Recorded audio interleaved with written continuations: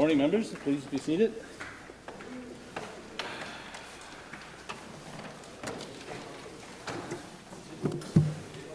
Call on the member for Miramichi for prayers. Let us pray. Prions le Seigneur. O Lord, our heavenly Father, high and mighty, King of kings, Lord of lords, the only ruler of princes who dotes from thy throne, behold all the dwellers upon earth. Most heartily we beseech thee with thy favor to behold our most gracious sovereign Lord, King Charles, and so replenish him with the grace of the Holy Spirit, that he may always incline to thy will and walk in thy way. Endue him plenteously with heavenly gifts. Grant him in health and wealth long to live. Strengthen him that he may vanquish and overcome all his enemies. And finally, after this life, he may attain everlasting joy and felicity through Jesus Christ our Lord. Amen. Dieu plein de grâce, nous vous implorons humblement en faveur de la province en général, et plus particulièrement du lieutenant-gouverneur et de l'Assemblée législative, assemblée en ce moment sous l'égide de notre très pieuse et gracieuse souveraine, qu'il vous plaît de diriger et de faire fructifier la délibération pour votre plus grande gloire, la sécurité, l'honneur et le bien-être de notre souveraine et de notre province. Que toutes choses soient par leurs travaux si bien ordonnées et établies sur les fondements les plus solides, que le pays et le bonheur, la vérité et la justice, la religion et la piété puissent régner parmi nous pendant toutes les générations.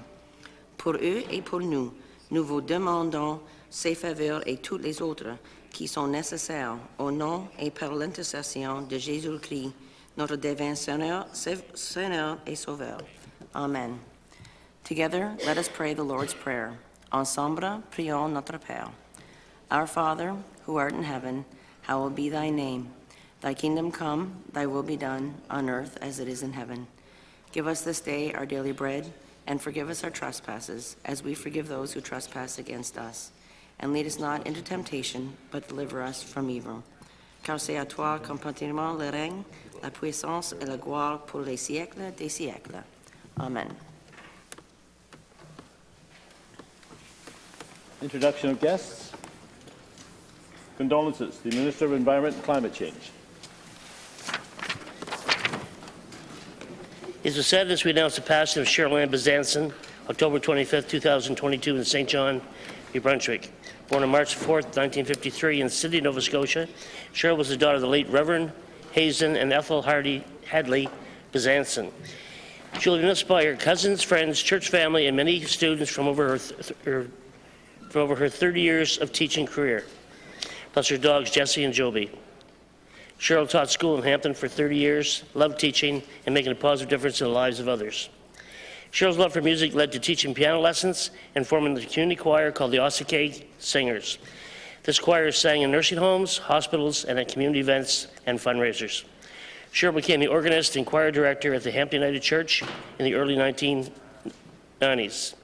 Cheryl loved to travel, especially overseas, and her fondest memories came with being with her friends. Thank you. The member for Fredericton South and leader of his party. Mr. Speaker, I want to extend my deepest condolences to the family and friends of Shirley Bear, who passed away last Saturday at the age of 86. Shirley was an Nagotukuk or Tobic elder, a celebrated artist, writer, poet, and a member of the Order of Canada. Shirley was a long-time advocate for the rights of Indigenous women in Canada and made huge gains for them. I keep her last book of poetry in my office at the Ledge, and her painting, Turtle Gets Married, graces our living room. Her art is admired throughout Canada, the United States, and in Europe for celebrating the wisdom, strength, and spirituality of First Nations women. She was an extraordinary woman whose art, poetry, and writing will continue to speak powerfully to Indigenous and non-Indigenous people for generations to come. Mr. Speaker, I invite all members to join me in extending condolences to the family and friends of Shirley Bear, to her community and to Nagotukuk and to the Wolastoqiyik everywhere. Thank you, Mr. Speaker. The Deputy to Kent North. Monsieur le Président, c'est avec beaucoup d'affection que je me lève en chambre aujourd'hui afin de souligner la vie et la mort de Benoît Duguay, décédé mardi à l'hôpital Georges Jumont de Moncton. Journaliste à Radio-Canada, le tout premier correspondant parlementaire de Radio-Canada ici à Fredericton. Directeur de l'Université du Troisième Âge, directeur de l'Association des boursiers et boursières France-Acadie, fondateur de la section acadienne de l'Union internationale des journalistes et de la presse de langue française, récipiendaire de l'Ordre des Chevaliers de la Légion d'honneur par le président français Jacques Chirac, et j'en passe. M. Duguay était un passionné de la culture et de la langue française. Fervent défenseur de plusieurs causes, son engagement communautaire était exemplaire. Quand tu avais la chance de militer à ses côtés, il était indispensable. Lorsque tu militais sur l'autre bord de l'enjeu, il était un adversaire redoutable, mais respecté. J'ai eu l'honneur, Monsieur le Président, d'être des deux bords. Monsieur le Président, j'invite mes collègues à me joindre en offrant nos condoléances les plus sincères à son épouse Rosemary, sa famille et ses amis. Congratulatory messages. The member for Carleton York. Mr. Speaker, at Government House on Sunday, November the 20th, 2022, the Honourable Brenda L. Murphy, New Brunswick's Lieutenant Governor, presided over an investiture ceremony for medal recipients of the Queen Elizabeth II Platinum Jubilee.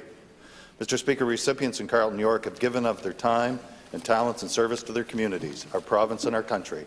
I would ask everyone in the People's House today to please help me congratulate Judy Coffey, Edward Christie, Gail Farnsworth, Jared Swan, Dorothy McElwain, Brent Sharp, Clifton Furrow, Karen Verslew, Dean Anderson, Greg McFarland, Barb Hoyt, Ben Cummings, Wendy Brewer, Justin McGuigan, Dr. Dan Fletcher, Douglas Clark, Greg Williams, Shalini Cooley, Debbie Graham, Todd Grant, and Marco Boonstoppel. Thank you, Mr. Speaker. The Deputy de Chippegan Lemecnic School. Monsieur le Président, le vendredi 11 novembre se tenaient les célébrations du 75e anniversaire de la brigade d'incendie de la ville de Shippagan, en compagnie des récipiendaires de certificats de mérite et de médailles soulignant leur année de service. Je tiens à féliciter M. Fernand Hébert qui a été honoré pour ses 50 années de service. Je tiens à remercier chaleureusement également M. Stéphane Hébert, chef de la brigade, ainsi que ses coéquipiers pour leur beau travail. Nous pouvons certainement être fiers du haut niveau d'excellence de la brigade d'incendie de la ville de Shippagan qui œuvre à titre bénévole. Merci, Monsieur le Président. The member for St. Croix. Mr. Speaker, the World Junior Hockey Championships begin December 26, and as this event draws closer, we heard some exciting news about Team Canada. Beginning December 14th, the team will be spending 5 days in St. Stephen, training to get ready for the tournament. Our Garceland Civic Centre in St. Stephen was chosen as a training site after national officials made a late summer visit and really liked what they saw, according to Kev Sumner, the Director of Community Services for St. Stephen. Can you imagine the excitement right now among the young hockey players and fans in Charlotte County? Mr. Speaker, an incredible amount of work has been done since May, when our province and Nova Scotia were awarded the tournament. Our Premier and the Premier of Nova Scotia have done Canadian hockey a huge service, and I know this tournament will be a world-class event. Thank you, Mr. Speaker. The Deputy de Caraquet. Monsieur le Président, lors du banquet annuel du Conseil économique du Nouveau-Brunswick, samedi passé à Moncton, 3 femmes entrepreneurs exceptionnelles ont reçu chacune une bourse de 50 000 $ grâce à la générosité de Mme Hermante Ayotte. Félicitations à Geneviève Nollet, propriétaire du Uzvaspa Nordique à Moncton, et à 2 entrepreneurs de ma circonscription qu'il me fait plaisir de nommer en chambre, Mme Cindy Lantaigne, propriétaire de Lantaigne Sport de Caraquet, un populaire concessionnaire de véhicules de sport motorisés, ainsi que Mme Raymonde Albert Leblanc, propriétaire du centre Singer Leblanc à Caraquet, qui est dans le monde des affaires depuis 1969. Des entrepreneurs bien ancrés dans la communauté, actives, impliquées et surtout généreuses. Félicitations à tous les nominés et lauréats et longue vie à ces entreprises qui dynamisent nos régions et notre province. Merci. The Deputy de Edmundston-Madawaska-Son. Monsieur le Président, je me lève aujourd'hui afin de souligner un de nos collègues qui va quitter la vie politique provinciale au cours des prochains jours. Notre ami, le député de Bathurst-Est Népisiguit Saint-Isidore, a pris la décision de se présenter à la mairie de la nouvelle municipalité des Hautes-Terres, dont il a été élu par acclamation. Comme nous nous sommes amusés à dire au cours des ans, notre collègue a été élu pour la première fois en 1867. Oui, Monsieur le Président, 1867, ce qui fait de lui un élu de très longue date. Il aura gravi presque toutes les positions possibles, de député à whip, à ministre et à chef de parti et chef de l'opposition officielle. Malgré qu'il ait atteint l'âge vénérable de la retraite, il est clair qu'il a encore beaucoup d'énergie à donner à sa population. Toutefois, n'oublie pas ta famille au cours des prochaines années, ceux qui t'ont continuellement appuyé dans tes aventures.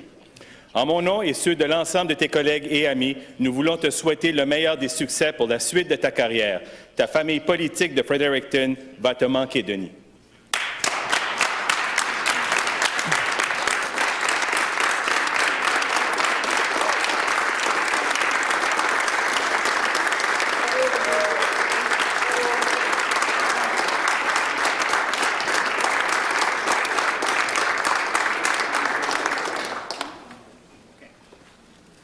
Statements by members. The Deputy d'Edmundston, Madawaska Salt. Merci, Monsieur le Président. Les entrepreneurs du Nouveau-Brunswick sont désespérés afin de trouver suffisamment de main-d'œuvre afin que leur entreprise puisse continuer à fonctionner avec leur plein potentiel. Ils perdent des revenus et des opportunités. Certains se questionnent s'ils doivent continuer à investir pour de nouveaux projets sans une certaine certitude qu'une ressource humaine adéquate sera disponible. Si vous prenez le temps de discuter avec des citoyens qui ont atteint l'âge de la retraite, nombreux d'entre eux seraient prêts à travailler 5 heures, 10 heures et même 20 heures par semaine afin d'appuyer les entreprises qui ont besoin de main-d'œuvre. Un des obstacles pour nos retraités est le risque de perdre différents programmes s'ils gagnent des sommes additionnelles. Il est grand temps que le gouvernement provincial prenne des mesures permettant à ces travailleurs retraités de pouvoir continuer à contribuer à nos entreprises sans être pénalisés avec leurs impôts ou leurs programmes, différents programmes. Le gouvernement recherche des propositions constructives, Monsieur le Président.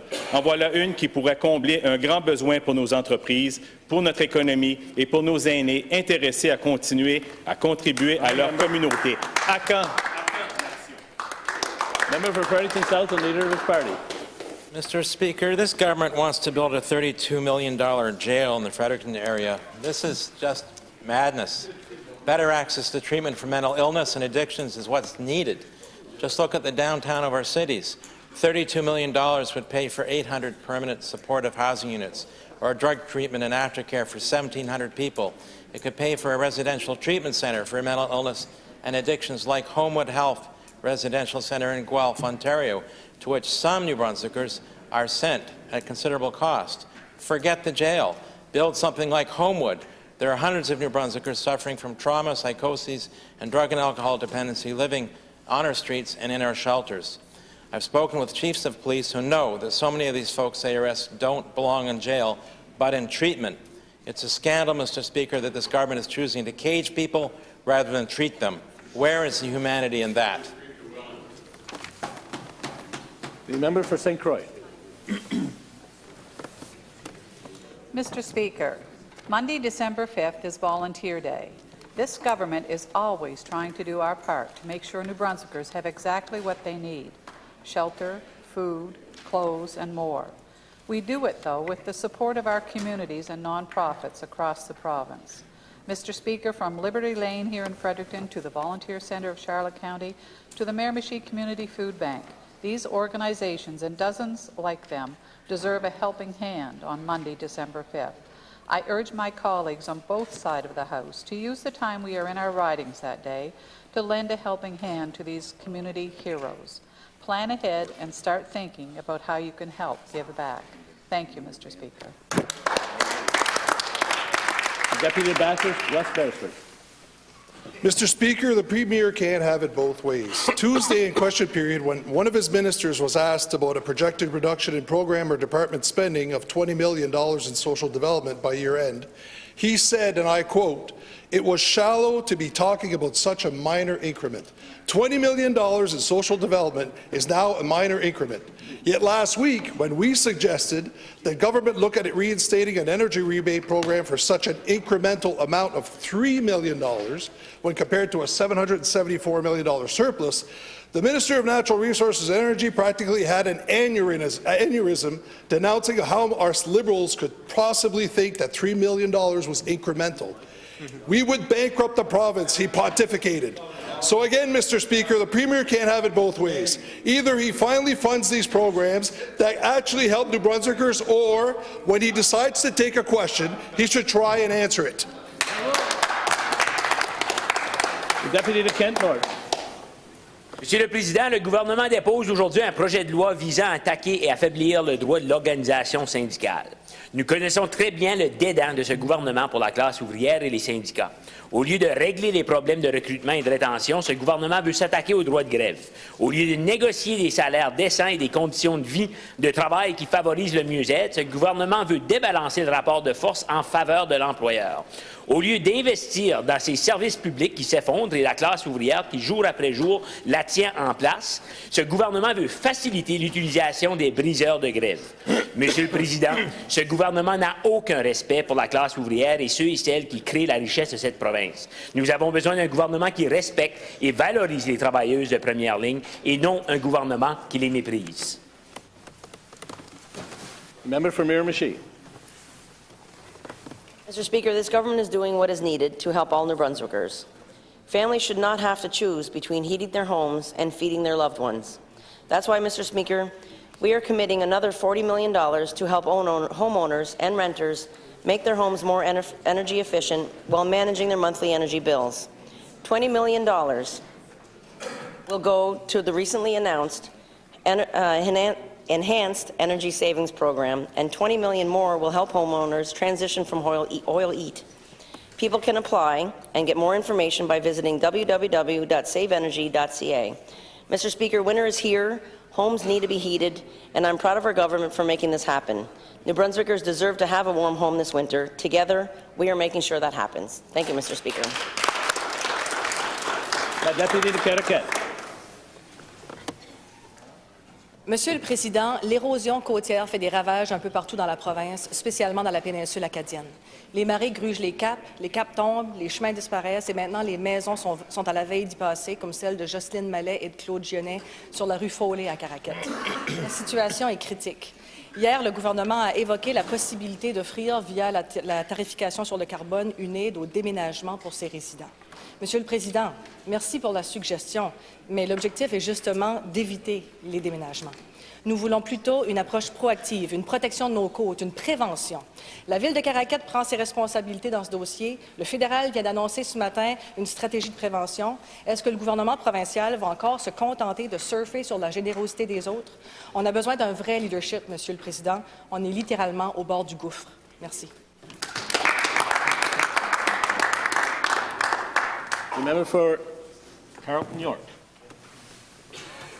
Mr. Speaker, many of us use online services. We post on Facebook, rant on Twitter, dance on TikTok, pre-purchase 649 tickets. We don't think twice about it. But, Mr. Speaker, what if those posts become a family diary? What if your dancing goes viral? What happens if your digital content? What happens to your digital content when you die? Who gets that $1 million winning ticket? Just as we plan for what happens to our tangible assets, we must plan for our digital ones. Passage of Bill 19 will ensure fiduciaries can access and deal with your digital assets as they do with other assets. But, Mr. Speaker, they need to know our wishes. I echo the recommendations of the Minister of Justice to New Brunswickers. Establish an estate plan with clear instructions relating to your assets, including your digital. Thank you, Mr. Speaker. Oral questions. The Leader of the Official Opposition. Mr. Speaker, New Brunswick is facing a healthcare crisis that only seems to be getting worse under this government's watch. New Brunswickers throughout the province have been worried about the difficulty they are having in accessing timely healthcare, Mr. Speaker. And they deserve timely, accessible, and quality healthcare services. And unfortunately, no matter how hard this government says they are trying, New Brunswickers are still struggling. Nearly every week we hear of a new story, somebody having a hard time accessing an ER, having a hard time accessing primary care, and there's just a lack of human healthcare resources out there that is not answering the bell, Mr. Speaker. There's been service reductions, ER closures, the list goes on. And last night, again, we got the news that another person has died in New Brunswick ER in the city of Moncton. So, I mean, this cannot continue, Mr. Speaker. I'd like to know how many New Brunswickers have to die before this minister will get to work on reducing wait times in ERs and making timely access to health care. Minister of Health. Well, excuse me, Mr. Speaker, obviously this is a sad situation where we hear of someone passing away in an emergency room or in any care facility within the province of New Brunswick. And I can say from this side of the House, it always breaks our heart when that happens, and our condolences and sympathy goes out to the family and friends of the individual that passed away last night or Tuesday. And you know, and also to the healthcare workers that did their best to try and save the individual. And Mr. Speaker, those are the ones that wear it the most. When the member across the way, you know, points at the government and says it's our fault. Mr. Speaker, we know that there's frontline workers standing up day in and day out every day trying to help the people here in the province of New Brunswick. And we are trying to get help for them with some of the recruitment efforts that we're putting forward and some of the additional hires that we've put forward in working with the RHAs to supplement the people that are there within that. Chef de l'Opposition. Thank you, Mr. Speaker. And no doubt, there's no time to politicize over a death in an ER, but we've been pushing this government now for a number of weeks since we've returned in this fall session, since we came out with a plan to address the healthcare crisis and access to ERs being one of those items. And one of the items that we've been pushing for is access to a multidisciplinary type of team approach that would have a mix of healthcare professionals working under a roof, and we could get stuff that doesn't belong in the ER out of the ERs and get people quicker access to the primary care they need, quicker access to care that they need in an ER, Mr. Speaker. And that's what we did. We went out and we talked to healthcare professionals, and this is what they've all recommended. We talked to doctors, nurses, health professionals of different unions, different professional associations, and the consensus is to move more quickly towards this model of care. And I want to know if the minister is prepared to move more quickly in light of what we are seeing in our ERs to get this ball rolling. Time, member. Minister of Health. Thank you very much, Mr. Speaker, and it's the member opposite that has politicalized this situation here today in the way he framed his questions. Mr. Speaker, as I was saying, that this side is always concerned when we hear about people passing away. And again, we've met with the same number of people that the member opposite is, in fact, probably more. And I know the Premier, myself, some of the other ministers meet on a regular basis with the trustees and with the CEOs, again, trying to find out where and how we can help, how we can work together in making sure that the resources, and when I say resources, that covers whether it's HR workers, whether it's facilities, and Mr. Speaker, that's the type of work that's being done, and there has been steps made. Unfortunately, situations like this overshadow some of the good news announcements that are moving forward. I'll have a statement later on today about some of the excellent initiatives that's going to increase the access to surgery here in the province of New Brunswick. Prime Minister. Chef de l'Opposition. Monsieur le Président, un autre côté de la médaille, ici, on parle du personnel qui sont en place. Et oui, ils travaillent fort, mais on sait qu'ils n'ont pas le support de ce gouvernement. Les infirmières, infirmiers, on sait qu'ils ne se sentent pas appréciés, ils risquent de s'épuiser, ils risquent de quitter le métier, ils risquent de quitter la province. Et donc, ce gouvernement, selon moi, ne semble pas réaliser à quel point il faut mettre l'emphase sur notre personnel qu'on a présentement et mettre d'autres mesures en place pour les retenir. Des meilleures conditions de travail, des meilleurs salaires, un meilleur équilibre vie-travail. Ce sont tous des choses que nos jeunes professionnels de la santé cherchent de ce gouvernement, mais ne se sont pas entendus quand ils viennent à la table pour discuter de ces enjeux, Monsieur le Président. Donc, quand est-ce que le ministre va-t-il intensifier ces actions et quelles mesures spécifiques sont en place pour faire face à l'exode des professionnels de la santé qui quittent le marché du travail et la province, qui n'obtiennent pas le respect par ce gouvernement? Minister of Health. Mr. Speaker, we respect the healthcare workers here in the province of New Brunswick. I've stated that, and many of my colleagues have stated that as well. And again, the member across the way is trying to politicize this, and I appreciate the work and the job that he has to do. But what we're doing on this side is getting Again, we're moving forward with initiatives. I can talk about initiatives in the emergency room, such as the patient monitors. I can talk about initiatives in the emergency room, such as patient care monitors and the continuum of moving that patient along as quickly as possible as the resources are available. And we could talk about additional social workers in the ER as well, to, again, triage with some of the people that are in there feeling stressed and facing some of the stresses of the day. And, Mr. Speaker, we can talk about some of the recruitment efforts that have resulted in additional doctors, in additional RNs, in additional personal health care workers. Mr. Speaker, contrary to what the members across the way are trying to roll out today, we're doing the work, we're getting it done. Chef de l'opposition officielle. Monsieur le Président, nous sommes constructifs. Nous avons présenté des solutions et c'est pourquoi aujourd'hui nous avons présenté une motion qui va être débattue sur ce sujet et j'espère que le gouvernement va supporter. Ce sont des initiatives qu'on a apportées après des consultations avec les professionnels de la santé, diverses parties prenantes. Ce sont des bonnes pistes de solutions et c'est pourquoi on a apporté ça. Et puis, il y a trois choses qui sont importantes. C'est la rétention du personnel de santé. Bien qu'ils parlent des initiatives de recrutement, ils sont à l'international où ils créent des sièges à l'université aux États-Unis. Mais qu'est-ce qu'ils font pour retenir ce qu'on a? On sait qu'il y en a plusieurs qui quittent le métier, qui quittent la province. Qu'est-ce qu'on fait pour réduire les temps d'attente dans les salles d'urgence et comment est-ce qu'on va fournir des soins primaires? Ce sont trois choses qu'on a entendues des professionnels. Donc, j'espère que ce gouvernement va supporter notre motion. On a 6 initiatives qu'on a apportées. Est-ce que le gouvernement est prêt à supporter notre motion, Monsieur le Président? Minister of Health.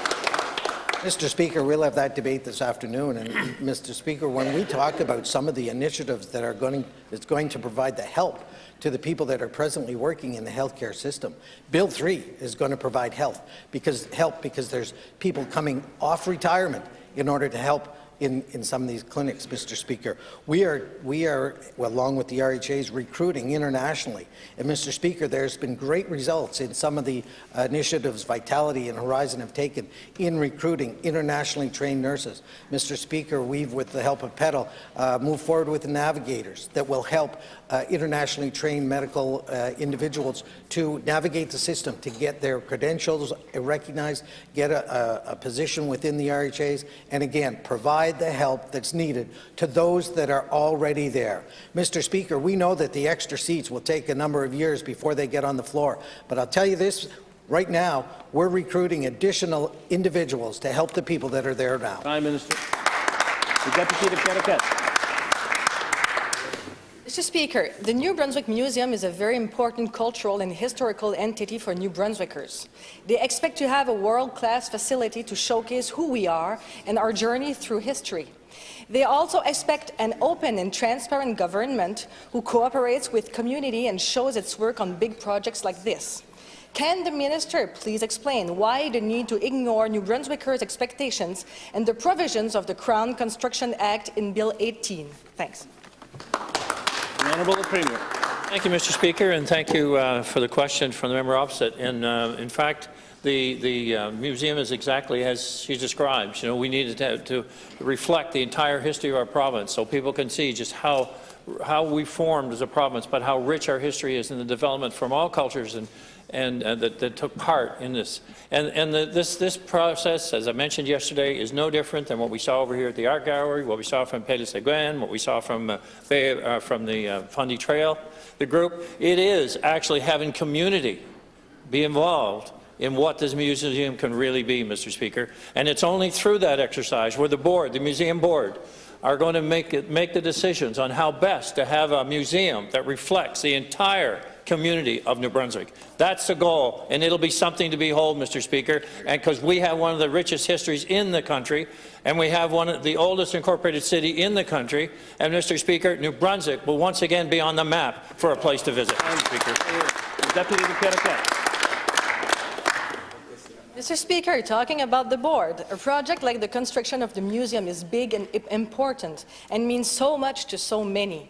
The minister recently said that she was very confident the board of directors could oversee this project. It seems that there are actually 8 vacancies on the 15-member board. So what's the plan, what's the minister's plan to fill those positions, and does the vacancy shake her confidence at all? Honourable Premier. Once again, Mr. Speaker, I think we're going for a record. I completely agree with the member opposite. We are out right now applying, looking for new board members reflected from all over the province, Mr. Speaker, because that's the way it's going to get it right. But there are vacancies. We want them filled. And, Mr. Speaker, it's important to fill them with as it's identified in the request, we want people that have construction experience, that can look at that as well as look at the history of our province. So it's a combined board. We need all kinds of skill sets there, Mr. Speaker, because this is unique. If you think of when the last time we built a museum in our province, I can't remember the last time, Mr. Speaker. We've talked about it for 25 years, but now we're going to get it done, and we're going to get it done better than any other museum in the country, Mr. Speaker. So we want people from all over this province to be part of it, and we're building and requesting people to put their names forward, and we're going to have a board that will get the job done, Mr. Speaker, and in a time that we can all be proud of, Mr. Speaker, probably, I would dare say, record time from what we're used to seeing in construction projects. Deputy Legislature. Yeah, get the job done, but at what price? The minister has spoken about private interest in the museum. What is the actual scope of this project, Mr. Speaker? 100 million was too much in 2018, remember? So is the government seeking private donors to decrease the government partners' portion of 100 million? Or have the cost of this increased and now require private investment to make it work? Honourable Premier. Well, I guess there's where we differ. That's right. In the case of having the private sector involved, Mr. Speaker, in a public institution like this that is going to reflect the history of our province, but they too want to be part of it, and we want to see that from all over the province, Mr. Speaker, because we want to ensure that every community is represented, and we know that businesses across the province will want us to be part of that. But that's not different than what happened over here at the Art Gallery. Mr. Speaker, there's nothing wrong with multiple participants to help build what's right and what's necessary and what we'll all be proud of. Because when we're all working together, private, public, provincial, federal, Mr. Speaker, we'll not only be able to fund it, but we'll be able to get it right, because everyone's going to have a commitment to know where the dollars are going and are we building what we're going to be proud of. And, Mr. Speaker, I am very confident we are going to be extremely proud of the end result and how it reflects the history of multiple cultures that have built our wonderful province. Thank you, Mr. Speaker. The Deputy to Kent City. Thank you, Mr. Speaker. Well, my question is regarding rental housing and the difficulty that New Brunswickers are getting day in and day out. Many questions have been asked by myself, by the other party. We're still waiting for an answer from this government. They said that they would give an answer early November. Yesterday, they were still skating around. Now we're hearing about some bill that might be coming out today. Mr. Speaker, we are getting phone calls. We're getting stopped in the streets by people that are hurting, people that need to know what's going to be going on very soon. Christmas is coming. They want us. They'd like to budget for Christmas, but if they have increases of $200, $300, $400, $500 a month increases in their rental property, what they have to pay for each month, I mean, that's a big hit on their budget, and it's going to make a very, very difficult Christmas for them. And not only so, will they finally come out with something soon and concrete? Thank you. The Minister of Services, Brunswick and Housing. Thank you, Mr. Speaker, and thank you to the member opposite. Housing is in a crisis. I think everybody in this room agrees to that. And we, as a government, have put a minister responsible for housing in place. Now, it was only 5 weeks ago. There's been a huge lift has happened in the last 5 weeks. You are correct. There is a bill I'm going to be introducing shortly that I think will have some very good protections in there for tenants. It also will open the discussion between both sides so that we can continue to look at supporting New Brunswickers. We care about New Brunswickers, we care about affordability for housing, and there's many, many moving pieces in the housing spectrum, and we need every person in this room to help us get it right. So I'm calling on you to help as well and help to support the moves we're going to make and the moves we're going to make in the future. Thank you. Deputy to Kent City. Monsieur le Président, je veux simplement réitérer le fait comment c'est important que le gouvernement agisse sur ce point. Et puis, ce qui marche le mieux, et ce qu'on le voit, et ça a marché, je dois l'admettre, ça a très bien marché, le plafond qu'ils ont mis sur les augmentations des loyers pour 2022, ça a très bien marché. Ça a stabilisé le marché, ça a pu calmer la population, les gens ont pu payer leur loyer de façon normale. Bon, ça a été fait, ça a été un petit peu botché, mais au moins le principe était bon.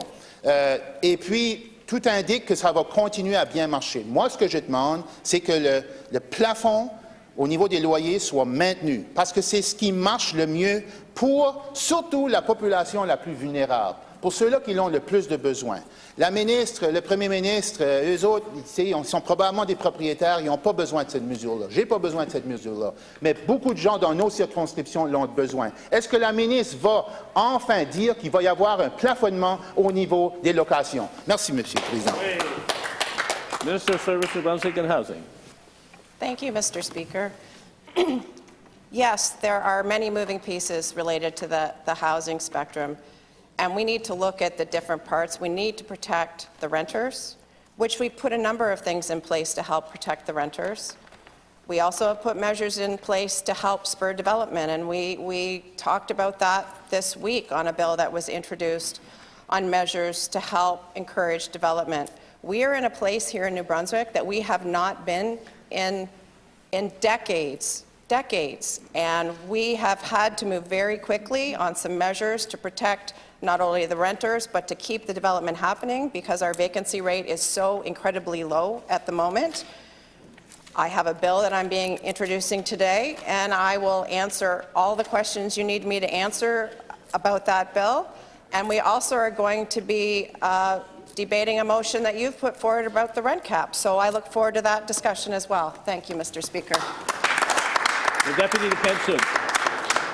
Well, thank you, Mr. Speaker. Well, I think what the minister is not saying, from all the indications, is there will be no rent cap. Yesterday, the leader of the Green Party asked, she refused to basically answer. Again, after two questions, no answer regarding the rent cap. So will this minister admit that there will not be a rent cap? I think let's rip the Band-Aid. Let's bust the bubble, because people need to plan. And right now, they're still in the dark, and they're worried, rightfully so. And I'm reading this thing about the Residential Tenancy Tribunal to enhance measures. Well, that's all fine and dandy, but anytime with the vulnerable populations you talk about tribunals, they get intimidated. They don't know what to do. Tribunals are for people that know how to properly read and write and have means. For the vulnerable, in each and every one of us, tribunals are something very scary and we want to avoid. So will the minister do something more and go with a rent cap? Thank you. Yes. Minister of Service, New Brunswick and Housing. Thank you, Mr. Speaker. I will absolutely do something more. I think what you've seen from this government is we make changes quickly when we need to. Last year, we recognized that there was a serious problem related to inflation and costs to renters, and we put a change in place, a temporary change in place for 1 year to help stabilize the system. Since then, we've put measures in place for tenants and landlords, including this week. I'm introducing another bill in a very short period of time that's going to introduce more protections for tenants. And I will answer all the questions you have around, is that enough or not enough? And I assure you, Mr. Speaker, if we discover that is not enough, we will make more changes quickly. Thank you, Mr. Speaker. The Deputy to Kent North. Monsieur le Président, le gouvernement retient des documents justifiant sa décision de construire une prison de 32 millions de dollars qui n'est pas nécessaire, mais nous savons que le ministre de la Sécurité publique préfère les anecdotes aux données. Alors peut-être qu'il n'a pas de dossier et que la prison est construite uniquement parce que quelques personnes lui ont suggéré l'idée. Ce dont nous avons besoin, c'est d'un meilleur accès aux services de santé mentale et de toxicomanie. Il y a des centaines de Néo-Brunswickois qui souffrent de traumatismes, de psychose et de dépendance aux drogues et à l'alcool. Nous ne sommes plus dans les années 70. Il est temps de mettre fin à la guerre ratée contre les drogues et d'investir dans des mesures de soutien pour aider les citoyens qui ont une dépendance aux drogues. Le ministre annulera-t-il la prison inutile et réinvestira-t-il l'argent dans des initiatives de réduction des méfaits afin d'empêcher que les Nouveau-Brunswickois meurent de surdose de drogue? Minister of Public Safety. Mr. Speaker, thank you for the question. The reality is that our jails are over capacity, and they are in a position where we need more spaces. And I want to reiterate that in relation to jails, crime, it's a holistic approach. That's why Department of Health is putting more money into mental health and addiction services, but we do need a jail. And this is something we're going to proceed with. We take crime serious, and there's going to be wraparound services that are going to be provided at the jail to help people transition from that lifestyle to be productive members of society. Thank you, Mr. Speaker. The Deputy to Kent North. Donc, si vous avez des données, rendez-les publiques. Monsieur le Président, le ministre de la Sécurité publique semble aimer prendre des raccourcis lorsqu'on parle de toxicomanie. Il mêle souvent trafiquants de drogue et toxicomanes. La toxicomanie n'est pas un crime. Il s'agit d'une question de santé publique. Je veux donc mettre l'emphase qu'on parle ici de toxicomanie et non de trafiquants. Les données empiriques indiquent que la décriminalisation pour la simple possession est un moyen efficace de réduire les effets nuisibles de la toxicomanie sur la santé publique et la sécurité publique. En fait, l'Association canadienne des chefs de police estime que la décriminalisation de la possession simple de drogue illicite constituerait la meilleure façon de lutter contre la toxicomanie et les surdoses parfois mortelles. Ma question pour le ministre de la Sécurité publique, est-ce qu'il s'engage aujourd'hui à négocier une entente avec le gouvernement fédéral afin de décriminaliser la possession simple au Nouveau-Brunswick? Minister of Public Safety. Thank you, Mr. Speaker, for that question. We are well aware that addictions is on the rise in New Brunswick, as it is across the country, as it is across North America. It's a very, very serious issue that this minister and this government takes very seriously, which again is why this government has invested $174 million in mental health and addiction services. Just the last year, $8.9 million additional money to help support those services. But again, Mr. Speaker, this has to be a holistic approach to this issue. I am not one to be soft on crime. I think we have to ensure that our public is safe and that crime is dealt with. And it has to be a wholehearted approach between mental health and addictions on one hand, on the other hand, ensuring that people that commit crimes do the time.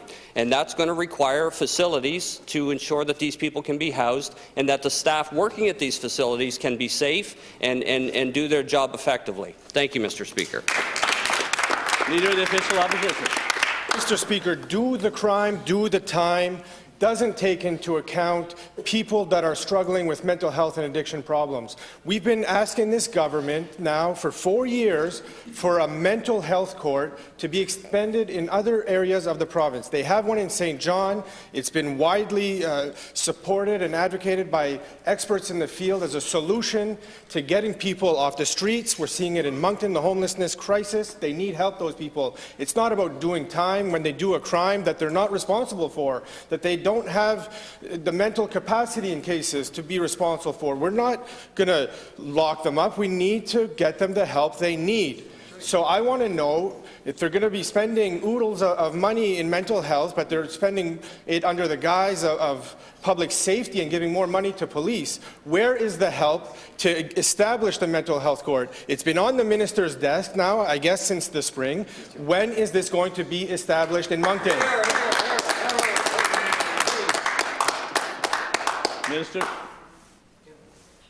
Minister of Health. Well, Mr. Speaker, I can talk about some of the investment in mental health and addictions, and we know that this is This is a situation that is very complex and has many moving parts.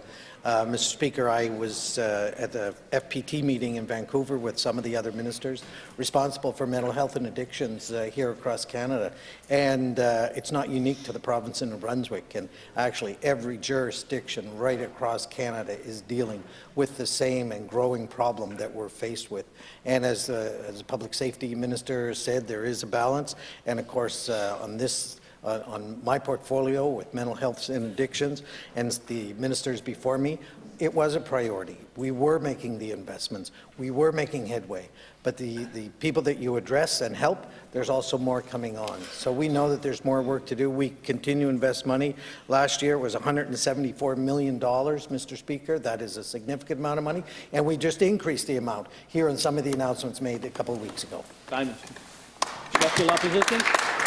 Mr. Speaker, let's stop talking about what other provinces are facing. They're facing a similar crisis that we're facing in New Brunswick, but other provinces are handling those crises differently. They're investing in their people. They're helping their people get ahead. In Nova Scotia, they have expanded a mental health court, a drug court, to give people help so they don't re-offend and they stop going back to court. They stop using more resources. They stop getting jailed, costing fortunes, Mr. Speaker. That's the way you help get people ahead and how you reduce budgets. This government wants to reduce budgets. Invest in prevention.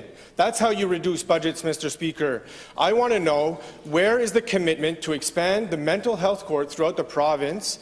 This government, I understand, has been working on it. The Minister of Health, the former Minister of Health, said in the spring there was a letter of commitment that was with the Minister of Justice. I want to know, where is the commitment to make that a reality, to improve the conditions for everyone, Mr. Speaker?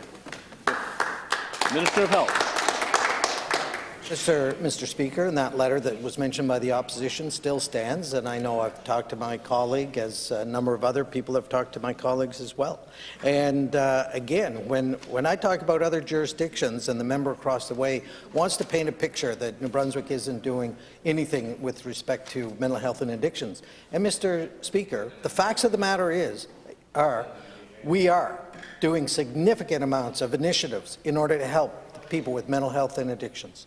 And it's a growing concern, and that's why I talked about some of the other provinces, some of the other jurisdictions, because they're again, it's that sharing of practices amongst the other ministers and the people responsible for this area that is an important way to move forward. So they can look at us, and they actually, we were commended by some of the work that we're doing in our youth and child welfare, in the one-step therapy that's, again, helping people. Time, Minister. Chef de l'opposition officielle. Monsieur le Président, ce n'est pas juste la Cour de santé mentale qui peut faire une différence, c'est aussi la position de défenseur en santé mentale. Une position qui a été votée à l'unanimité par cette Assemblée en 2019, le 28 novembre 2019, si je ne me trompe pas. Ça va faire 3 ans. On a entendu une annonce plus tôt cette année qu'on allait mettre ce poste dans le bureau de l'Ombudsman, que les fonctions vont être assumées par cette personne. Mais depuis ce temps-là, on n'a rien entendu. C'est comme si ça a été roulé sous le tapis. Moi, je veux savoir si ce gouvernement a effectivement mis en place cette position avec le bureau de l'Ombudsman. Est-ce qu'on a donné les ressources nécessaires pour que ce bureau ait la capacité de faire des enquêtes pour les personnes qui souffrent de maladies mentales? Et pourquoi on n'a pas entendu une campagne de promotion par ce gouvernement pour ce nouveau service? Merci. Minister of Health. Thank you very much, Mr. Speaker. The member opposite said the court won't make a difference. If it won't make a difference, why does he keep asking for it? Mr. Speaker, the opposition tends to be just very selective in when and how they ask for certain services. But I tell you this, Mr. Speaker, this government is consistent in helping people in the province of Brunswick, whether it's mental health and addiction, whether it's health care issues, whether it's recruitment for health care workers to help those that are presently standing up day in and day out to help the people here in the province of New Brunswick. Mr. Speaker, this opposition tends to be very selective in remembering the issues that this government are addressing day in and day out, like improving the Ridgeway, refurbishing 3 units down there to help the people with mental health and addictions, helping the homeless with doubling the amount of money towards the shelters in the various locations, funding partners with Atlantic Wellness, again, to help the youth, moving forward with the Planet Youth project in St. John that was again launched to make sure that youth are looked. Final question. Thank you. Thank you, Mr. Speaker. You know, the minister is a seasoned veteran. He tried to use up extra seconds there to kill the clock, but I have time for one more question. And I want to come back to the Minister of Social Development. Yesterday, we had an exchange around the homelessness crisis in the City of Moncton. We're talking about a mental health court. We're talking about a mental health advocate. The other issue that we talked about yesterday was supportive housing. That's something that's in their interdepartmental action plan on addictions and mental health. Number 4 talks about creation of various forms of supportive housing to be implemented between 2022 and 2023. So yesterday I was talking about individuals who are high acuity or high acuity plus that need 24/7 care. Those are the people struggling the most on the streets. I know Rising Tides in Moncton has been housing. They have connections with nonprofits that do provide some services, but they want to do more to attack these people. So what is the minister doing to address this issue, Mr. Speaker? Minister of Social Development. This is a really good question, and I really appreciate it, Mr. Speaker. You know, Rising Tide so far has received $15.5 million between federal and provincial contributions, and including the City of Moncton. And the City of Moncton has been a partner in Rising Tides. And, you know, they are, I actually just got a report, and so they are housing from the streets, and that's really the most important thing I wanted to see. I wanted to understand that we have opportunities for our homeless population to transition very quickly from shelter or directly to supportive housing. And those support systems are so important. Since my involvement with mental health going back to 2018, I cannot impress upon the Chamber any more strongly than the fact that we understand that wraparound services have to be there in order for people to transition to stable and affordable housing. And so, Mr. Speaker, all departments are working together to try to have a long-term strategy. I would like to end homelessness. Time for question period is over. Tabling of documents. Statement by ministers. Minister of Local Government and Local Governance Reform. Merci beaucoup, Monsieur le Président. Le moment est enfin venu. Historical elections for our province are underway. Près de 800 personnes se disputent 446 sièges. There are 230,000 New Brunswickers who can vote and decide who they want to lead their community. If you haven't already voted in advance polls or by mail, then please cast your votes on Monday. Pour la toute première fois, environ 30% des gens du Nouveau-Brunswick pourront enfin voter pour déterminer leurs représentants. Local representatives are the closest to their constituents, and they know the issues that they know the people in their areas. Je tiens à féliciter les 15 maires, les 84 conseillers, les 17 membres de comités consultatifs des districts ruraux qui ont été élus par acclamation. I'm looking forward to collaborating with each of these newly elected and returning officials to make New Brunswick communities a more vibrant and sustainable for generations to come. Je suis très fier du travail accompli jusqu'à maintenant pour permettre à cette réforme tant attendue d'aller de l'avant. Lundi marquera une étape importante de notre cheminement, mais il reste encore beaucoup à faire. We will continue to work collaboratively with New Brunswickers to ensure our local governance system is the best it can be. Restez à l'afflux, nous allons dévoiler de plus amples renseignements sur l'orientation et la formation pour nos nouveaux élus dans les prochaines semaines. Merci beaucoup, Monsieur le Président. Member for Shediac, Bobus, Son-Capilet. Merci, Monsieur le Président. Thank you, Mr. Speaker. Premièrement, je prends le temps de...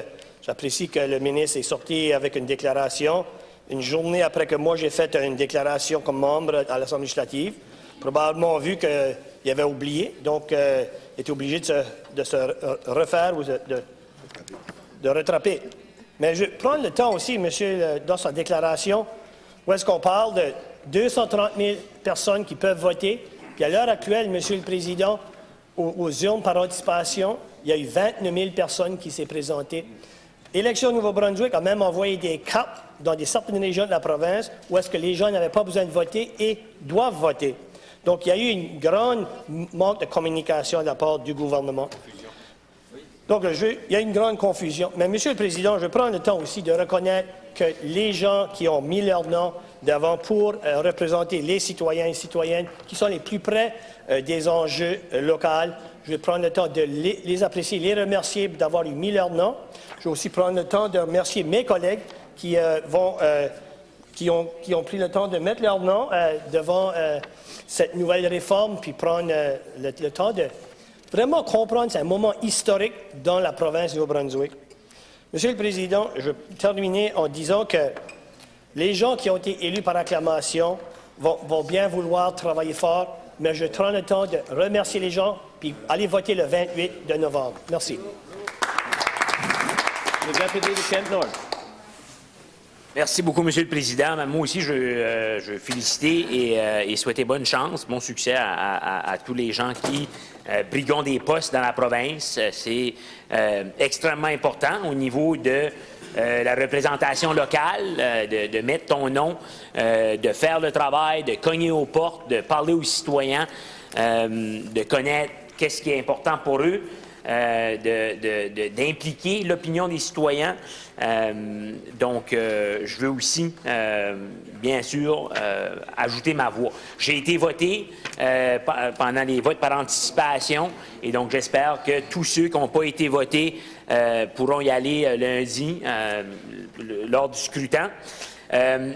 Bien qu'on peut féliciter les 15 maires, les 84 conseillers, les 17 membres des comités consultatifs des districts ruraux qui ont été élus par acclamation, je voudrais quand même souligner que ça, c'est un problème en soi, qu'il y ait autant de postes qui ont été élus par acclamation. C'est un symptôme d'un problème qui est beaucoup plus grand. Quand on parle de communautés dynamiques, on devrait avoir des postes qui sont contestés, des débats d'idées, beaucoup plus que ce qu'on voit. Et donc, j'espère que le gouvernement va se pencher sur la question. J'espère que l'Assemblée va se pencher sur la question, à savoir comment est-ce qu'on peut rendre nos communautés et nos gouvernements locaux plus dynamiques. Simon. The Minister of Education and Early Childhood Development. Mr. Speaker, the 12th annual Ring the Bell campaign, coordinated by DOTS-NB, Partners for Youth, Inc., and the Department of Education and Early Childhood Development, will run this year from November 28th to December 2nd. Durant la semaine, il y aura des plans de cours et des activités sur la santé mentale dans les salles de classe de la province. Du 1er au 2e décembre, les élèves feront sonner les cloches pendant 1 minute pour rappeler l'importance de répondre aux besoins des enfants en santé mentale et de s'assurer que leur voix soit entendue. This year's theme focuses on the important role communities play in promoting positive mental health. Once again, schools will also be invited to show the ways they have been supporting mental wellness through videos, poems, posters, or songs. A monetary award of $250 will be awarded to an elementary and middle school with submissions chosen by the New Brunswick Youth Council. Monsieur le Président, notre gouvernement comprend l'impact de la santé mentale sur la réussite des élèves. This week, I encourage everyone to take a moment to ring a bell and show support for the mental health of our children. Thank you, Mr. Speaker.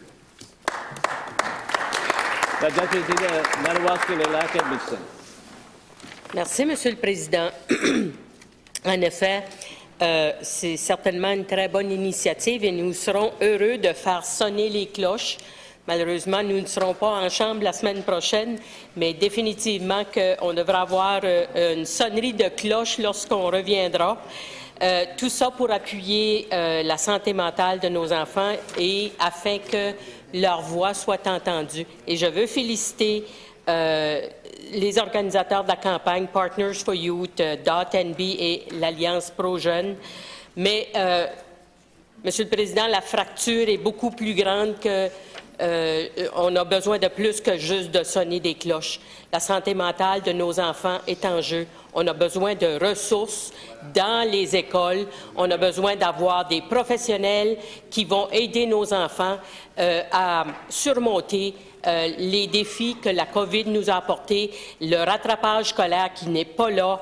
Et, Monsieur le Président, je vous dirais même qu'il va falloir peut-être avoir des professionnels également pour rassurer les enseignants, les parents, les membres des CED pour toutes les perturbations que ce gouvernement fait dans le système d'éducation. C'est inacceptable. Nos enfants ont besoin d'aide et ce n'est pas seulement, et même si je trouve que c'est déjà une belle opportunité, ça prend plus.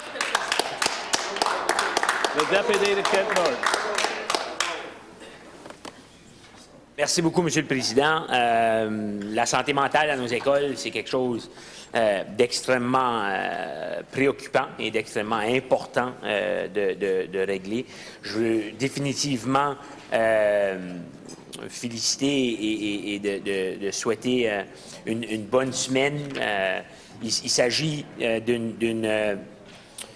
d'une initiative qui est beaucoup plus de la sensibilisation, mais il y a des choses concrètes qu'on pourrait être en train de faire ici dans la province. Je pense entre autres, même au niveau de... Quand on parle de santé mentale, on parle aussi d'une bonne alimentation. Donc, des déjeuners, il y a beaucoup d'enfants qui, encore aujourd'hui, vont à l'école le ventre vide et qui peut exacerber des problèmes ou des défis de santé mentale. Il y a d'autres affaires concrètes qu'on pourrait faire, comme ma collègue l'a très bien dit, les ressources dans nos salles de classe. Les ressources dans nos salles de classe pour que les professionnels, les enseignants, qui sont formés pour enseigner, puissent se concentrer sur enseigner et qu'il y ait des professionnels qui connaissent beaucoup mieux au niveau des défis de santé mentale qui peuvent travailler avec les jeunes sur ces défis-là. Donc, des classes avec beaucoup plus de ressources, Monsieur le Président, seraient de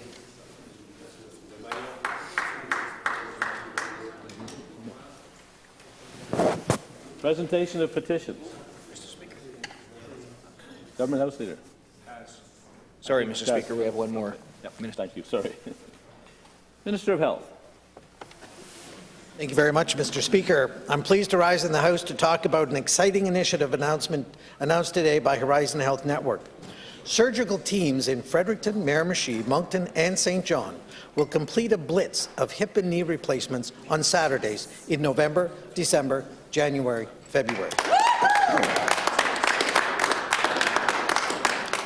Le projet est connu sous le nom d'initiative de utilisation intensive de salles d'opération pour réduire les listes d'attente.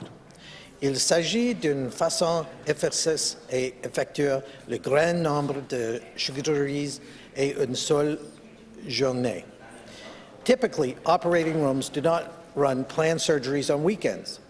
High-intensity interval theatre procedures are scheduled for Saturdays so as not to put pressure on hospitals' regular schedule. The goal of the initiative is to complete 3 to 4 arthroplasties in each of the 4 locations on a Saturday. This means between 12 and 16 additional hip and knee replacements can be completed each Saturday, with anywhere from 72 to 96 additional surgeries to be completed over the coming months. Monsieur le Président, cela signifie l'assurer le bien sélectionnaire, les candidats et les candidates à la chirurgie et la priorité sera accordée à ceux et celles qui sont sur la liste d'attente depuis de plus longtemps. It involves intensive planning and preparation from a multiple-disciplinary team of healthcare professionals. It requires that healthcare workers give their weekends to care for patients. This is just another example of the incredible, dedicated healthcare professionals we have in New Brunswick. Improving access to surgical services is a pillar of the provincial health plan, stabilizing healthcare, an urgent call to action, and a key priority of Horizon's plans to enhance healthcare services in the province. The HIT initiative is another addition to the announcements made last month on the expansion of surgical services in community hospitals. And it is one more way we are working together to make progress for New Brunswickers. Merci beaucoup, Monsieur le Président. The Leader of the Official Opposition. Mr. Speaker. So when I see the title, High Intensity Interval Theatre, I don't know if it's a if it's a new terminology, it makes me think of high-intensity interval training, when you do a series of jumping jacks and push-ups and high knees at a rapid pace until you cannot go any longer. So I guess if that is the philosophy here that's being extended to performing medical surgeries and getting people through the door in a rapid pace, one after the other, you know, it might be a good thing. It might be an outside-the-box type of idea that this government's bringing forward that would get people through the door, get people off that wait list. We do have questions around, you know, Fredericton, Miramichi, Moncton, St. John. Why aren't other hospitals included? Maybe, you know, up north, there's wait lists as well that oftentimes are getting neglected. So if there's success here, I would like to see it expanded to other areas of the province. And so when I think of this, and it kind of reminds me of my university days. There was a managerial accounting course that I took, and it was about, you know, setting up procedures, you know, to make efficiencies. And one of the study cases that we had, if I remember correctly, was a hospital in Ontario, I think, in the 50s or 60s, that would specialize in appendectomies, I think. And people would travel there from all over, and they would get, you know, people through the door, and they would just perform one procedure, and it was taught as a way to create efficiencies. And so I guess I'm kind of reminded by that here when we see, you know, people that will come on a particular day will get put through the door. You'll have a surgeon or maybe a team of surgeons that are just performing the same thing over and over again all day, like a production line. You know, so I think it could be a positive thing. So I look forward to hearing from the results of this, if it's something that can be expanded to make it accessible to everyone across the province. But again, if it's outside the box thinking, it's something that can be congratulated if it's successful. So thank you very much, Mr. Speaker. Member for Fredericton South and Leader of his party. Thank you, Mr. Speaker. And thanks to the Minister of Health for alerting us to this initiative of Horizon Health. It's much needed.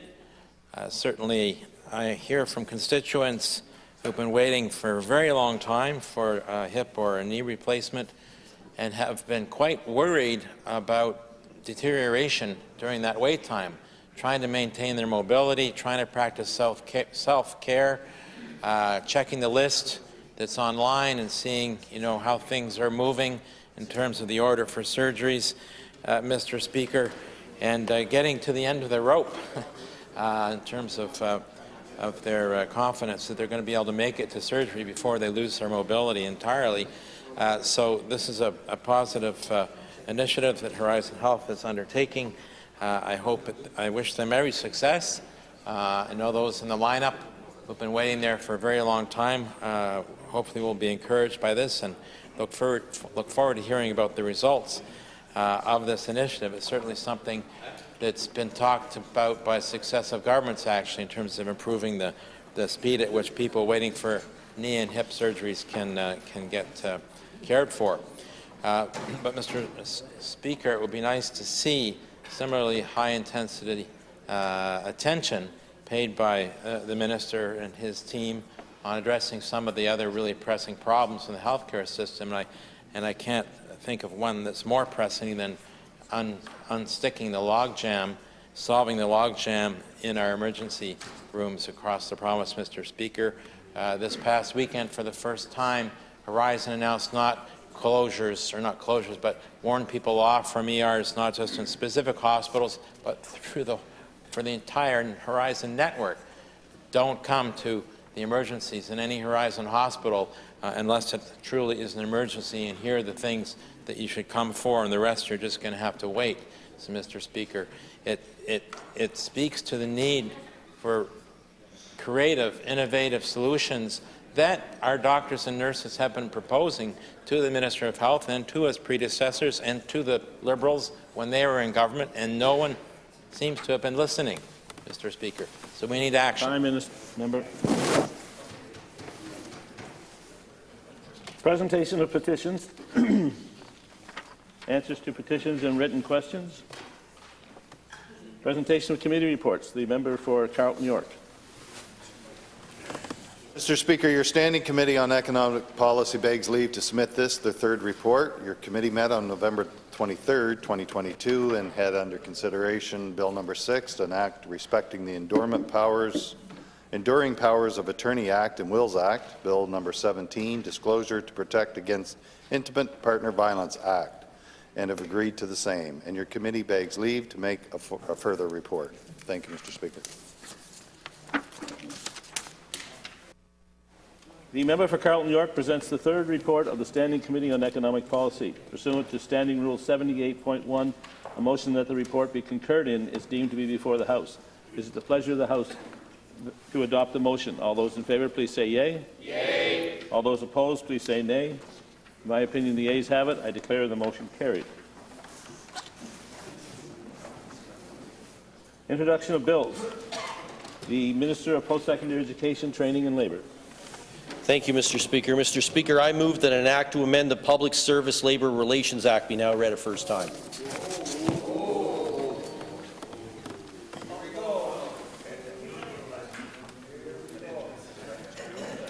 Is it the pleasure of the House that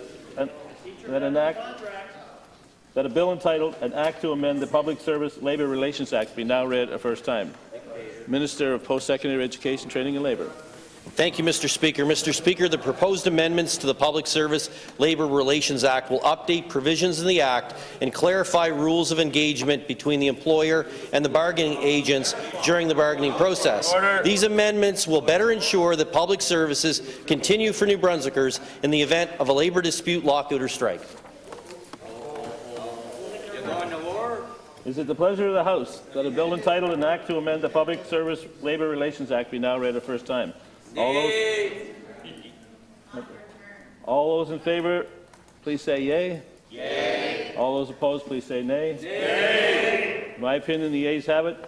Declare the motion carried. An act to amend the Public Service Labour Relations Act. The Minister of Service, New Brunswick and Housing. Mr. Speaker, I move that a bill entitled "An Act to Amend the Business Corporations Act" now be read a first time.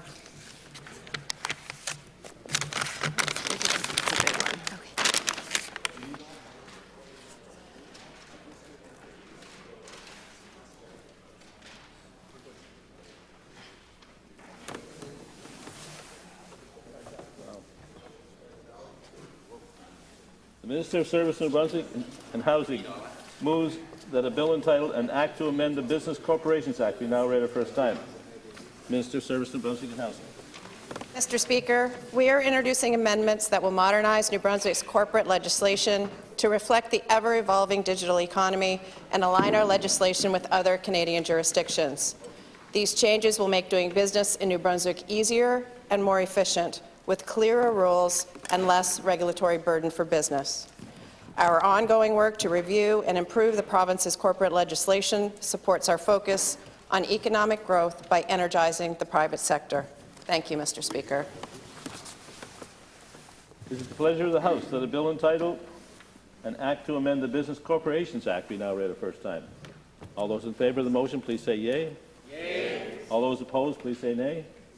In my opinion, the ayes have it. I declare the motion carried. An act to amend the Business Corporations Act. The Minister of Service, New Brunswick and Housing. Mr. Speaker, I move that a bill entitled "An Act Respecting the Residential Tenancies" now be read a first time.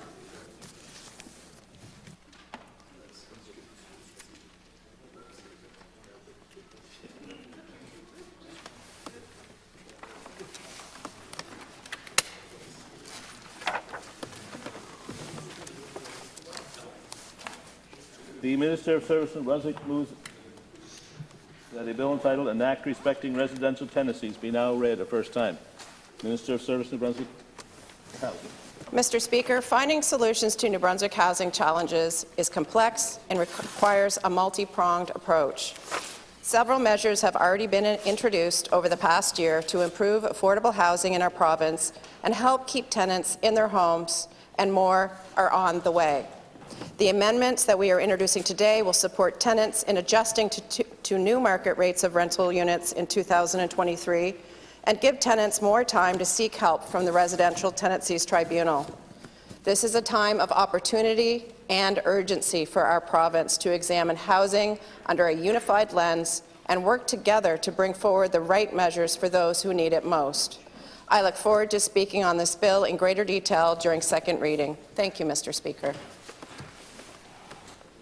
Plaît-il à la Chambre que le projet de loi intitulé Loi concernant la location de locaux d'habitation soit maintenant lu une première fois? Les députés qui appuient la motion voudront bien dire oui.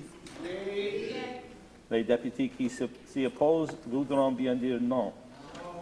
À mon avis, les oui l'emportent. Je déclare la motion adoptée. Act respecting residential tenancies.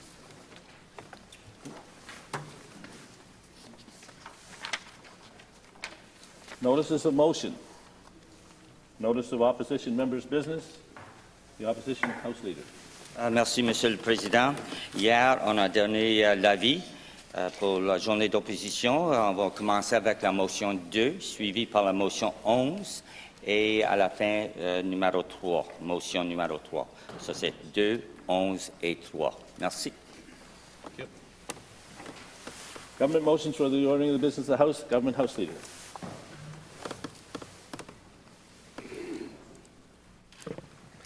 Thank you very much, Mr. Speaker. So I have here an adjournment motion, which I will read in a moment.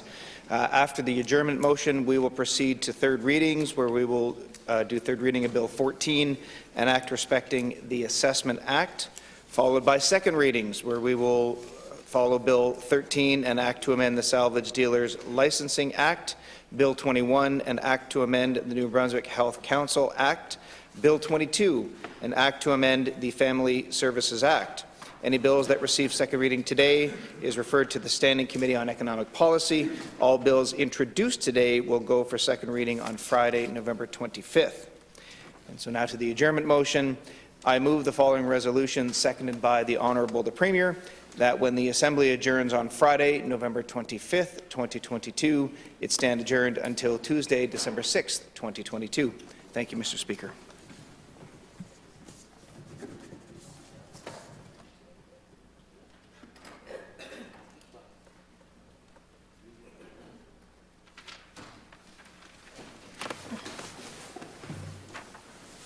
It has been moved by the Government House Leader, seconded by the Honourable the Premier, that when the Assembly adjourns on Friday, November 25th, 2022, it stand adjourned until Tuesday, December 6th, 2022.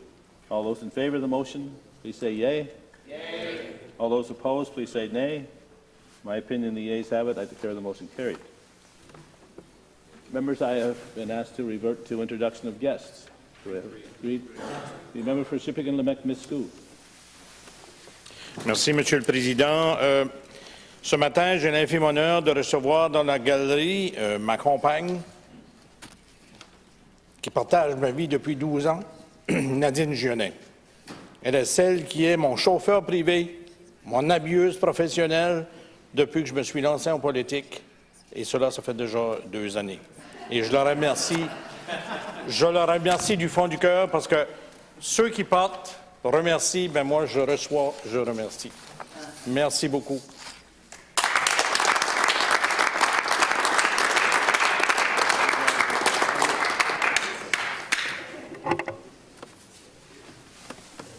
Welcome. Pardon? I don't know. We'll go to third reading. This one is? After I do third reading. Third reading. Bill 14. Is it the pleasure of the House that Bill number 14 be now read a third time? All those in favour of the motion will please say yea. Yea. All those opposed will please say nay. In my opinion, the yeas have it. I declare the motion carried. An act respecting the Assessment Act. Is that it? This bill having had 3 separate readings, is it the pleasure of the House that it does now pass? All those in favour of the motion, please say yea. Yea. All those opposed, please say nay. In my opinion, the yeas have it. I declare the motion carried. Ladies and gentlemen, I'd like to now call upon the member for Bathurst Est, Nipisquit, Saint Isidore.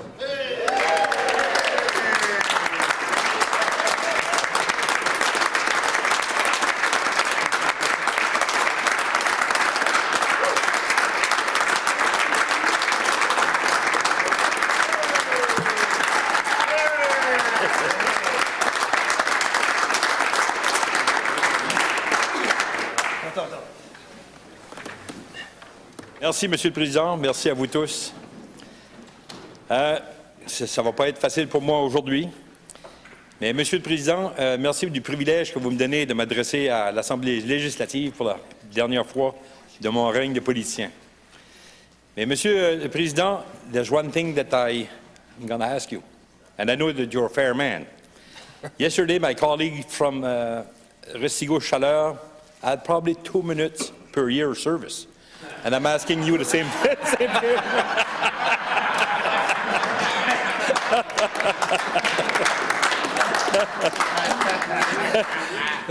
I know you cannot give me the answer, but I thank you anyway. Monsieur le Président, je voudrais commencer, ce ne sera peut-être pas comme les vraies règles de l'Assemblée législative nous l'ont enseigné ou nous l'ont demandé, mais je regarde dans la galerie aujourd'hui, puis plusieurs membres de ma famille sont là. Puis je voudrais commencer par les introduire un par un, puis je leur demanderai de se lever. Pour commencer, je vais commencer avec mon épouse, Joanne. Je pense que tout le monde la connaît. Je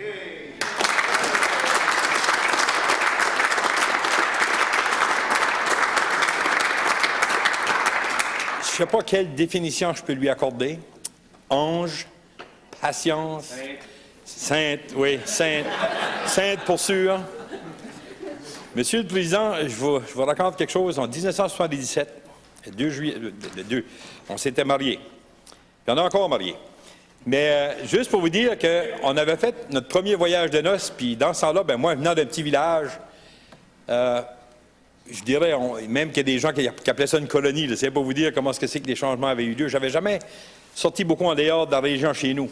On avait décidé de faire notre voyage de noces, faire le tour de Fredericton. Faire le tour de Fredericton et du Nouveau-Brunswick. Monsieur le Président, un arrêt qu'on a fait cette journée-là, la journée de notre voyage de mariage, là, voyage de noces, comme on appelle ça par chez nous, on était arrêté devant l'Assemblée législative. On avait regardé cette bâtisse-là sans savoir que je passerais quasiment la moitié de ma vie dedans. Tu sais, puis on était impressionnés par ça. Là. Puis je pense qu'elle se souvient très bien de ça. Puis quand j'ai mis les pieds ici en 1995, le 11 septembre, c'était la journée des élections, comme de raison, j'ai été élu cette journée-là. Mais non plus, je savais que je passerais autant d'années dans cette Assemblée législative. Puis, Monsieur le Président, Joanne m'a supporté pendant toutes ces années-là. Même avant, j'ai fait des folies, moi, là, avant, là. Et je vous dirais même, je ne sais pas si je dois mentionner ça en chambre, mais j'ai fait de la prison pour des causes que j'ai défendues. Puis lorsque j'ai devenu ministre de la Sécurité publique et de la Justice, j'ai dit c'est probablement le premier ministre de la Justice et de la Sécurité publique qui a fait de la prison qui est assis ici. Mais il ne faut pas vous en faire, j'ai été passé à travers d'un procès, Monsieur le Président, puis j'ai été innocenté de toute cause et de toute charge. C'est une histoire que beaucoup de monde ne connaissent pas, mais c'est juste pour vous dire quelle sorte de trajectoire que j'ai faite. Maintenant, je dois dire à Joanne un gros merci parce qu'elle m'a accompagné dans toutes mes folies, je devrais dire toutes mes folies. Et puis, j'apprécie ça énormément. Puis, je vais vous faire le petit secret. À toutes les élections, Joanne me donnait 1 mois par 4 ans. C'était elle qui était je dirais la présidente de mon quartier général pour 8 élections. À la dernière élection, elle m'a dit, Denis, je pense que c'est la dernière élection que je m'implique dedans. Ça fait le signal était clair pour moi que c'est le temps de m'en aller. Joanne, tu pensais peut-être que je n'avais pas entendu, parce que des fois, elle dit, j'écoute pas, mais j'entends. J'entends tout ce qu'elle me dit, mais j'écoute pas tout le temps. Mais c'est juste pour te dire que j'avais écouté cette fois-là. Ça fait que, à partir de ce moment-ci, mes enfants sont là, mes petits-enfants sont là aussi. Mais mon plus vieux fils, qui est en Alberta, qui demeure à Fort McMurray, et sa petite fille n'ont pas pu être ici aujourd'hui, puis je comprends pourquoi. Maintenant, je demanderai à la plus vieille qui est ici, Natacha.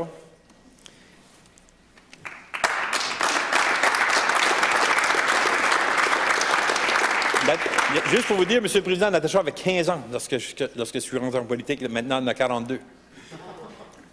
Puis je demanderai à Michael, son mari, de se lever. Mon gendre, que je considère comme un de mes... Mon gendre, que je considère comme un 4e fils. Et puis, Cassim. Cassim, mon plus vieux petit-fils. Bonjour, Cassim.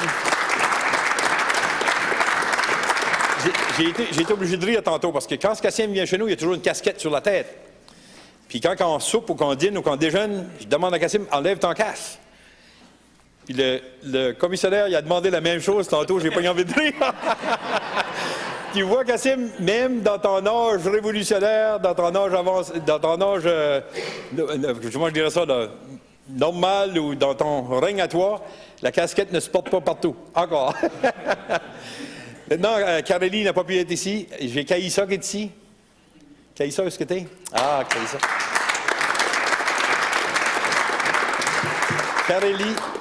Caroline n'est pas ici. Kayana, est-ce qu'elle est ma Kayana? Si vous avez remarqué, c'est tous des enfants par croix. Maintenant, mon plus jeune fils est ici, Cédric.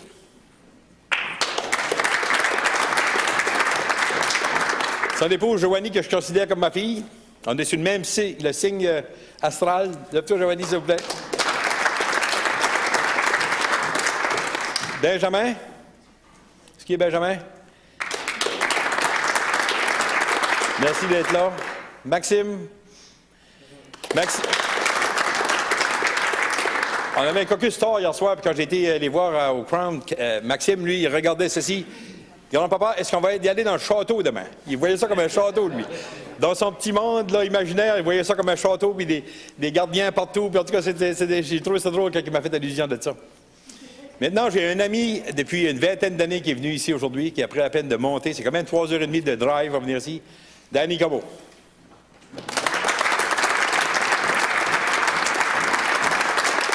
Et je dois vous dire que Danny a été élu par acclamation lui aussi pour la nouvelle municipalité des Hautes-Terres. Félicitations. Janelle, son épouse. Jonathan Michel. Maxime Olivier. Et maintenant, j'essaie de voir à travers de la vitre qui sont là. J'ai Matt Garnett, j'ai Anna Fulton. Monsieur le Président, Anna Fulton, je me rappelle quand j'ai arrivé ici, c'était une jeune fille. Puis maintenant, la directrice du parti. Imaginez-vous comment ça fait longtemps que je suis là. Alana Lockhart, qui est Chief of Staff. Maintenant, j'ai Susan Holt, chef du parti, qui est là. J'ai Nadine, la blonde d'Éric. Et puis, j'ai vu tantôt Diane, l'épouse du député de Bathurst, pas de Bathurst, mais de Restigouche-Chaleur, Daniel. Là-dessus, je ne pense pas que j'ai oublié personne. J'ai tout nommé qui j'ai pu voir. Monsieur le Président, merci de votre tolérance pour me donner la chance de remercier ces gens-là, puis encore les remercier pour avoir pris la peine de venir ici ce matin pour entendre mon dernier discours. Ça fait comme le député de Edmondson-Madawaska Centre a dit ce matin, puis je le remercie d'ailleurs pour le petit discours qu'il a fait à mon éloge là, pour la déposition des députés. Et, Monsieur le Président, j'ai quand même été obligé de rire lorsqu'il a dit que j'étais ici depuis 1867. Je vous dirais que la première fois que j'ai rentré ici, c'était le 11 septembre 1995, comme j'ai mentionné tantôt. Et, Monsieur le Président, j'ai eu l'honneur de servir sous beaucoup de premiers ministres. J'ai commencé avec Frank McKenna. J'ai eu après ça le défunt Raymond Frenette, qui avait été élu chef au premier ministre par intérim dans ce temps-là. Puis après ça, j'avais eu Camille Thériault, qui a été élu premier ministre par les membres du parti, si vous voulez. Bernard Lord, Sean Graham, David Allward, Brian Gallant, et maintenant le député de Quispamsis, l'honorable Blaine Higgs. C'est juste pour vous dire, dans mon règne de député, combien de premiers ministres j'ai servi avec, ou dessous, ou n'importe comment si vous voulez le voir, mais c'était un honneur pour moi de servir les gens de ma circonscription sur leur honneur. Puis, Monsieur le Président, j'ai servi avec tellement de députés. Puis, si ça ne vous dérange pas, j'aimerais prendre quelques secondes ce matin pour se remémoriser ou penser aux personnes qui sont décédées, même des anciens collègues que j'ai siégé avec qui sont décédés. Puis les gens qui m'ont supporté, qui sont décédés, il y en a beaucoup, Monsieur le Président. J'aimerais prendre quelques instants pour se rappeler de leur mémoire, s'il vous plaît.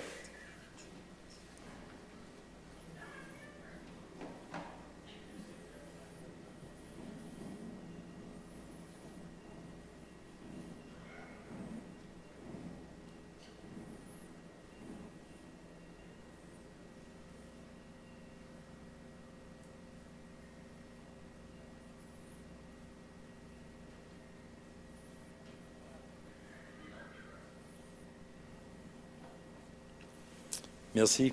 Merci tout le monde. Vous savez, Monsieur le Président, j'ai eu l'honneur de servir 3 circonscriptions différentes dans mon règne, si vous voulez. Il y avait Centre-Péninsule, ça a commencé avec eux autres.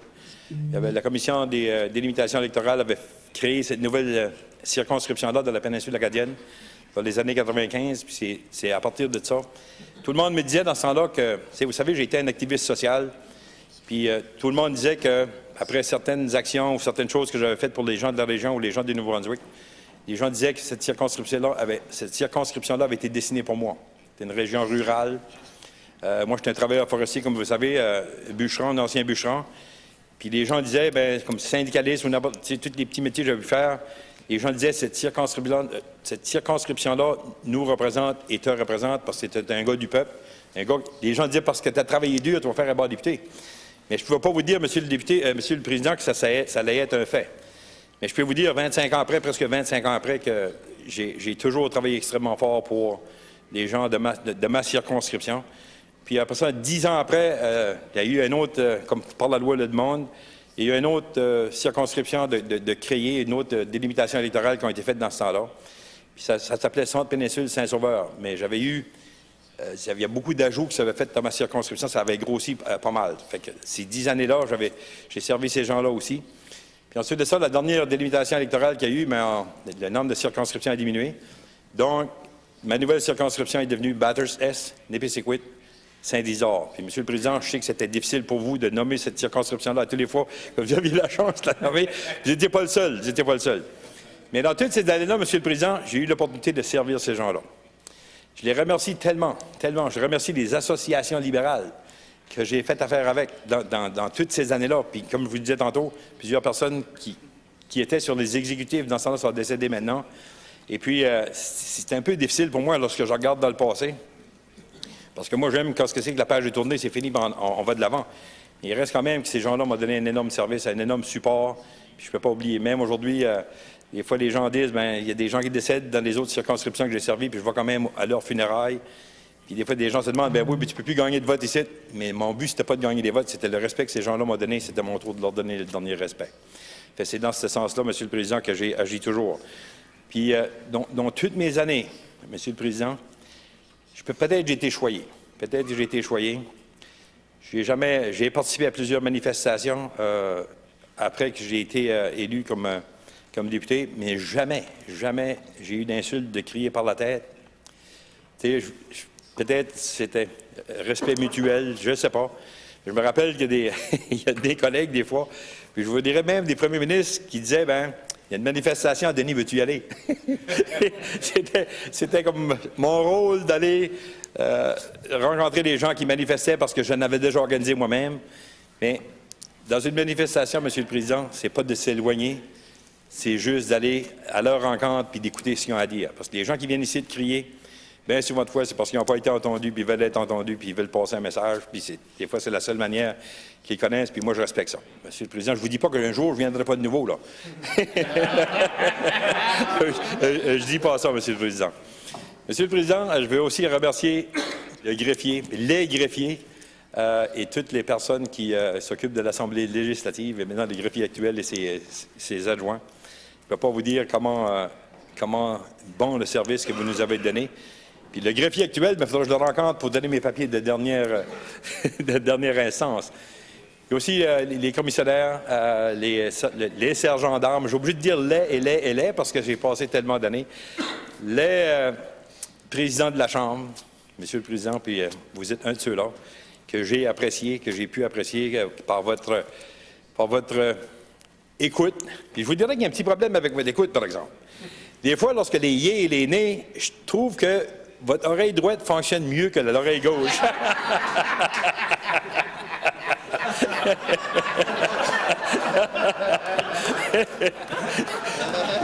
sans rancune, Monsieur le Président. Le sergent d'armes, tous les employés de l'Assemblée législative, Monsieur le Président, j'en ai passé. J'ai tellement vu de monde arriver, j'ai tellement vu de monde partir, que c'est pour ça que je ne veux pas nommer d'un nom en particulier. Je les remercie en masse. En d'autres mots, on vrac, si vous voulez, parce que ces gens-là ont donné un service incroyable. Travailler à l'Assemblée législative, travailler comme fonctionnaire. Monsieur le Président, moi, j'ai toujours apprécié ces gens-là. J'ai toujours eu un immense je dirais, un immense service de ces gens-là aussi. À chaque fois que j'appelle dans un ministère, j'ai jamais pogné de fonctionnaires ou de personnes qui étaient déplaisantes à parler avec, que ce soit en anglais ou en français. Puis moi, quand j'arrive ici, Monsieur le Président, je vous dirais que j'étais un francophone, que je pensais que j'étais bilingue, mais j'étais bilingue dans le bois. Puis je vais vous dire pourquoi. Dans le domaine de mon travail, je pense j'étais bilingue. On parlait dans les syndicats, j'étais impliqué dans les syndicats à l'âge de 18 ans. Ensuite de ça, j'ai commencé ma carrière de bûcheron à 17 ans. J'ai gradué de l'école polyvalente, dans ce temps-là, on appelait ça académique. Puis parce que j'avais aucune idée de ce que je voulais faire à part qu'être bûcheron, je m'enlignais dans le bois, puis si je serais pour commencer aujourd'hui, Monsieur le Président, je recommencerais à la même place. Mais c'est juste pour vous dire que dans toutes ces choses-là, Monsieur le Président, il n'y a rien que j'ai fait dans la vie que je n'ai pas aimé. Il n'y a rien que j'ai été chanceux, choyé. Tous les choix que j'ai faits, j'ai toujours fait quelque chose que j'ai adoré faire, Monsieur le Président. Puis, depuis ce temps-là, ça continue. Maintenant, vous savez tous que j'ai été élu par acclamation dans une nouvelle municipalité qui n'existe pas, les Hautes-Terres. Puis moi, je regarde ça comme une marque de reconnaissance. C'est toutes des personnes que j'ai servies déjà. C'est une marque de reconnaissance qui me... Tu sais, ça a drôlement arrivé, ça, cette chose-là. Quand est-ce que c'est que j'ai été à la course à la chefferie, puis notre nouvelle chef, Susan Holt, avait gagné. J'ai été, puis j'ai donné un gros hug, puis j'ai dit félicitations. Puis j'ai dit, si un jour tu veux rentrer à l'Assemblée législative, mon siège va être disponible pour toi. Puis là, il y a un journaliste du nom de Jour qui fouinait ou qui sondait partout. Il dit, Monsieur Landry, j'ai entendu dire qu'il y a des personnes qui seraient prêtes à donner leur siège à votre chef. Mais il dit, cherche pas plus loin, c'est moi. J'ai dit, je suis prêt à laisser mon siège aller. Si Mme Holt veut rentrer à l'Assemblée législative, je suis prêt à lui laisser mon siège. N'importe quand. C'est à partir du 6 d'août, c'était la chose que j'avais décidé de faire. Puis une chose que je ne savais pas, puis que mon épouse ne savait pas, c'est qu'elle me dit, Denis, j'ai bien entendu ce que tu viens de dire. C'est juste pour vous dire des fois comment est-ce qu'elle me supporte, là. J'ai dit, oui, tu as vraiment bien entendu. Elle dit, comme ça, tu es prêt à partir? J'ai dit oui. Ça fait que c'est comme ça qu'elle a appris ça, Monsieur le Président. À travers... Et comme elle dit des fois, elle dit, je suis plein de surprises. Mais c'est de là, Monsieur le Président, que ça a commencé. Lorsque je suis arrivé chez nous le lendemain, qui était le dimanche, sur mon répondeur, les gens avaient compris que je m'en allais déjà, que j'avais déjà laissé la politique, qui n'était pas nécessairement le cas. Et les gens avaient compris que je m'en allais. Ça fait que sur mon répondeur, beaucoup lorsque je décrochais et j'écoutais les messages, beaucoup de « Monsieur le maire, Monsieur le maire ». Beaucoup de monde me demandait « Est-ce que tu vas venir maire pour nous autres ?» C'est comme ça un petit peu que ça a commencé. Puis là, ça a mis comme une idée dans ma tête qui était peut-être pas si folle que ça, là. Mais ça a commencé à partir de là, puis ça s'est enchaîné. Puis aujourd'hui, je peux vous dire qu'à l'entour du 8 décembre, je vais signer mon assermentation comme maire des Hautes-Terres. Fait que, Monsieur le Président, pour moi, c'est tout un privilège aussi, là.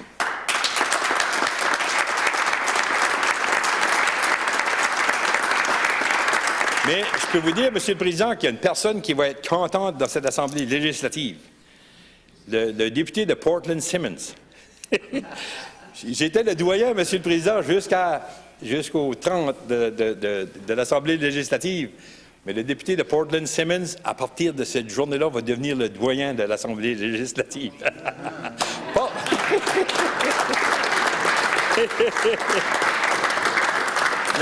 La différence entre moi et lui, c'est que lui a été élu pour 8 élections consécutives. Is it 8? 8 consecutive elections? 7, huh? And I was elected for 7 elections too, but not consecutive. Like in 1995, I won one. And in 1999, I lost that one. And since then, I was always elected. But he got in when I lost. And since that time, he's there. But lucky him, he only like to represent that one riding all the time. But for me, it was different. I represent three different ridings. But anyway, je veux juste le féliciter. Puis le deuxième après lui, c'est le député de Riverview. 20 ans de service, c'est quand même pas à négliger, Monsieur le Président. C'est des gens que j'ai siégé avec depuis quasiment toutes ces années-là. Et puis, Monsieur le Président, durant toutes mes années dans l'Assemblée législative, je peux vous dire que jamais une fois, j'ai pas eu le respect ou le support des personnes de l'autre bord, ou quand ils étaient ce bord ici, ils me demandaient de les rencontrer.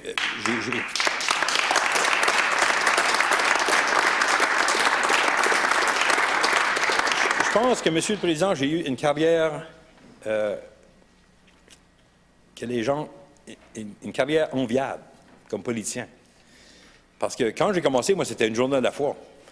Puis je peux vous dire, 20 quelques années après, c'est encore une journée à la fois. Mais la femme qui peut plus comprendre ça, c'est mon épouse. Elle peut croire que je vis une journée à la fois. Mais dans toutes ces années-là, M. le Président, combien de lieutenants-gouverneurs j'ai rencontrés? Tu sais, le petit gars de la colonie qui s'en vient ici, qui était bilingue dans le bois, parce que je vais vous dire à mon histoire. Je dis bilingue dans le bois, M. le Président, parce que je me débrouillais bien dans les affaires d'union et les affaires de foresterie dans la seconde langue, pour moi, qui était l'anglais. Mais quand je suis arrivé ici, je me rappelle, j'avais rencontré Doug Tyler. Doug Tyler, qui était ministre de l'Agriculture dans ce temps-là. Puis, j'avais demandé à Doug, je voulais lui parler des affaires de bleuets et tout ça, puis j'y ai parlé comme 20 minutes. Ça fait qu'il était là, Fait comme, je dirais, 15 minutes après, il y a un jeune gars qui vient frapper à ma porte de mon bureau. On était dans le bureau juste à côté d'ici, là, dans la maison des députés qu'on appelle. Fait que ce jeune gars-là arrive et dit, je suis l'assistant ou l'adjoint du ministre Tyler. Puis il dit, vous y avez parlé tantôt des bleuets, je pense. Fait qu'il me dit ça en français, là. J'ai dit, est-ce que vous voulez me dire, monsieur, que le ministre n'a pas compris un mot de ce que j'ai dit? Il dit, c'est à peu près ça. Ça vous donne une idée comment que mon anglais était bon, là. Mon anglais était bon dans un secteur, mais j'ai réalisé quand je suis arrivé ici que j'étais pas parfait bilingue. Quand je suis arrivé en agriculture, en transport, en énergie, en santé, en environnement, et nomme-les tous, j'ai vu que mon vocabulaire était vraiment, vraiment limité, M. le Président. J'ai dû apprendre sur le tas. Je peux vous dire que ça n'a pas été facile. Des fois, je disais, lorsque je suis devenu ministre au ministère des Transports, je disais à mon staff, il y a une chose que vous ne réalisez pas, là, 60 de mon énergie va juste pour essayer de comprendre et de suivre ce que vous me dites. C'est extrêmement difficile. Et je peux comprendre des fois les barrières qu'il y a entre les langages, puis c'est difficile à apprendre, mais si la volonté y est, c'est faisable. Puis, M. le Président, pour pas que ça dure trop longtemps, je ne veux pas prendre les 2 minutes que je vous ai demandé tantôt, là, par année de service, mais j'ai quand même, puis j'aime pas ça, j'aime pas me vanter, puis j'espère que ça ne passera pas comme ça, mais je veux quand même vous parler de ce que j'ai pu faire lorsque j'ai été ministre. Puis je pense qu'ils m'ont marqué la province puis les gens du Nouveau-Brunswick pour une grande période de temps. Je dirais une chose que j'ai faite lorsque j'étais ministre des Transports, que je suis vraiment fier, M. le Président, c'est le nombre de kilométrage pour les clôtures d'animaux sauvages, des wildlife fencing, les clôtures aroniales, M. le Président, qui sont le long dans le long de nos routes. Je ne vous dirai pas que c'est tout moi qui les a faites parce que j'étais ministre des Transports dans le temps, mais je peux vous dire que j'ai participé grandement à ça. Puis je garde ça aujourd'hui, puis j'aime encore les voir lorsque je passe dans le chemin, partout où je voyage, puis qu'il y en a. Je vois les chevreuils, les ours, puis les agneaux, l'autre bord de la clôture, je peux vous dire que j'aime mieux de les voir là que dans le milieu du chemin. Ça, c'est une chose, M. le Président, que c'est un legs, je pense, que je laisse à la province, puis à moi-même, ou à tous les gens du Nouveau-Brunswick, puis les gens qui traversent notre province. C'est un legs de sécurité, si vous voulez.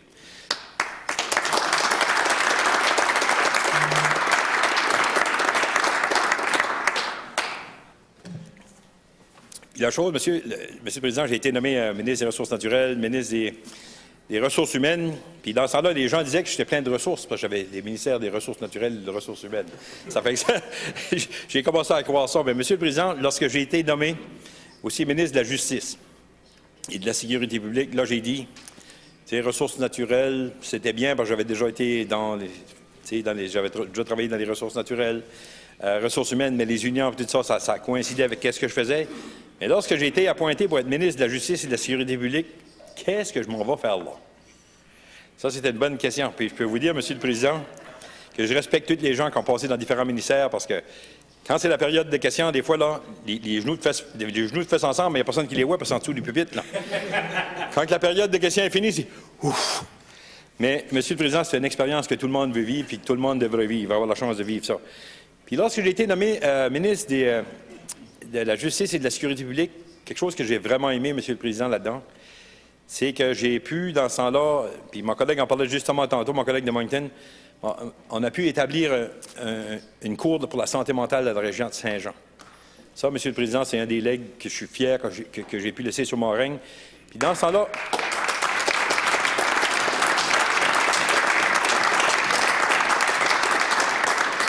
puis, Monsieur le Président, dans ce temps-là, lorsqu'on avait mis ça en place, c'était l'ancien juge Breen qui avait mis ça en place lui-même avec son équipe à la cour, puis il essayait de s'organiser du mieux qu'il était, mais quand lui est parti à la retraite, son système a tombé, puis on a décidé de le remettre en place avec un système. Parce que ça, Monsieur le Président, c'est cours de la santé mentale, qu'est-ce que ça fait? C'est différent d'une cour ordinaire, parce que là, tu as des policiers, tu as des travailleurs sociaux, tu as des psychiatres, tu as toutes les personnes qui peuvent s'occuper, des médecins même, qui peuvent s'occuper des gens qui ont des déficiences, puis qui sont dans la rue, comme qu'on peut voir dans la région de Moncton, ou qu'on voit de plus en plus ici à Fredericton, puis à Saint-Jean aussi. Ça fait que, dans le temps qu'on avait mis ça en place, Monsieur le Président, c'était supposé d'être exportable. D'autres mots, c'est supposé d'être exportable dans d'autres régions. Maintenant, je demanderai au premier ministre, vu que c'est exportable et que les millions ils sortent presque par les oreilles, ça serait peut-être le temps, Monsieur le Président, de mettre le système en place dans d'autres régions que Saint-Jean, parce qu'on sait que la santé mentale, puis on regarde des gens qui sont dans les rues, les itinérants. Je ne veux pas catégoriser personne, mais ces gens-là ont besoin d'aide. Puis des fois, c'est pas seulement de les mettre en prison qui va les apporter de l'aide. C'est juste de l'aide. Autrement, des fois, c'est juste le manque de médicaments qu'ils ne prennent pas ou des fois, ils pensent qu'ils sont corrects puis ils arrêtent de prendre les médicaments. C'est une surveillance. Puis je pense que la Cour, le fait qu'ils comprennent ce genre de population-là, Monsieur le Président, ça pourrait aider notre système de justice à fonctionner peut-être mieux. J'espère, Monsieur le Président, dans les années qui s'en viennent, qu'on verra, puis c'est le petit point politique que je vais faire aujourd'hui, qu'on verra les cours pour la santé mentale rentrer dans d'autres régions du Nouveau-Brunswick pour que ça soit équitable pour toute la province, Monsieur le Président. Puis je pense que le système de justice s'en sortira mieux dans ce sens-là. Oui. Puis l'autre chose...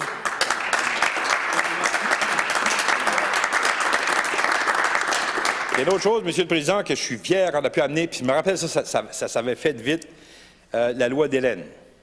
C'est lorsqu'on a passé le projet de loi, la loi d'Hélène, dans rien de temps, ça a passé. Tout le monde s'était mis d'accord. Puis la loi d'Hélène, c'était pour protéger les cyclistes qui empruntaient nos routes dans la province. Puis je pense que c'est des... Puis aujourd'hui, dans le monde moderne, si on veut, si on regarde pour la péninsule acadienne, je peux parler pour la péninsule acadienne, puis dans d'autres régions, le monde aujourd'hui sont plus sportifs peut-être que jamais, mais le monde utilise beaucoup la bicyclette, peut-être plus que jamais aussi. Puis je regarde des nouvelles bicyclettes électriques là, que tout le monde veut avoir. Là. Je regarde ça, il y a un terrible de paquet sur le marché, il y a un terrible paquet dans les pistes cyclables partout.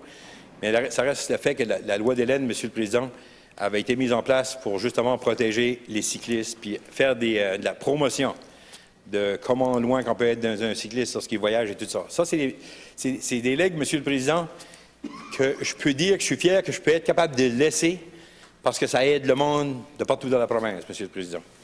Puis, je vous dirais, la chose dont... Puis il y a peut-être des gens qui ne sont pas d'accord avec moi, là. Mais la chose dont je suis le plus fier, Monsieur le Président, ça a été difficile, j'ai été sur mes pieds longtemps pour passer cette loi-là, Monsieur le Président. Je vous dirais, c'est probablement ça que je suis le plus fier, parce qu'il y a tellement de monde qui l'utilise en fin de vie, c'est la loi sur l'aide à mourir, Monsieur le Président. Et justement, dernièrement, mon collègue du Reste gauche, qui n'est pas ici présentement, je sais que je ne suis pas supposé mentionner ça, bien, il m'avait dit que je pouvais le dire, là. Lui, il y a un couple dans sa région. Le couple a demandé pour l'assistance à l'aide à mourir en même temps. C'est supposé se faire hier ou aujourd'hui, Monsieur le Président. Ils sont en fin de vie, aucune qualité de vie, puis de toute façon, ils ne survivront pas. Mais le fait qu'on peut avancer, peut-être leur mort, ou je dirais, peut-être devancer ou arrêter leur souffrance. Parce qu'en temps naturel, ces gens-là ne vivraient pas de toute façon, ils n'ont aucune chance de vivre, Monsieur le Président. Mais juste pour vous dire que toutes ces choses-là que j'ai pu accomplir lors de mon passage à l'Assemblée législative, parce qu'à un moment donné, on vient et on va, tout le monde va passer par cette étape-là. Puis je ne veux pas vous tenir plus longtemps, Monsieur le Président, à l'Assemblée législative. Je voudrais remercier les gens qui sont venus me supporter ce matin. J'apprécie ça beaucoup. Puis là, je viens de voir que mon ami Greg Byrne, qui est ici présentement, on a commencé ensemble en 95, puis il travaille encore pour le parti. Félicitations, je te lève mon chapeau, Greg. Tous les gens de ma famille, les gens qui sont ici aujourd'hui, qui ont pris le temps, le temps parce que pour être ici à 11 h, il faut que tu décolles de chez nous à 7 h. Là. Tu peux te lever à 5 h 30, 6 h. Je les remercie infiniment. Puis l'autre chose que je voudrais vous dire, je m'en vais, la conscience tranquille et le sens du devoir accompli. Ça fait que là-dessus, Monsieur le Président, je vous remercie tous et toutes de m'avoir écouté pour la dernière fois. Puis je vous souhaite à tous et à toutes des très joyeuses fêtes. Joyeux Noël à tous. Merci.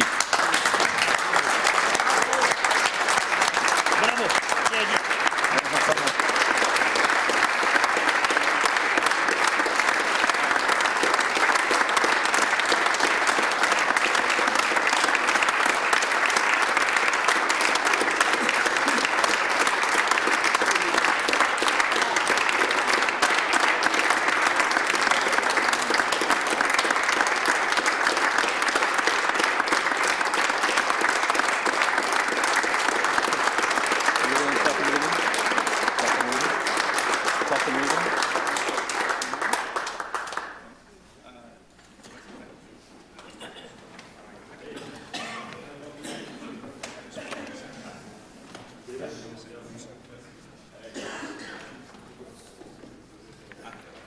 Yep. Yep. Yep.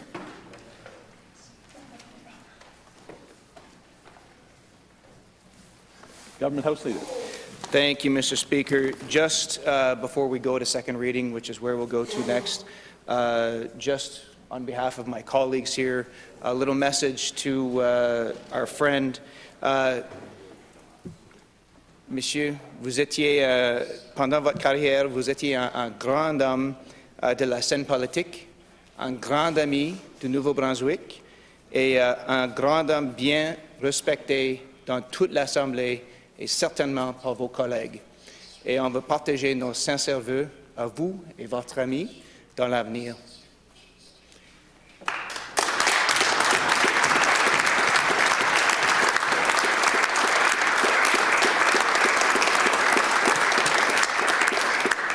And if I may, Mr. Speaker, I just want to share a personal story.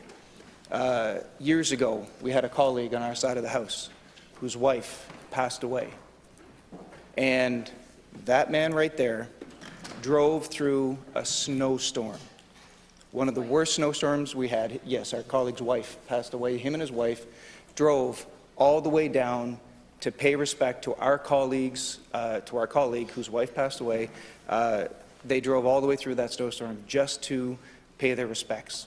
So just to show what kind of man this is, what kind of family he has, and how grateful we've been to have him for as many years as we've had in this legislature. So thank you very much.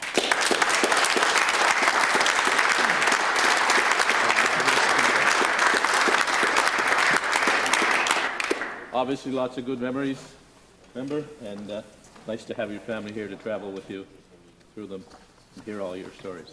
Thank you. Second reading. Bill 13. It is the pleasure of the House that Bill number 13 be now read a second time. Minister of Public Safety. Thank you, Mr. Speaker. Certainly hard to follow that passionate resignation speech, and I don't think he had a script.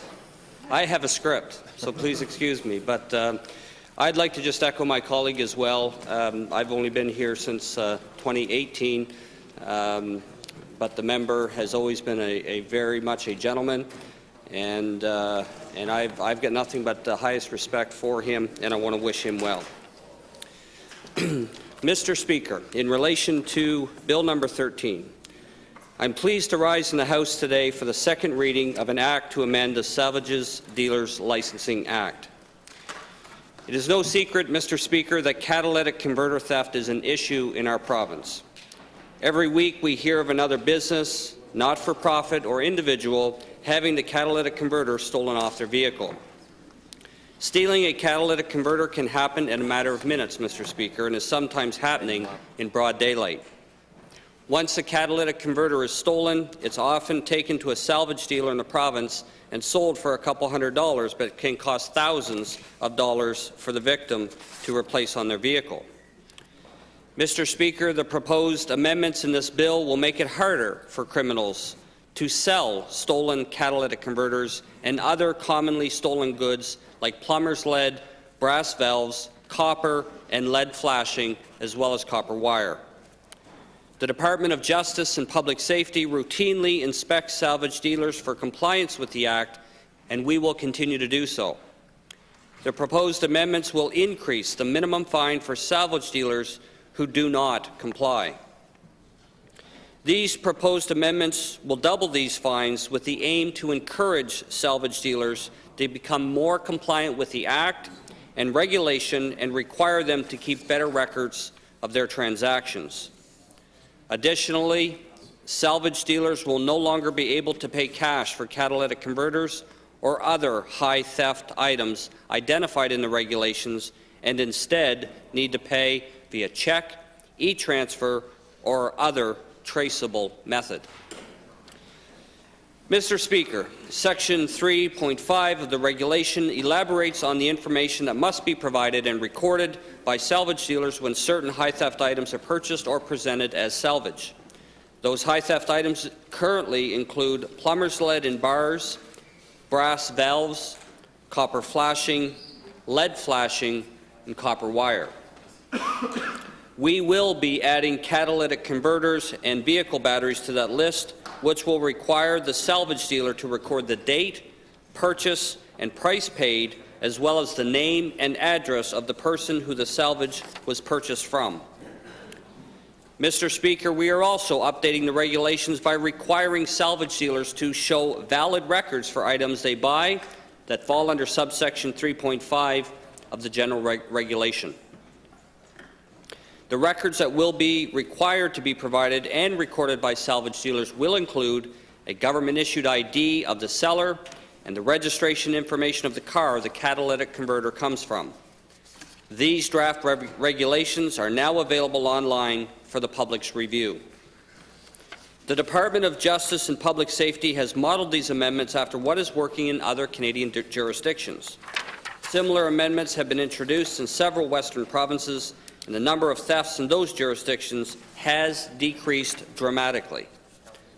Now, I understand, Mr. Speaker, we recognize and I understand we can't stop every theft from happening, but we can make it harder for criminals to sell stolen goods.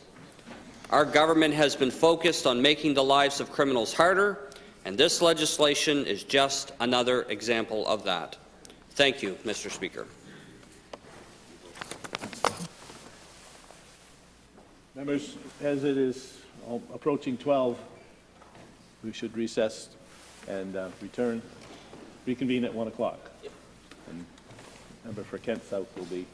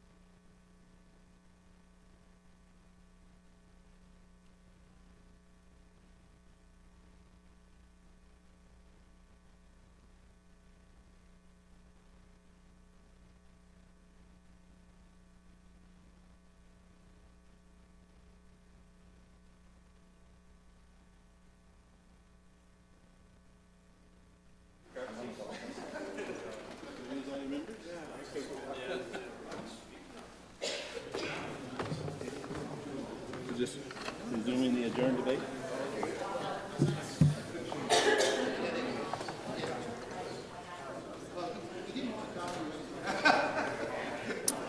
Members, please be seated. Resuming the adjourned debate on Bill number 13, I recognize the member for Kent South. Merci, Monsieur le Président. Il me fait plaisir de me lever en chambre pour parler du projet de loi 13, projet de loi modifiant la loi sur les licences de brocanteurs. Mon Dieu, brocanteur, c'est pas un terme qu'on utilise souvent en langue française. Ça fait penser, il y avait je me rappelle quand on a commencé avec TV5. TV5 était venu, là, puis il y avait Louis la brocante. Si vous vous rappelez de ça, ceux qui ont écouté, là, les francophones, là, il y avait Louis la brocante. Je n'avais aucune idée de ce que ça voulait dire. J'ai été obligé de vérifier dans le dictionnaire. J'ai fini par comprendre que c'était un brocanteur. Puis c'est justement ça. C'est des pièces d'antiquité.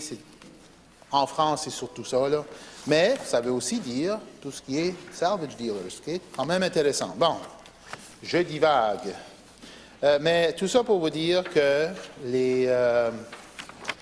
le projet de loi est certainement bien intentionné.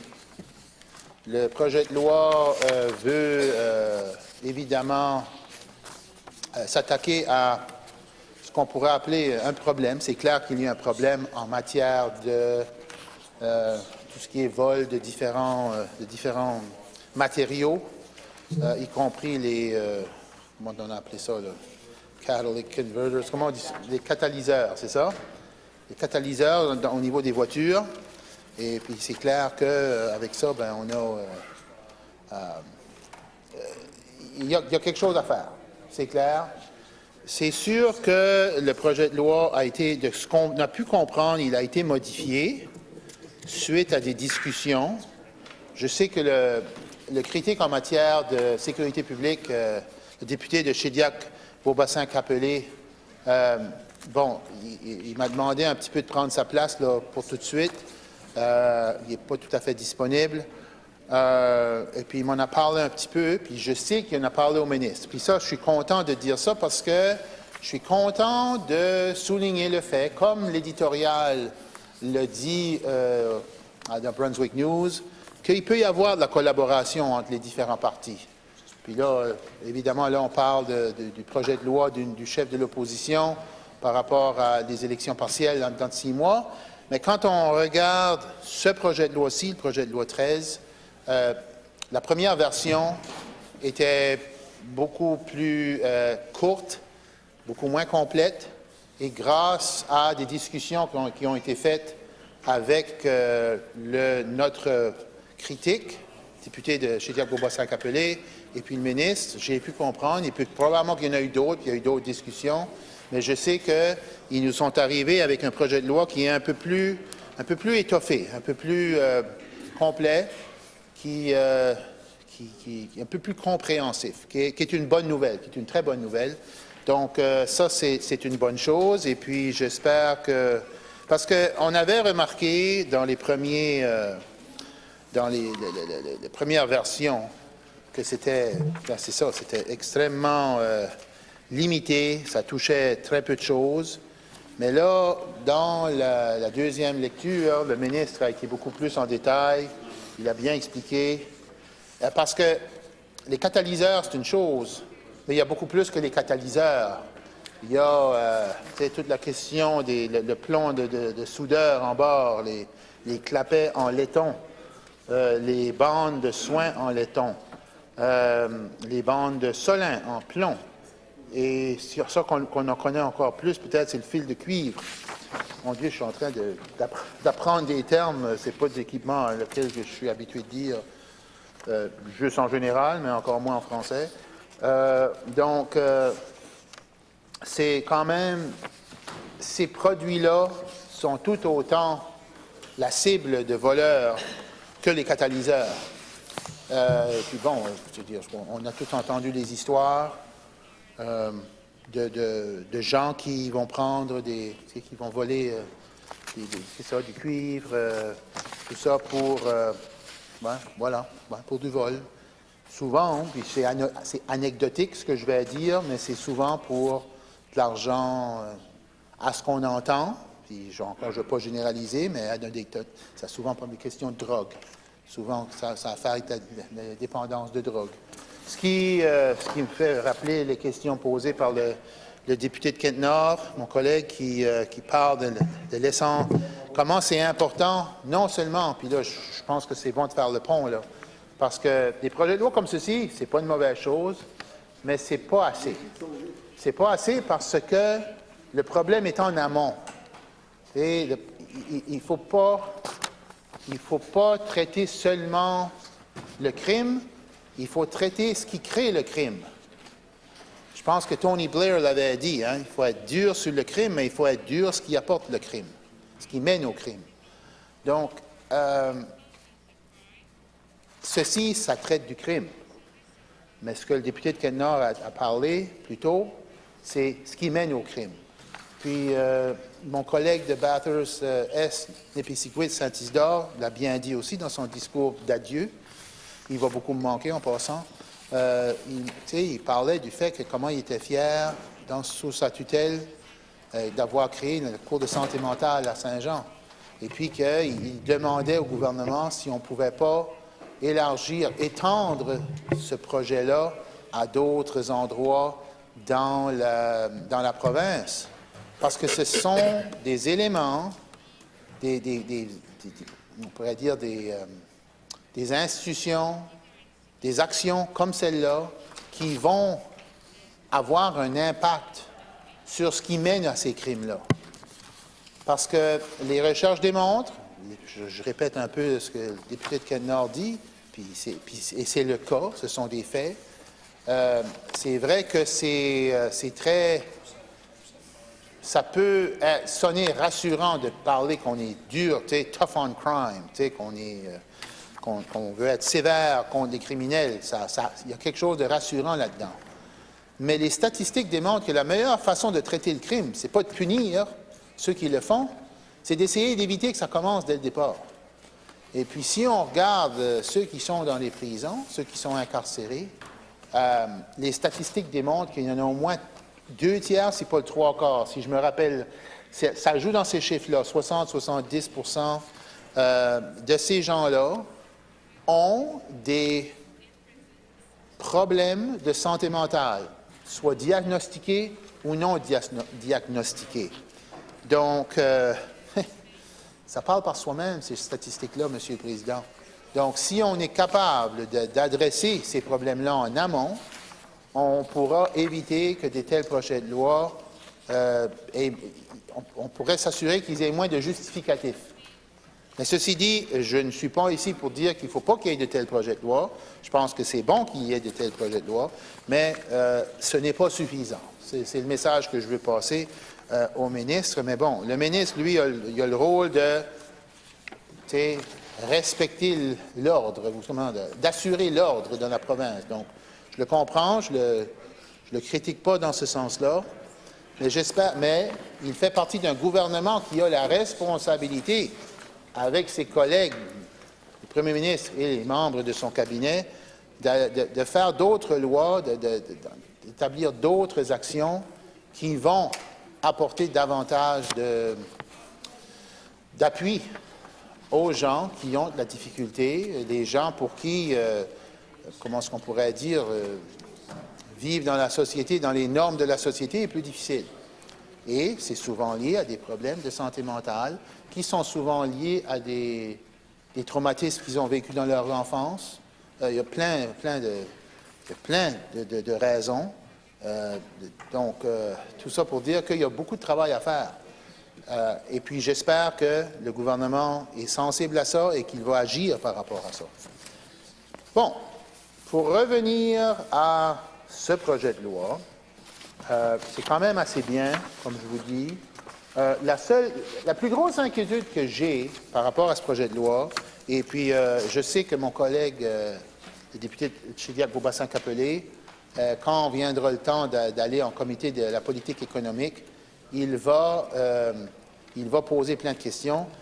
Mais je sais qu'une des questions, une des préoccupations qui est soulevée, c'est c'est beau que le Nouveau-Brunswick aille de l'avant avec un tel projet de loi, un peu plus sévère, avoir des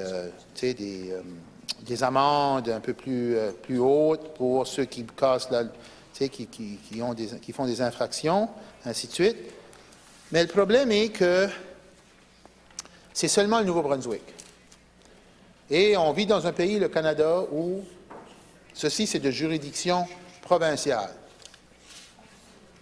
À ce que je sache, le Nouveau-Brunswick, dans la région, est la seule province qui commence un tel projet de loi. OK? Qui, en principe, n'est pas mauvais, mais nous questionnons ici à l'opposition l'efficacité, surtout ce que j'appellerais dans les régions frontalières. Parce que, en Nouvelle-Écosse, au Québec, qui sont les deux, puis on pourrait argumenter aussi à l'île du Prince-Édouard, les trois provinces frontalières du Nouveau-Brunswick, il n'y a pas une législation qui est aussi sévère comme celle qui est proposée par le gouvernement, par le ministre. Donc, ça va faire en sorte, nous craignons que ça va faire en sorte que les gens qui habitent la région du sud-est, du Nouveau-Brunswick par exemple, ils peuvent se rendre à Amherst, ils peuvent se rendre en Nouvelle-Écosse pour aller vendre leurs catalyseurs et les autres produits. Ceux qui sont du nord, du nord-ouest, ils peuvent se rendre au Québec pour faire la même chose. Ceux qui sont sur la frontière américaine, il y a des possibilités qu'ils pourraient faire la même, qui ne sont pas très loin de la frontière américaine. Tout au long de l'ouest de la province, la même chose pourrait arriver. Donc, quand on regarde cette perspective-là, on questionne à quel point cette loi-là sera efficace.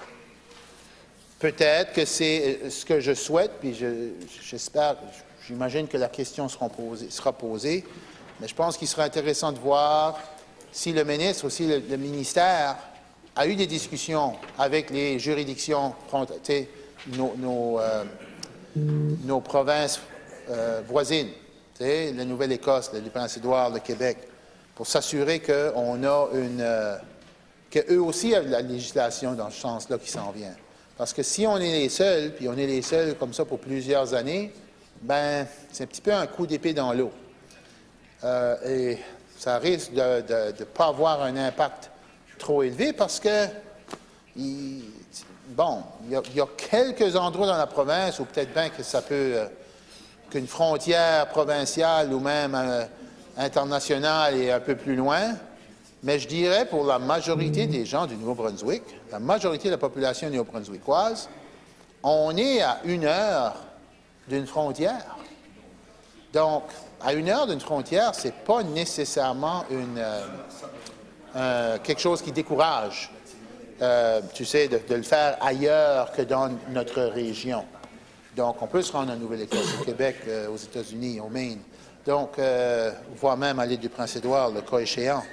Donc, quand on regarde ça, je me dis, l'intention est bonne, mais je ne suis pas sûr que le résultat va être probant. En tout cas, c'est sûr que c'est une inquiétude que nous avons d'abord.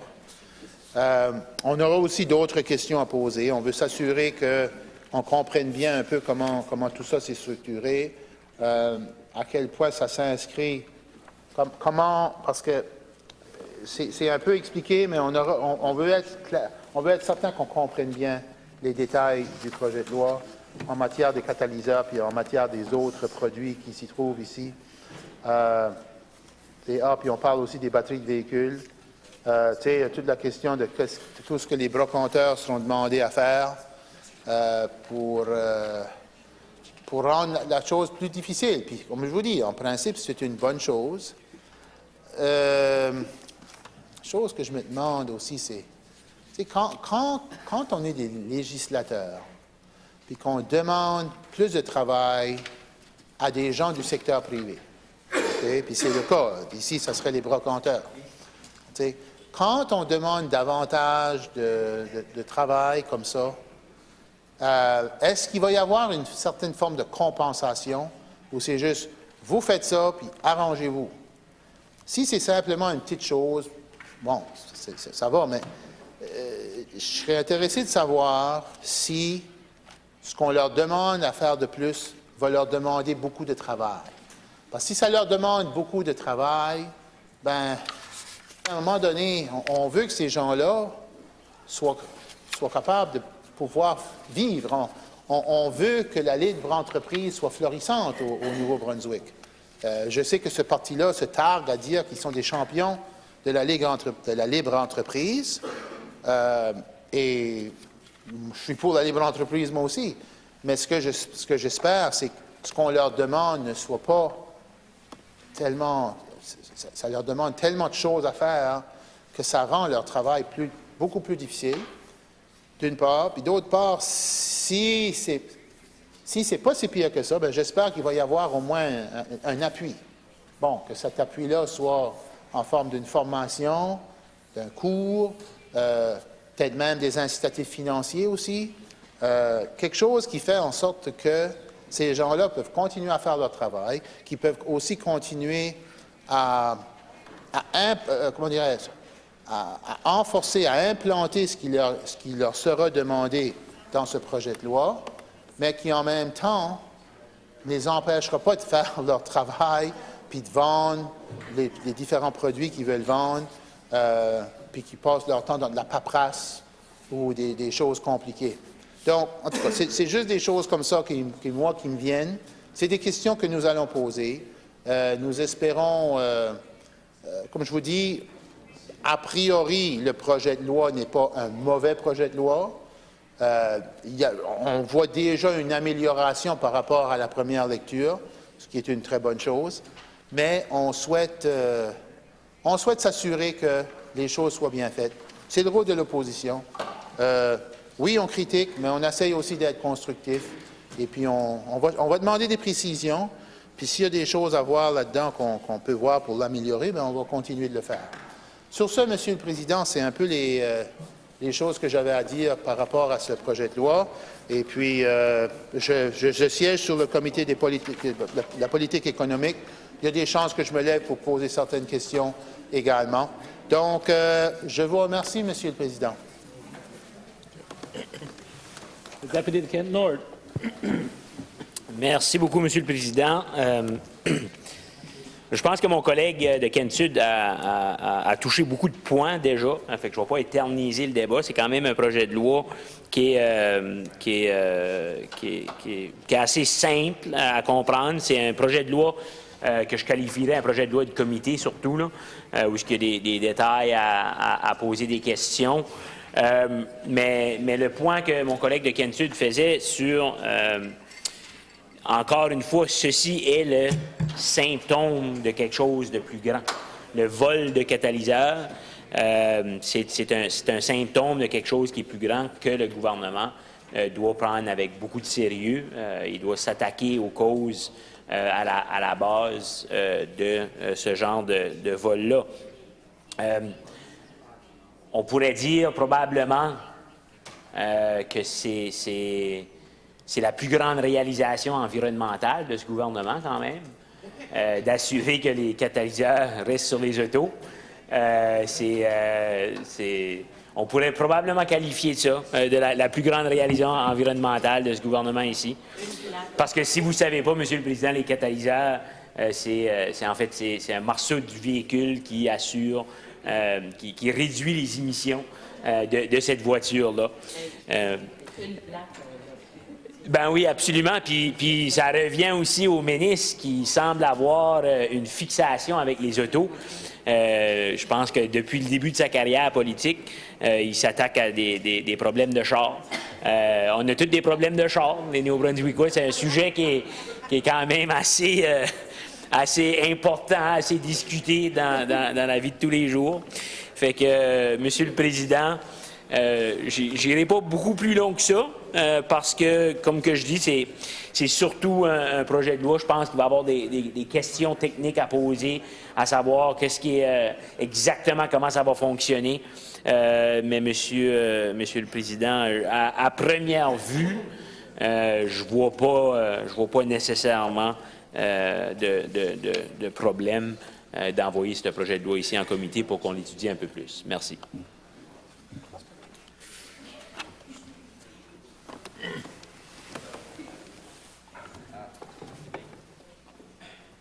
The opposition house leader. Yeah. I don't want to take too long, but I was listening to my both colleagues on this side, and I listened to the minister this morning give his, just before lunch hour, to give his his views on this, and I was just a little concerned about. I think it's about time we do something about the catalytic converters and theft and this and that, and I just go back to the minister's statement that about the regulations, 3.33, Section 5, I guess I have it here, Section 3, Part 5, and there's a list of things that are high theft items currently include. And I don't have the regulations in front of me, but certainly by adding the catalytic converters to that list, doesn't necessarily mean that it's just going to stop the theft of catalytic converters. And so I would hope that in the bill there would be more emphasis on apprehending those that are actually doing the crime. I know that buying stolen property is a crime in itself, but people who tend to steal things, if it's easy to steal, they'll steal it, catalytic converters, and if that loophole is protected, that they'll move on to something else. So I think it's primarily important. The minister says he's going to be tough on crime. I would hope that he will have a better solution, maybe putting more boots on the ground. We know that rural communities are asking for more police presence in their communities. I know the RCMP are understaffed. I know the budgets are restricted in municipalities, in rural municipalities, and they're paying a hefty fee right there now due to the increase in salaries by the RCMP. So I would hope that the minister will be able to, in committee, go over some of this with us, and I'm just giving them a heads up rather than asking them in committee and going through this, and not he would have that information available in committee to share with colleagues here. So thank you, Mr. Speaker.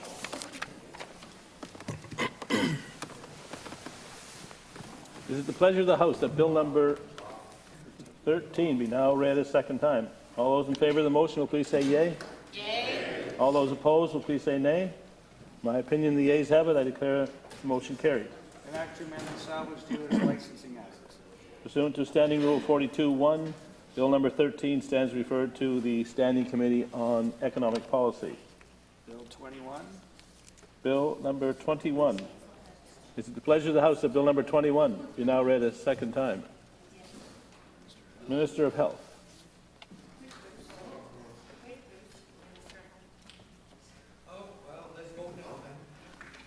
Mr. Speaker, could we have a 5-minute recess? Agreed. Yep. I think he was withdrawing the bill. I think he was withdrawing the bill. He asked me to do it for him. So get the catalytic converter on these.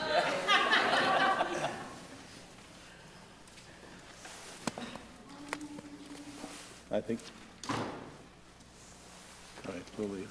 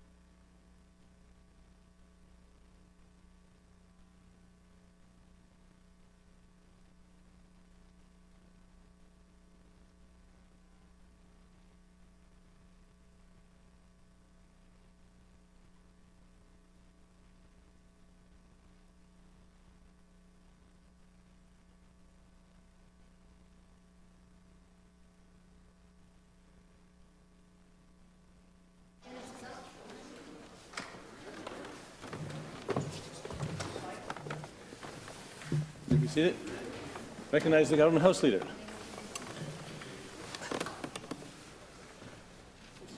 Thank you, Mr. Speaker. So I'll be speaking on a second reading statement for an act to amend the New Brunswick Health Council Act. It is my pleasure to rise in the House to talk about the expansion of the New Brunswick Health Council's mandate. Mr. Speaker, working in this House is something I take great pride in. Time certainly does go by very quickly, but I am immensely proud to work with members in this House and to represent the members of my community. I'm inspired every day by the stories I hear of those working in the healthcare sector and the role that these people play in assuring that our system operates on a day-to-day basis.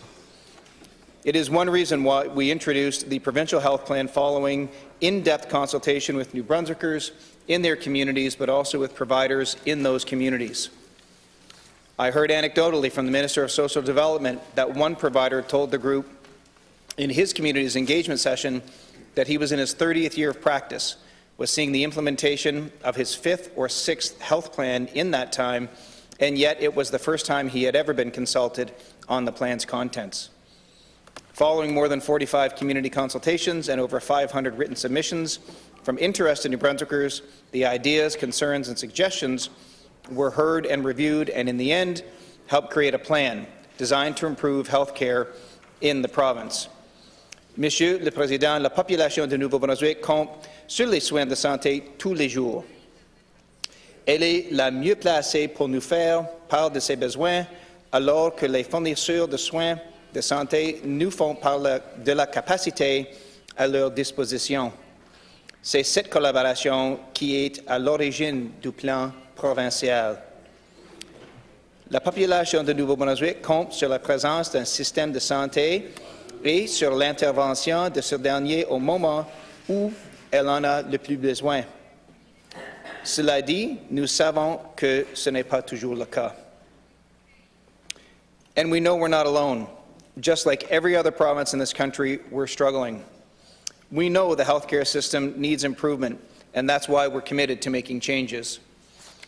And that's why in November 2021, the Department of Health released New Brunswick's Health Plan on Stabilizing Healthcare, an urgent call to action. And Mr. Speaker, the commitments are on their way to being met through various projects and initiatives connected to the health plan. Ce plan décrit 5 domaines d'action précis.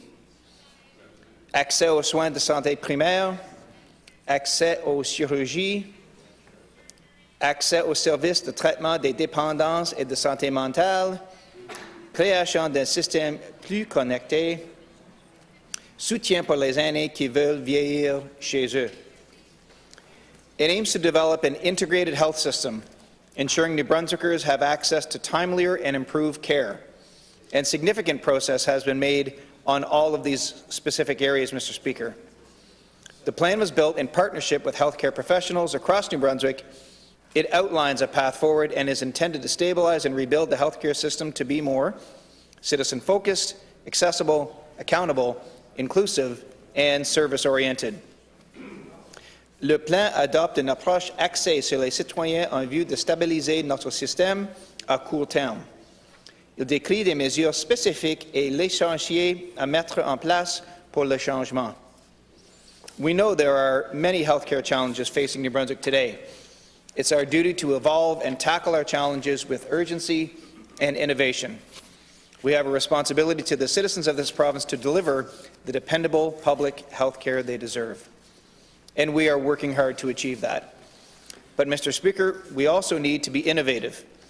We need to embrace technology and collaboration. We need to have an improved, connected healthcare system that works efficiently with its partners. Pendant la pandémie de COVID-19, nous avons insisté pour installer des technologies attendues depuis longtemps, lesquelles ont amélioré l'expérience des patients en soins de santé. Et nous conservons cette approche. We're continuing to expand the use of technological tools to give citizens access to their own health information. This patient-centered approach improves the knowledge of citizens' own health, increases confidence in their ability to manage their conditions, and gives them the ability to have more informed discussions with their doctors. We are exploring many other ways to incorporate technology in our health system. Other initiatives in the provincial health plan include the use of wearable and home-based monitoring technologies to support patients in their homes and seniors aging in place much longer. Clinical decision support artificial intelligence applications and new surgical tools, such as robotic-assisted surgery. New Brunswick must adopt more technology rapidly. This will pave the way for a more integrated healthcare system for patients and providers. Nous demandons aux gens d'envisager notre système de santé différemment, parce que nous devons faire les choses différemment. Les partenariats de confiance établis entre le milieu postsecondaire, l'industrie et les acteurs du système de santé représentent un potentiel considérable à exploiter pour le bien d'une approche axée sur le citoyen. C'est une des raisons pour lesquelles les gens de Nouveau-Brunswick, tant le grand public que les professionnels de la santé, ont joué un rôle si important dans la mise en œuvre de ce plan. Our partners know that change is needed within our system if we are to provide the quality care that New Brunswickers expect and deserve. So, Mr. Speaker, to our healthcare providers, health researchers, and stakeholders, I say, continue on. By gathering and sharing ideas, plans, and solutions, we can heal our healthcare system by working together. And, Mr. Speaker, we have already begun doing things differently. Virtual care through eVisit NB is now available at no charge for people with a Medicare card. This is an important resource, particularly as an option for citizens who require assistance for low-acuity medical issues. Consultations can be booked with a doctor or nurse practitioner, either in person or over the phone or through Telecare 811. eVisit NB is providing hundreds of patients with the ability to consult a primary care provider. Notre gouvernement croit en la prise de décisions fondées sur des preuves et des données pertinentes. Comme le mentionné du discours du trône, nous souhaitons utiliser davantage de données pour orienter les décisions liées aux investissements et éclairer les décisions relatives à la conception du système. Si nous voulons mettre en œuvre des politiques judicieuses, il nous faut des données fiables, des recherches solides et une pensée critique. Of course, we know innovative solutions would not be possible without the work of our data collection partners. And speaking of data collection, Mr. Speaker, I want to go over the details of this initiative. I am excited about the proposals in an act to amend the New Brunswick Health Council Act. It serves as just one more reminder of how we work in this government and how we achieve things together. Like I have said many times, it pleases me any time I'm here to stand in this House and speak about our provincial healthcare system, especially as we've made progress in creating a new kind of collaborative, responsive healthcare system. La stabilisation des soins de santé s'articule autour de la mise au point d'un système de santé intégré pour faire en sorte que toute la population de la province accède plus rapidement à des soins de meilleure qualité. L'adoption d'un modèle de gouvernement solide qui garantit conformité et responsabilisation constituent des éléments fondamentaux de cet objectif. Currently, the New Brunswick Health Council, government departments, the regional health authorities, and other partners all gather health data for their specific individual purposes. Despite these data collection efforts, organizations are sometimes unaware of where to turn to access the information needed to make well-informed, data-driven decisions. La loi modifiant la loi créant le Conseil de Nouveau-Brunswick en matière de santé permettra de réduire le chevauchement d'activités au sein des systèmes de santé et de soins de longue durée grâce à une utilisation optimale de données qui ont déjà été colligées et analysées par les deux systèmes et par la création d'un centre de données commun pour celles-ci. To accomplish this, the NBHC's mandate will be transformed to incorporate functions of health analytics, currently with the Department of Health, and long-term care analytics, currently with the Department of Social Development. This council will have a new name to reflect this transformation, the New Brunswick Health and Senior Care Council.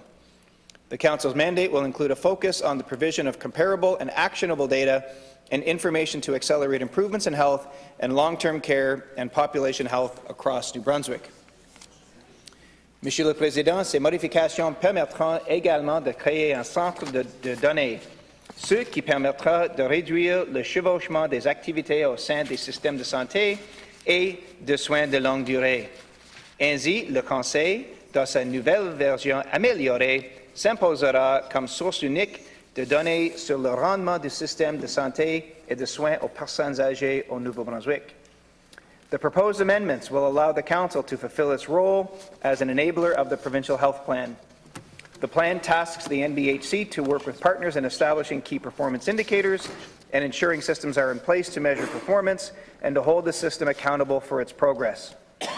The changes to the Council's mandate will facilitate evidence-based policy and decision-making by equipping government with the data it needs to determine whether its healthcare investments are creating the desired results.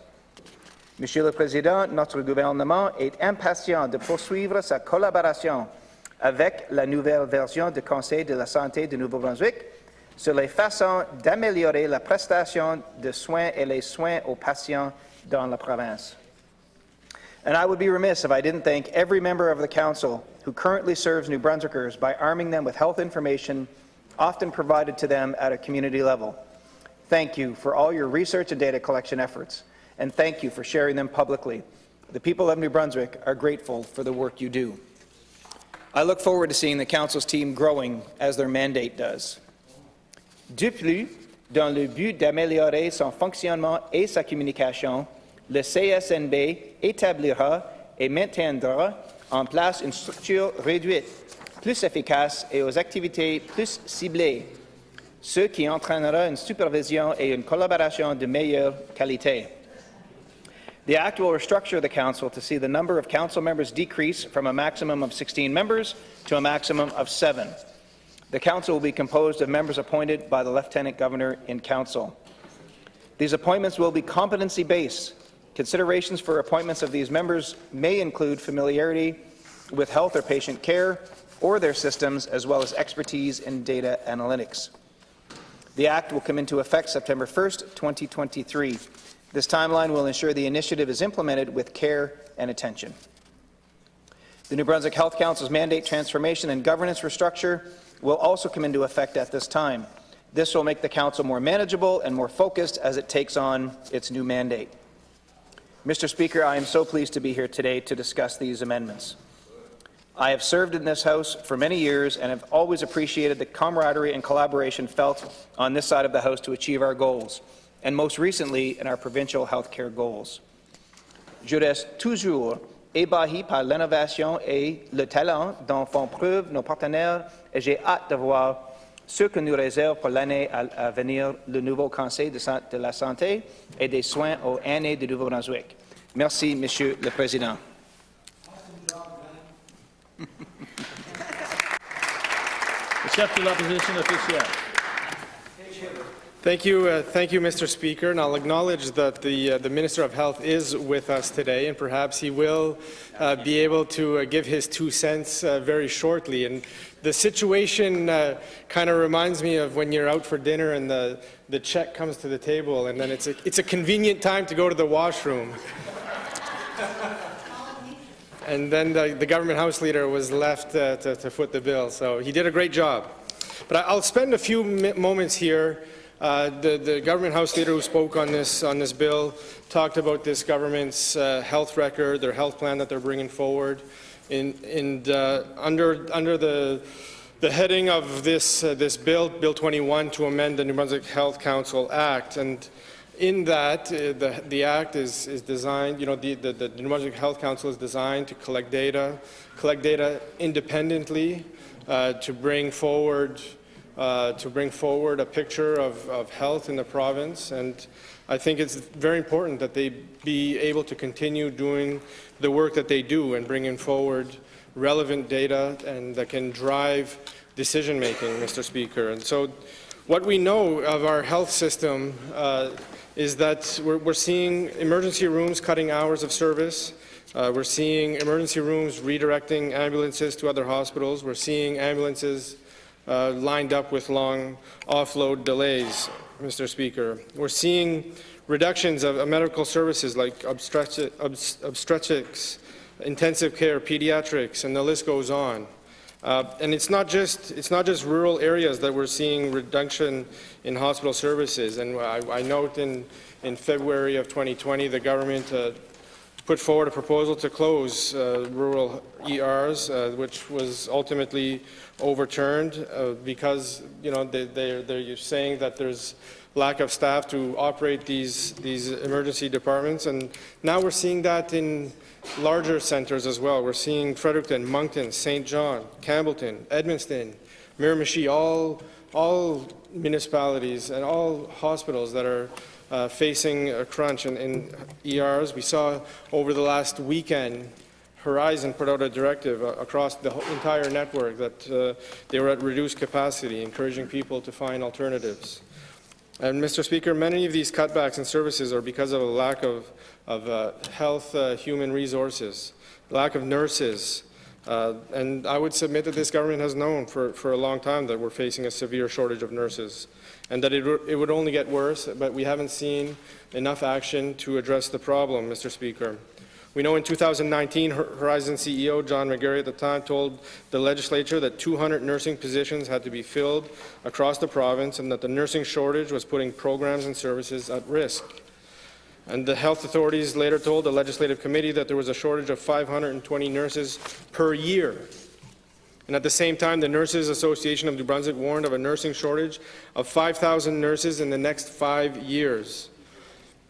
And we know that UNB had indicated that it was underfunded by $14,000 a year for nursing training seats. But then what did this government do? They went and they cut funding to those nursing programs. There was $9 million for nurse training programs that were cut. I know the Minister of Post-Secondary Education, Training and Labour will stand up and defend his position, saying that the program wasn't creating new seats. But the truth of the matter is that those nursing programs relied on those funds to make the program affordable for their students, and that funding was cut. They came back with a program to replace it. It's an incentive program that would compensate those nursing programs after the fact if they reach a certain threshold, but those thresholds are nearly impossible to meet. I know the University of Moncton program, the threshold that is there is impossible to meet, so they will never see those funds. The funds have been cut and they have disappeared, Mr. Speaker. Now they announce a program to partner with Beale University in Maine to train nursing students and offer financial incentives for students to go out of country. And while partnering to train more nurses will help, why can't we support UNB? Why can't we support U2M to train more nurses? Nursing students are being turned away from New Brunswick because there aren't enough seats available, and this government is not putting efforts in to create those seats, Mr. Speaker.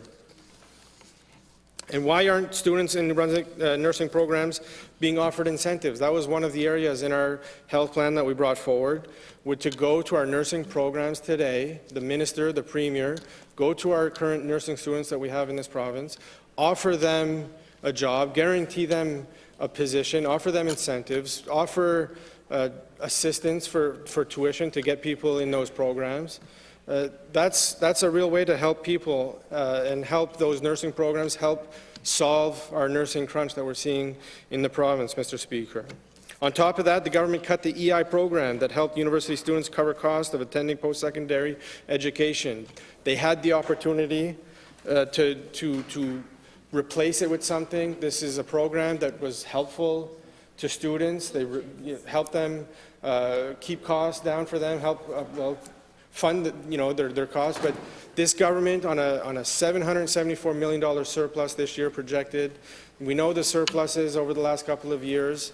They were huge, and this government had the capacity to roll into a new program. If they're going to take something away, why didn't they implement something new to replace it, Mr. Speaker? And that's one way that could have helped students get ahead, get through their programs that they relied on.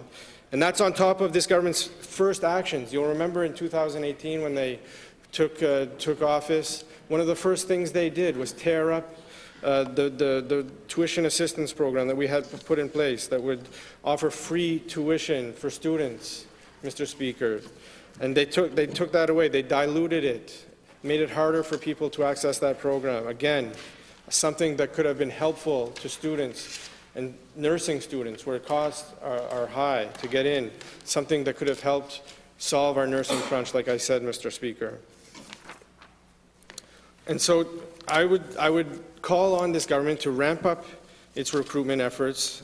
We know that they're talking about some initiatives here and there, but I think we need to also focus on the retention side of things. That's something I spoke about this morning during question period. What are we doing to keep what we have? We know that there are a number of nurses, nurse practitioners, different healthcare providers that are burnt out after going through the last 3 years of the pandemic.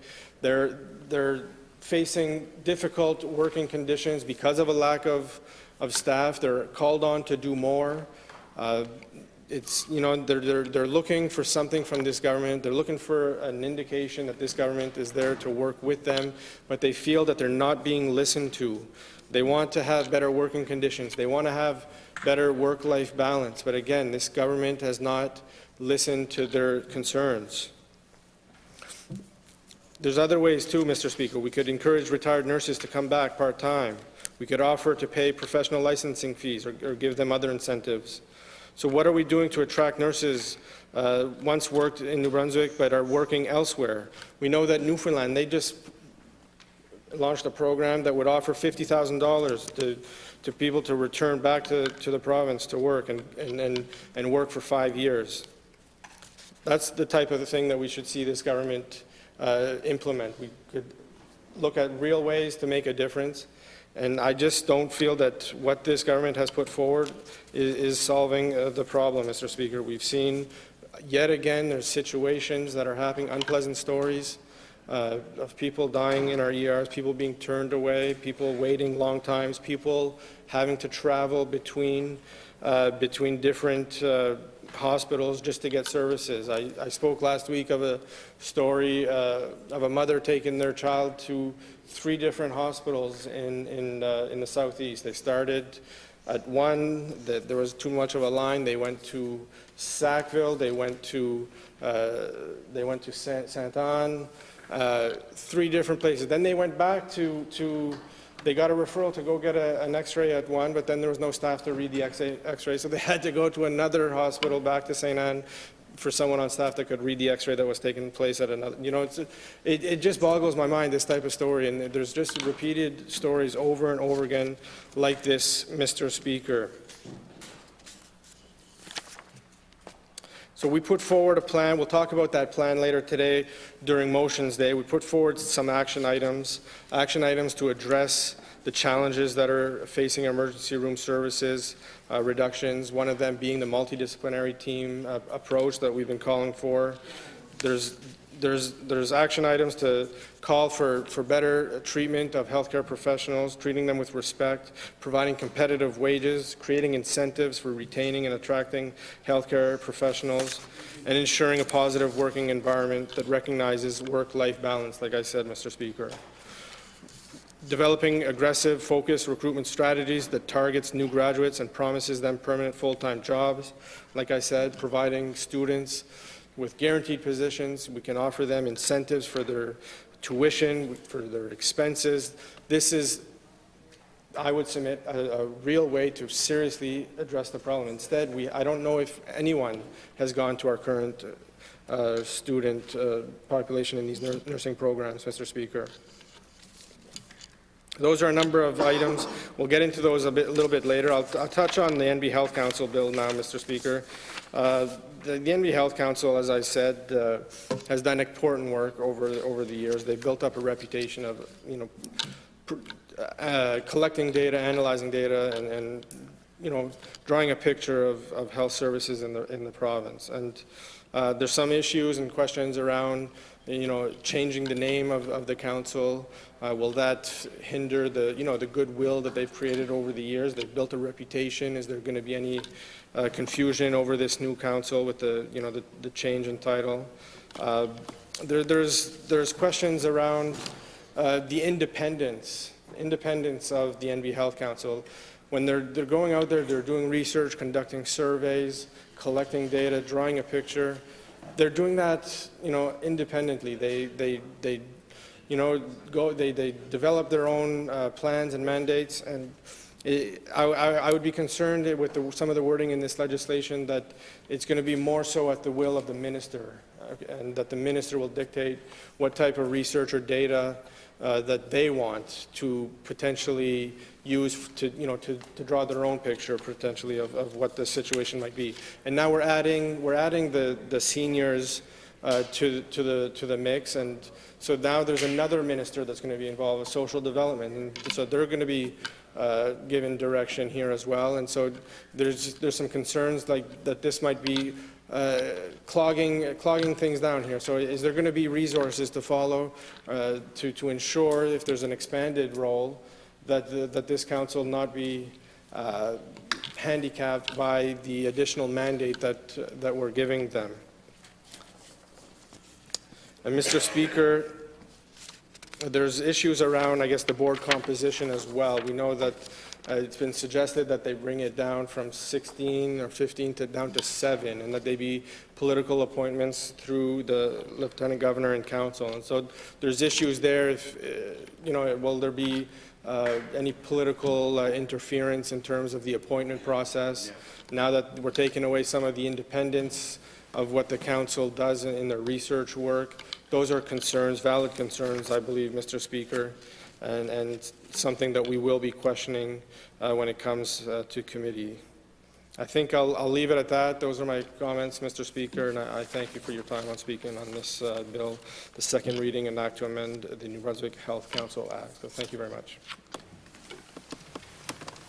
The member for Fredericton South, Leader of his party. Thank you, Mr. Speaker. It's a pleasure to rise on Bill 21, an act to amend the New Brunswick Health Council Act. I'm a huge fan, Mr. Speaker, of the New Brunswick Health Council. It does tremendous and important work in pulling together data in ways that are very useful in terms of informing public policy, informing programs within the Department of Health, the Department of Social Development, perhaps elsewhere. And for MLAs, the community health profiles are an amazing resource to get a picture of sort of the state of health and well-being, not just narrowly health, but well-being in our roughly in our communities. So it does great work. I wanted to just illustrate how great it is compared to what used to be, Mr. Speaker. I remember years ago in my former work trying to find something that described the state of the health of our population in New Brunswick. And at the time, the Department of Health was publishing something called the State of the Health of New Brunswickers. But you know those big illustrated large format Bibles? It's about like that. And when you open it up, there were no illustrations, I can guarantee you that. It was just reams of unorganized, not unorganized, but sort of unsynthesized data points, essentially. You couldn't make head nor tail of what was going on with the state of New Brunswickers' health without, turning that into a research project unto itself to manipulate the raw data. So thankfully, the Health Council was created to actually take that raw data and more, synthesize that in useful ways by essentially community levels, and over time indicate trends and so on. So it's been extremely good information.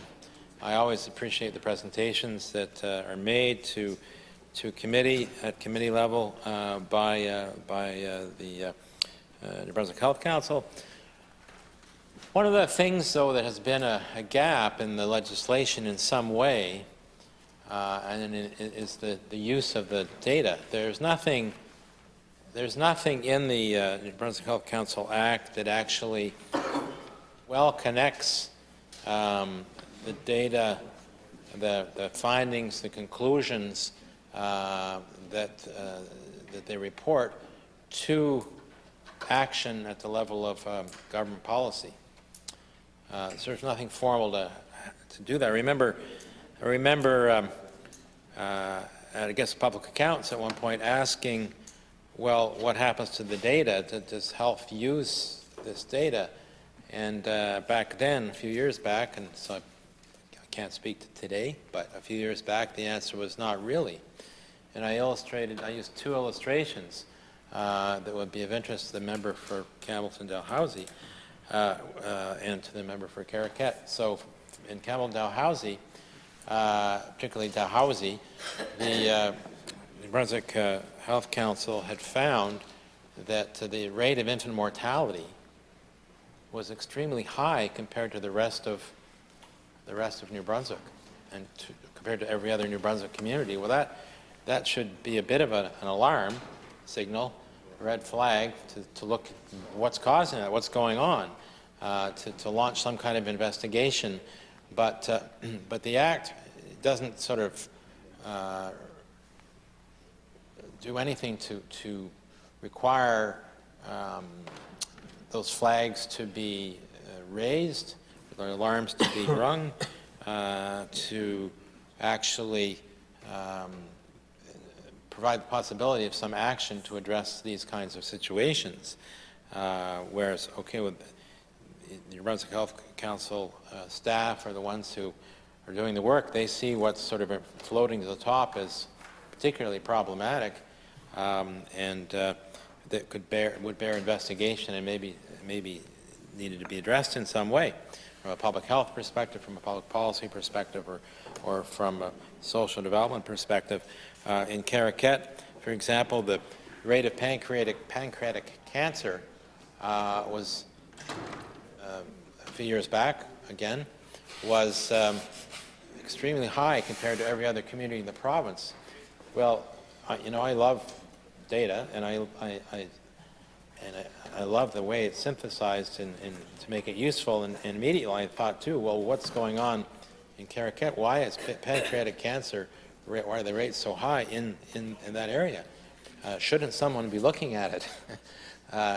And the answer is yes. Well, of course, someone should be looking at it, but we need a mechanism to make sure that those kind of investigations occur when these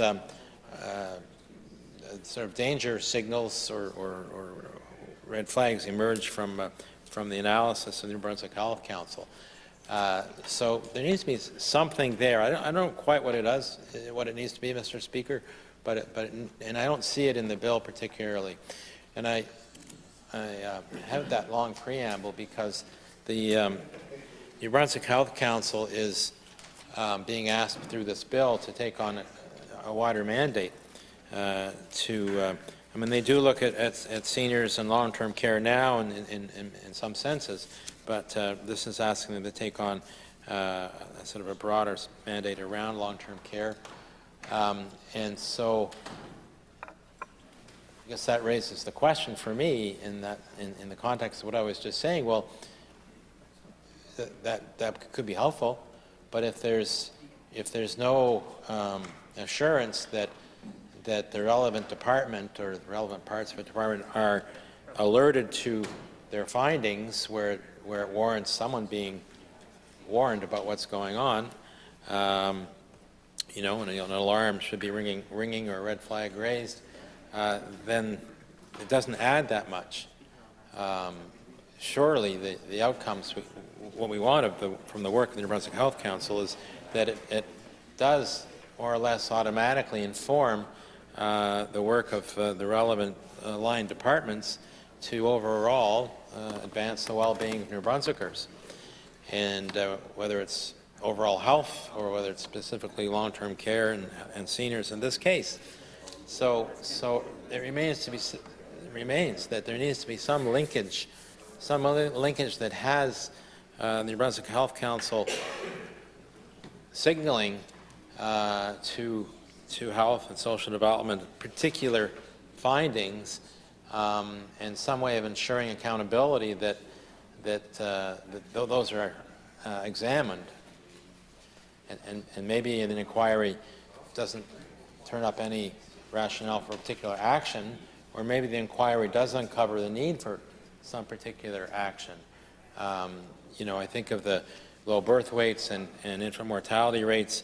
That's usually an indication that there's something serious going on in the community, social, in terms of social determinants of health, and when you get those kind of results for infants, then I would say some kind of urgent action, urgent response is required, as an example.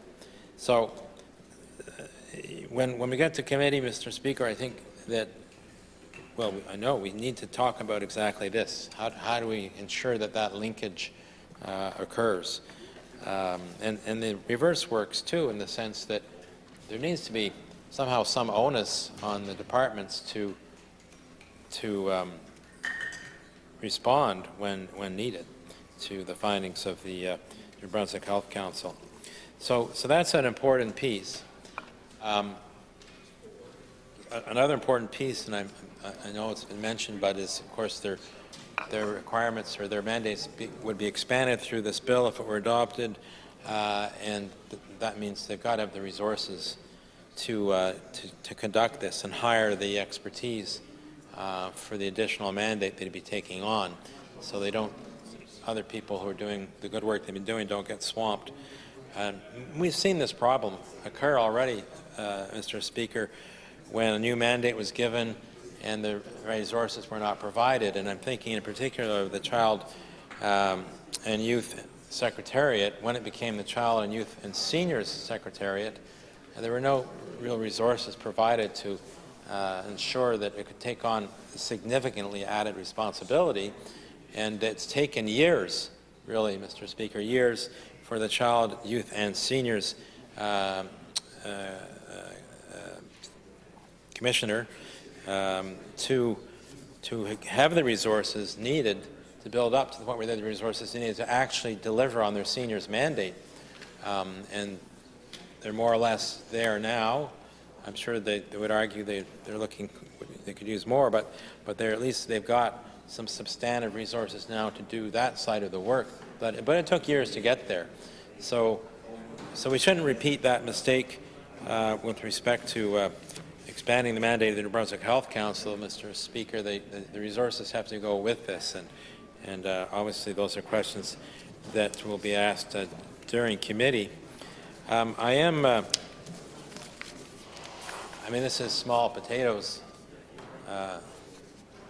although small potatoes, Mr. Speaker, are some of the sweetest potatoes you can eat, aren't they, as I think about it. So it's kind of funny that we have that term when these are so delicious and expensive, actually. I threw too many of them away when I was growing potatoes. I should have sold them, I guess. Anyway, what I'm referring to is the name. So the New Brunswick Health Council, is it really necessary for it to become the New Brunswick Health and Senior Care Council? It doesn't exactly roll off the tongue. And in French, I didn't even look at it. It's le Conseil du Nouveau-Brunswick en matière de santé et son emploi et des soins aux aînés du Nouveau-Brunswick. So it's a similar problem. So perhaps we could get a better name, or maybe just keep the name that's there. Why not keep the name that's there, Mr. Speaker, and just expand the mandate? Now, a final piece here, Mr. Speaker, is I don't understand why there's this need to once again mess around with boards of directors. So I certainly haven't heard of any problem with the board of directors. No. I got to know Madeleine Dubé well when she was leader for the Conservatives when they were in opposition, and she's on the board. She hasn't reached out. I don't know if she's reached out to members on the government side. Perhaps she has, but I certainly haven't heard anything from her or any other board members that there was a particular problem that needed to be addressed. Nor as executive director or CEO, I'm not sure what now the title is, but has mentioned anything about the board in numerous conversations. So it's puzzling to me, Mr. Speaker, why mess with a board that seems to be working well. Looking at the membership, it seems to be, as a provincial board, fairly well balanced, representing New Brunswick, looks like New Brunswick. So that will be a concern, of course, and we'll be looking for answers at committee on that very matter. I mean, the way it's set up is all the board members are going to be removed from their positions, I think, except one, who will then be appointed as chair until they reconstitute the board as a smaller board, reducing its size to 7. And I recognize that large boards can be difficult, Mr. Speaker. We need to know, I guess, has there been a problem with the size of the board? You know, 7 is a pretty small board, so we'll be definitely asking questions about that. I think that, well, I know this was quite a surprise, actually, when this bill came forward, and perhaps part of it is the government is looking to activate some of the responsibilities that are already in legislation for having the council evaluate strategies designed to improve health and long-term care service quality. Well, so the part to improve health care is already there. And I guess they haven't done much of that. That is evaluating strategies designed to improve health. And I would say, well, really, that belongs in the wheelhouse of the Department of Health. It's in their legislation. I see that, but it doesn't really make much sense that they would devote much time to that. Their expertise is not built around policy development. Their expertise is around data acquisition and analysis and synthesis and presentation and marketing that, which they do superbly. I don't know if there's anything else like this that does such a good job elsewhere in the country. It's something to be proud of. Well, we don't want to water that down in any way. So, so that's a little concern, and again, an area for questions, Mr. Speaker, when the bill goes to committee. So, you know, at this point, in principle, I don't see a reason not to go forward with this bill in principle until we get into the details at committee. But I would say, Mr. Speaker, if it turns out at committee level that it emerges that this bill would in any way compromise the excellence, I would use that word excellence, that is reflected in the work of the New Brunswick Health Council and the value of their data, the synthesis of the data and the forms that they presented in, Mr. Speaker, then I would be concerned. So I'll reserve judgment on that, Mr. Speaker, until we get to committee and have the opportunity to delve deeper into the details of the bill. Thank you, Mr. Speaker. Minister of Health. Thank you very much, Mr. Speaker. Thank you very much. Thank you very much.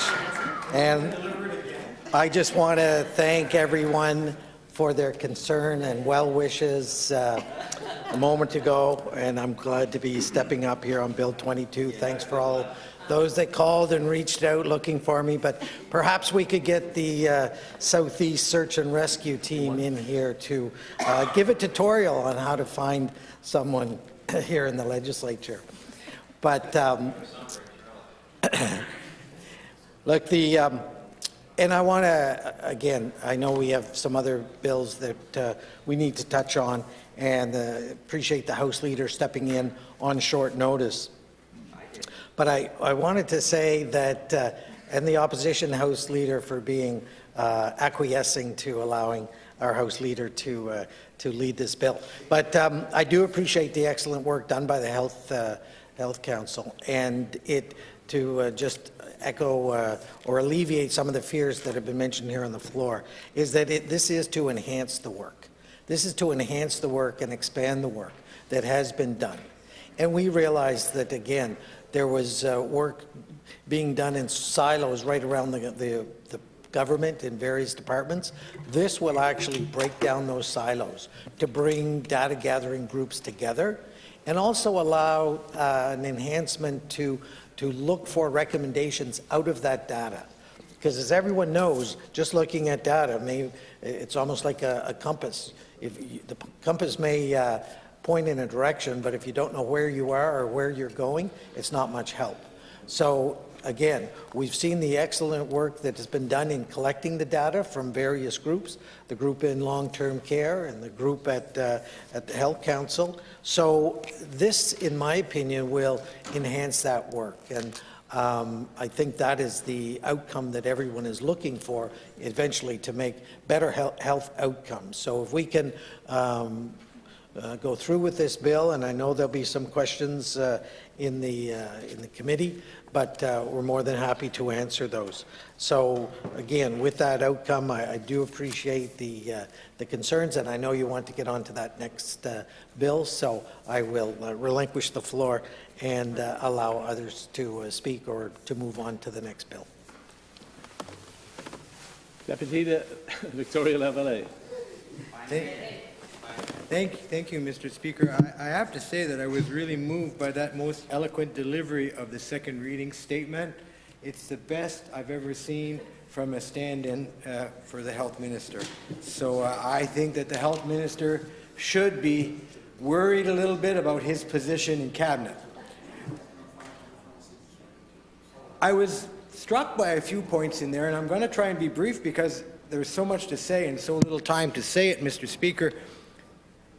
I have heard anecdotally from the Minister of Social Development that one provider told the group in his community engagement that he was in his 30th year of practice and was seeing the implementation of a 5th or 6th health plan, yet it was the first time he'd ever been consulted on the plan's content. Well, I congratulate the government on finding the only person who hadn't been consulted previously.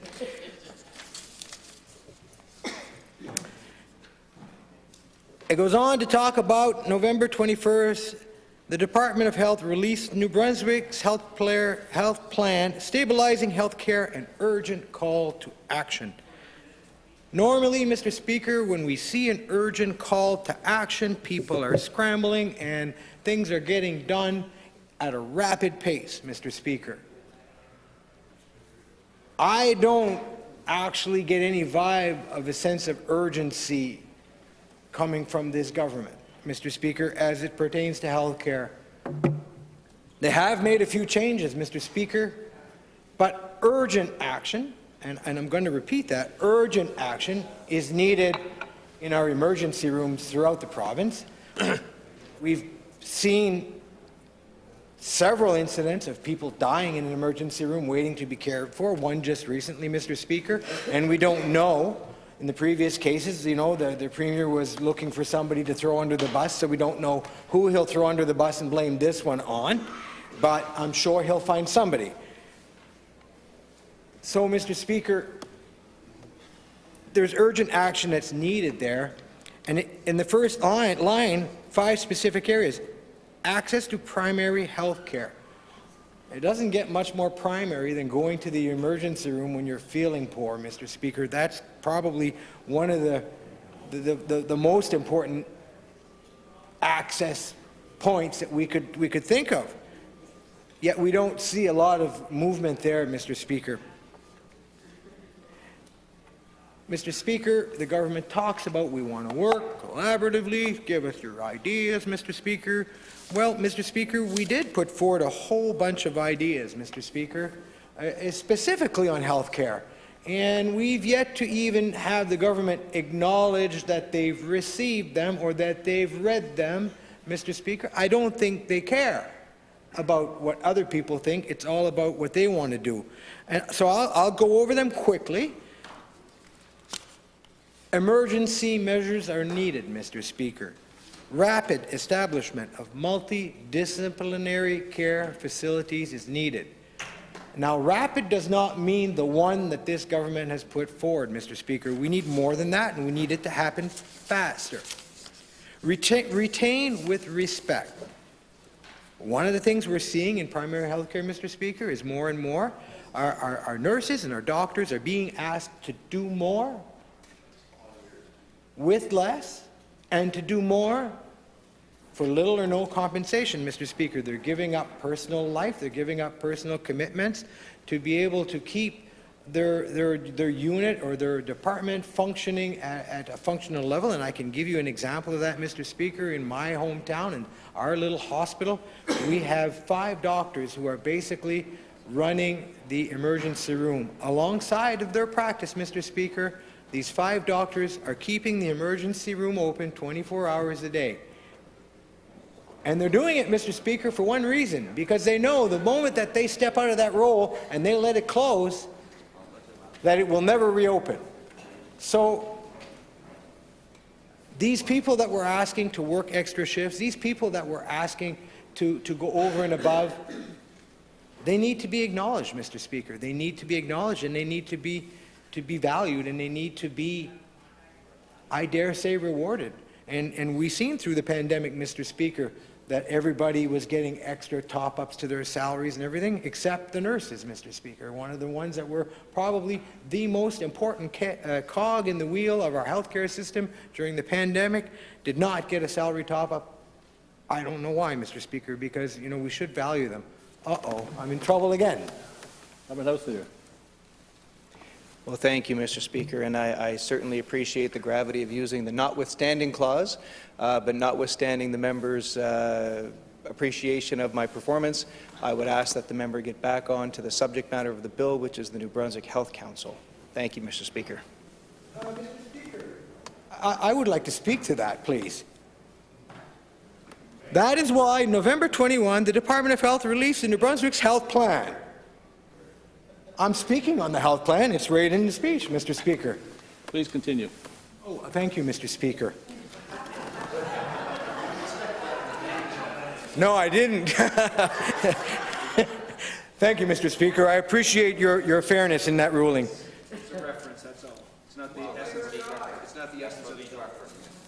So, I got to get to the essence of the bill really quick on the Health Council part of it, Mr. Speaker, but there's a few more points. I just want to say a few more things on some of the ideas that we put forward. And one of them was sending a signal, Mr. Speaker, and we need that to happen. And why would we not do that, Mr. Speaker? Why would we not have the health minister or some senior departmental people touring educational facilities and talking to nursing students and medical students and saying, listen, here, I'm going to give you a guaranteed job. We're guaranteeing you a job. I wasn't at the photo op, I'm sorry.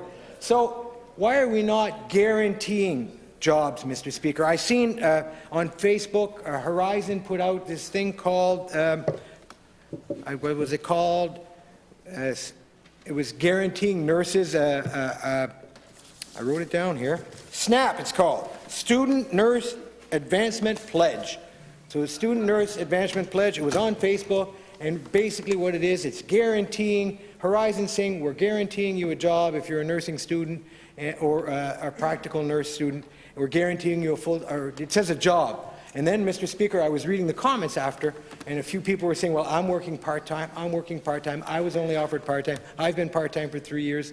And then I went back just before I spoke here, Mr. Speaker, and all of those comments had been deleted. So, anyway, I can remember, Mr. Speaker, a colleague of mine, when he was Minister of Transportation, he sent a personal thank you letter to every plow truck operator in the province. And I can remember one of those plow truck operators coming to me and saying, 26 years I've been plowing snow, and he said, never once did I receive a thank you. Never once did I receive a thank you. Mr. Speaker, a thank you goes a long way, and I would, encourage the government to do so. Kickstart a training plan, Mr. Speaker. I think it's important, I'm going to keep an eye on the time too, I think it's important that we do as much as we can to train our own nursing students right here in the province, Mr. Speaker, and then call for backup, Mr. Speaker.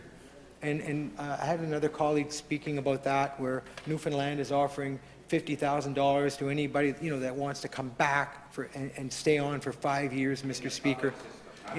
Yeah, in the public system. Absolutely, Mr. Speaker, in the public system. And so I think those are the type of things that this government should be looking at. And if they were, Mr. Speaker, if they were doing that, I would see the urgency in this. Now, I would ask everybody. I am trying to hear the member that has the floor, so thank you. I'm bringing forward some good points, and yeah, thank you, Mr. Speaker. I appreciate that. So that, Mr. Speaker, would signal to me that this government is really acting out of urgency to address the health care woes of our province, Mr. Speaker. Now, I know that we have to talk about, there's so many things I could say, Mr. Speaker. New Brunswick must adopt more technology rapidly. I couldn't agree more. There are still over 1,000 fax machines in our health care system today, Mr. Speaker. I'm going to go a little faster, Mr. Speaker. I want to talk about the New Brunswick Health Council, Mr. Speaker. So the proposition here is to say we're going to shrink the New Brunswick Health Council and we're going to give them more to do. So the quality of their data will be so much better, Mr. Speaker. Now, Mr. Speaker, one has to wonder, at this point in time, the New Brunswick Health Council is sort of an arm's length entity. And they're putting out some terrific data. I went to their breakfast. They had a breakfast just recently. I went and they presented us a whole bunch of data. As a matter of fact, the Premier was there, Mr. Speaker, and I could tell he was a little uncomfortable because we all know how he feels about data. He's not the most enthused about it. So, yeah, I got 7 minutes, I think. No? Okay. Oh, I can speak 40 minutes? Oh, well, relax, everybody. Put your feet up. I'll go back here. I have so much more to say. No, it's actually only, we're recessing, that's why. Anyway, so Mr. Speaker, I guess it is, they're arm's length, let's bring them in. Let's bring them in because we don't like everything that they say. Sometimes it goes against what we want to do. So let's bring them in so we can control just what data is being released from them. So that, to me, Mr. Speaker, is a serious concern when we see government getting involved and basically reeling in some arm's length agencies and I guess telling them what they want them to do, because in the bill it says that the Minister of Social Development and the Minister of Health can basically say, we want you to do this. Don't be doing your own thing because that's not the data we want. We want you to do this so we can have the data that we need to justify what we're trying to do. So, and we see that time and time again, Mr. Speaker, where this government, tries to muzzle anybody who may have thoughts or inclinations that are contrary to where they want to go. And I find that troubling, Mr. Speaker, because entities like the New Brunswick Health Council have been providing independent data, and as the leader of the Green Party so eloquently stated, very pertinent data, and it's data that drills down by region, by town, by health authority. You can find information on the prevalence of almost anything right in your own region, Mr. Speaker. I don't know how much more we could ask for out of these people, out of this entity, than to give us such relevant data, so relevant to us, to our areas. And Mr. Speaker, I'm not sure why the government would be saying, let's rein them in, because we don't necessarily like that data, because it's important data. It's important to know that prostate cancer is perhaps more prevalent in my area than it would be in another area, Mr. Speaker. We see in my area the prevalence of cancer. It's quite prevalent, and there's a lot more of it. And we wonder what's causing that. And sometimes we say, well, is it the spray? Is it there's a lot of spraying going on in agricultural fields. There's a lot of spraying going on in the woods. And so is that the cause of it? But without the data from the Health Council to tell us what issues are in each region and what's prevalent where, Mr. Speaker, then we kind of lose an important tool. And I understand, Mr. Speaker, they say they want to create a data hub, Mr. Speaker. Now, there's data coming from a few sources, I guess, and maybe it's conflicting, Mr. Speaker. Maybe some of it conflicts, Mr. Speaker, but I would dare say that the Health Council is pretty credible. And we're changing their name, Mr. Speaker. We're loading a whole bunch more work onto them. The Health Council has built up over the years much credibility, Mr. Speaker, much credibility. They're actually a brand, Mr. Speaker. When you're looking for credible data, you go to the Health Council webpage and you can find the data you want. Now, let's change the name, let's make them a little more, people are going to have to maybe do a little bit better Google search when they're looking for them, Mr. Speaker. So why change the name, Mr. Speaker? I understand giving them perhaps a different mandate or maybe asking them to do a little bit more with less, I guess, Mr. Speaker, because we are reducing the size of the board, so we're going to have a little less governance there. They say we'll facilitate evidence-based policy decision-making by equipping government with the data it needs to determine whether the healthcare investments are creating the desired results. Well, Mr. Speaker, that data is already there. The Health Council has been doing it for so long. I mean, the data is there to produce the results. Then, Mr. Speaker, we can see that the government wants the data, Mr. Speaker, but we wonder why. Why do we want the data? We understand, Mr. Speaker, that data is not the be-all to end-all to this government. I could see, as a matter of fact, Mr. Speaker, at that breakfast, I could see just a little bit of sweat beating up on the Premier's neck as they were presenting all of the data, because he was not really, I think he wasn't comfortable with what was being presented. I'm not sure how we can say enhanced Health Council, Mr. Speaker. I'm wondering what kind of resources will be available to this new, new Health Council that the government's trying to put forward. Will they be getting additional funding, Mr. Speaker, to take on these additional responsibilities? Obviously, Mr. Speaker, if they're having to go and look into all of the senior-related issues and create data points on that, Mr. Speaker, there's a cost to that, and there's staffing that's required to do so, Mr. Speaker. So how much are we going to be increasing the budget? There's no mention of how much or if they're going to give them more. The only thing they're giving them more of is more work, Mr. Speaker, without providing them the financing to do so. At least from what I see here, we don't see any mention of any type of additional funding that's going to help them to bring in the staff and the resources that they need to carry out this research.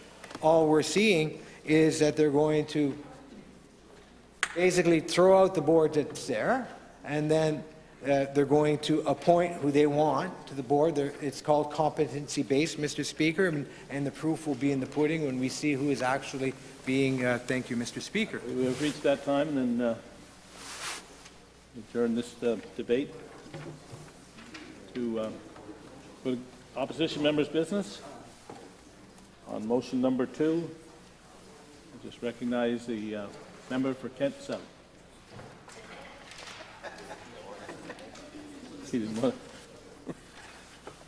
Just 1 second.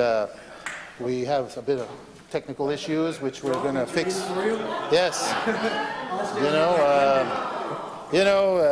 Do not try this at home. We are trained professionals. Okay.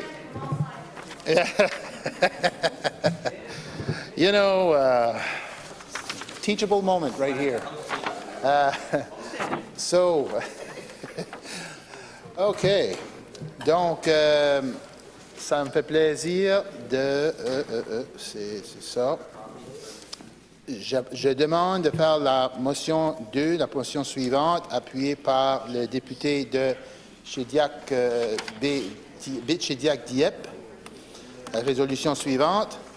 Attendu qu'à l'échelle provinciale, une situation de crise s'est développée en ce qui concerne le manque de logements abordables dans de nombreuses régions de la province, attendu que la crise s'est aggravée parce que le loyer de nombreux logements actuels a augmenté de façon spectaculaire, au-delà des moyens financiers de nombreux locataires, attendu que le plafond temporaire sur l'augmentation des loyers est sur le point d'expirer, attendu qu'il n'y a pas assez de logements subventionnés pour répondre à la demande et que de nombreuses unités qui devraient loger des locataires à faible revenu sont en attente de rénovation, que le gouvernement n'a pas d'entreprise, n'a pas entreprise, attendu que le froid est à nos portes et que des gens dorment dans des voitures, des tentes et des roulottes non chauffées parce qu'ils n'ont pas d'endroit où vivre, attendu que, bien que le gouvernement ait fait une annonce en faveur du logement abordable, celle-ci n'était pas suffisante pour répondre aux besoins et n'a pas fourni de cadre pour les partenariats avec des organismes sans but lucratif, les municipalités et les coopératives,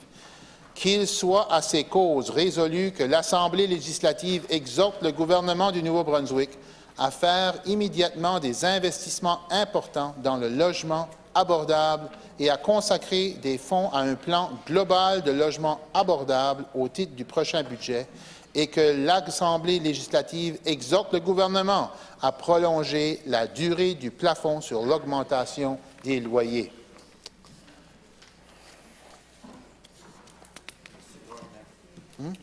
Member from Kent South, seconded by the member from Shediac Bay-Diab,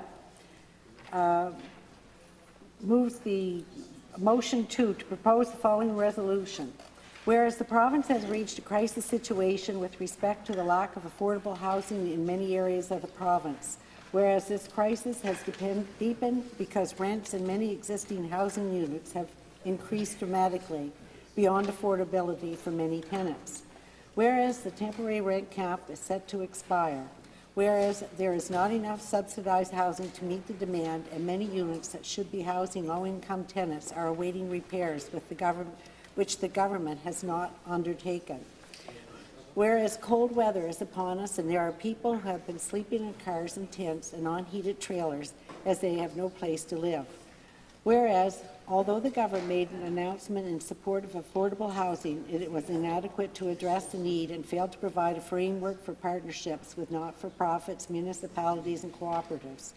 Be it resolved, therefore resolved, that the Legislative Assembly urge the Government of New Brunswick to immediately make significant investments in affordable housing and to fund a comprehensible affording housing plan in the upcoming budget. Be it further resolved that the Legislative Assembly urge the Government to extend the rent cap.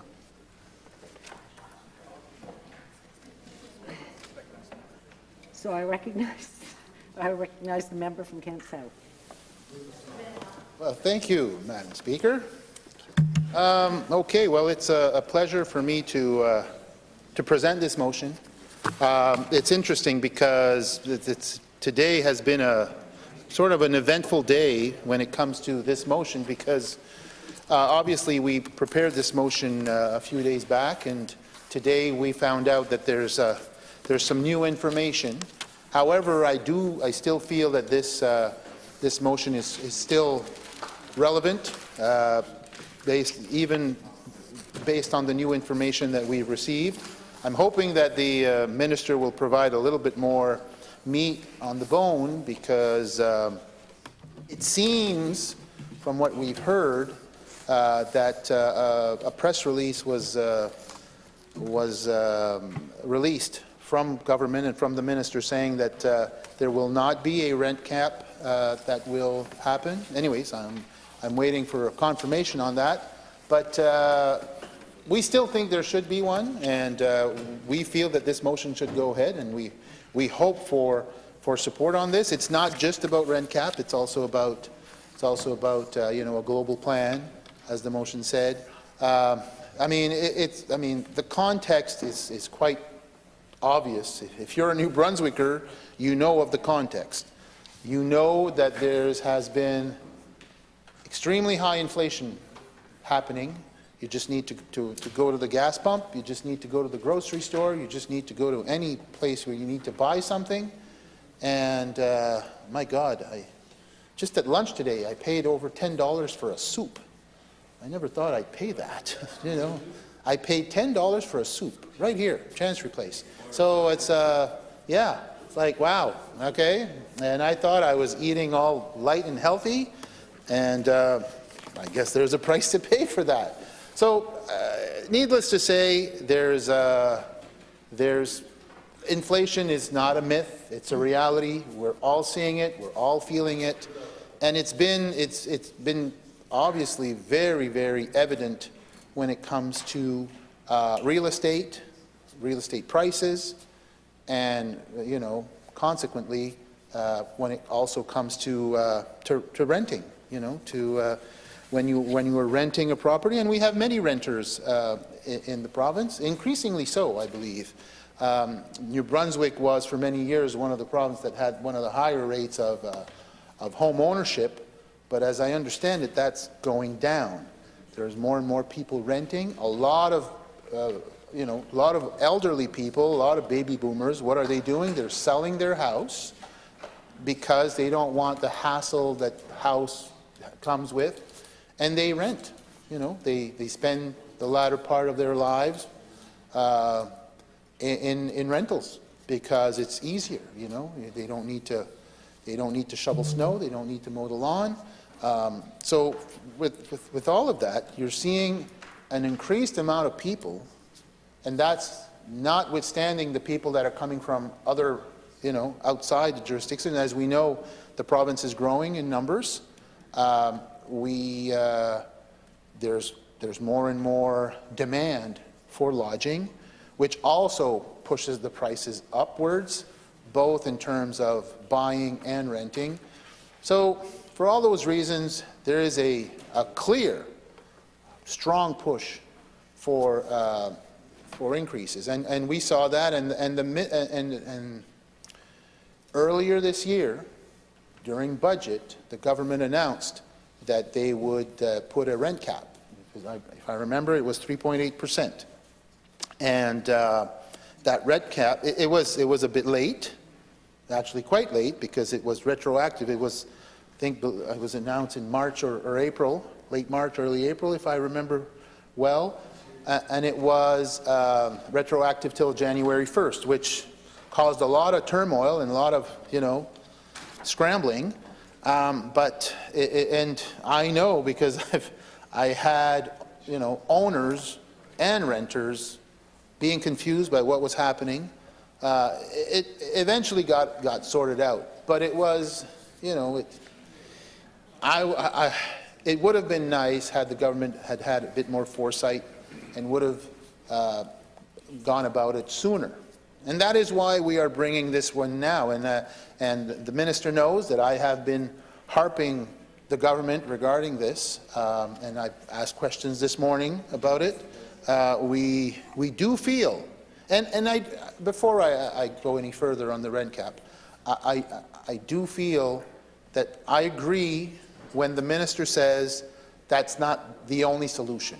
Of course, it's not, because it's not enough. Just thinking rent cap will solve everything is not looking at the big picture. There is, you know, there's a lot of factors to take into account. Obviously, you have to look at what the owner's expenses. Obviously, you want to make sure that developers keep building new housing. We want to make sure that there's new housing because there's certainly a demand. We're seeing it, so we want to make sure that more housing units are built and available for New Brunswickers.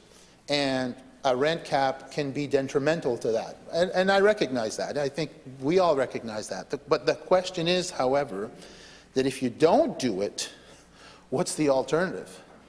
I think here it's not so much what's the best thing to do, it's what's the least bad thing to do. Sorry, it's not proper English, but I think you understand what I'm trying to say. It's about making sure, and it's striking that balance between having the owners making sure that they are in it to, and they have the tools to properly keep owning their buildings, their units, and encouraging further units to be built. And I know that this government has come up with some measures on that. Bill 14 is an example of that just recently went this morning with third reading, which will allow owners to have some relief when it comes to property taxes, which is a good thing for new developments, if I remember. So that's all positive. But we also need to protect. So there's on the front end and it's on the back end. And the front end is the people that own the units, and then the back end is the people that live in those units. So you want to make sure that both have what they need. So I feel that this government is doing some interesting things when it comes to the owners and the developers, which is fine, but you absolutely also need to protect the people that are renting, the people that are living there, the people that... And what happens is oftentimes the renters, and this is, statistics will show, you have some renters that have means. There are some luxury apartments, you have some high-end rentals, which is great, and we want that. But we also know that a lot of people that don't have the means, they can't afford a mortgage. They're not eligible for a mortgage, so they are sort of condemned to live in rentals. And that makes it the fact that a lot of the vulnerable population of this province live in rental units. So we want to make sure, we have to make sure that these people are protected. I know that in my part of New Brunswick, the riding I represent, Kent South, there is a lot of people that are on fixed incomes. I know that just the town of Bouctouche, 50% of the people there depend on a government check to live. And that's a stunning statistic. Half of the population of the town of Bouctouche depends on a check, on a government check to live. Whether it's old age, whether it's EI, whether it's social assistance, 50%. The other 50%, they work, so these people, a lot of them don't own their homes. Some do because of, it was passed down generation to generation. Many of them have sold. The point I want to make here is those people that are on fixed incomes, it's very different, and a lot of them do not either qualify or there's just not enough NB housing units available. So a lot of them live in regular rentals, and they've been used to paying a certain amount that was, let's say a regular amount of money, which was reasonable, wasn't cheap, but it wasn't expensive, but it was fitted to their revenue. But now, with the inflation going on and everything happening, these people on fixed income, well, I can tell you that even though inflation has been, around, let's say, 11%, more or less, in this current year, 2022, well, I can tell you that their revenue hasn't increased by 11%. Far from it, in fact. So they find themselves in a very, very tricky situation. And that's notwithstanding the increases coming with NB Power, with electricity rates, with groceries, with gas, with everything else. So on top of that, they were protected, and kudos on government for this year putting on a rent cap. Kudos on government. It was late, it was disorganized, but at least it was there. And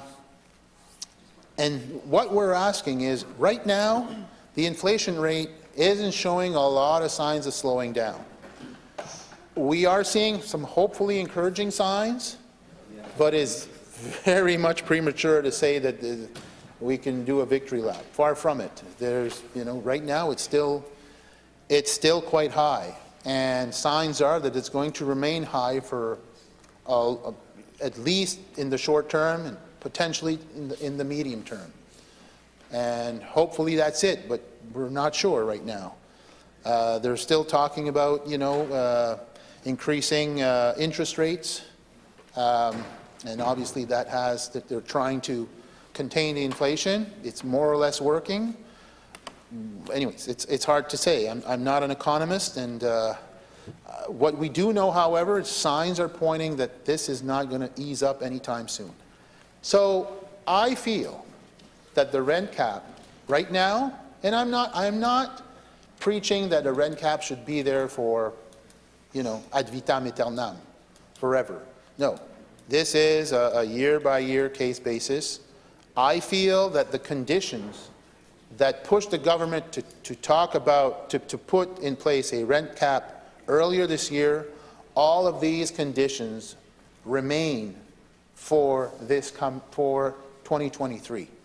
So this is why we are bringing forward this motion, and we feel that it would be totally appropriate for this government to go ahead with a rent cap. Now, the motion doesn't give a specific percentage. You know, we're not saying it should be 3.8%. We are saying it should be low, but that gives a bit of wiggle room to government to say what that can be. Again, I understand that. I was actually joking because when I was in Tunisia with the Minister of the Francophonie, his assistant's name is Adam Smith. And Adam Smith, as we know, is exactly. I told the minister about the invisible hand of Adam Smith. Yeah, the minister was listening. We did have a good time, the minister and I have to admit, as well as the other minister. But Adam Smith, he was the economist specializing in the invisible hand, where don't interfere, there's God's invisible hand who's going to settle everything. Okay? That's one way of seeing it. But there's other economists that say, you know what? Sometimes that works, but a lot of other times it doesn't. You need to intervene. And the role of government sometimes, and that was more the Keynesian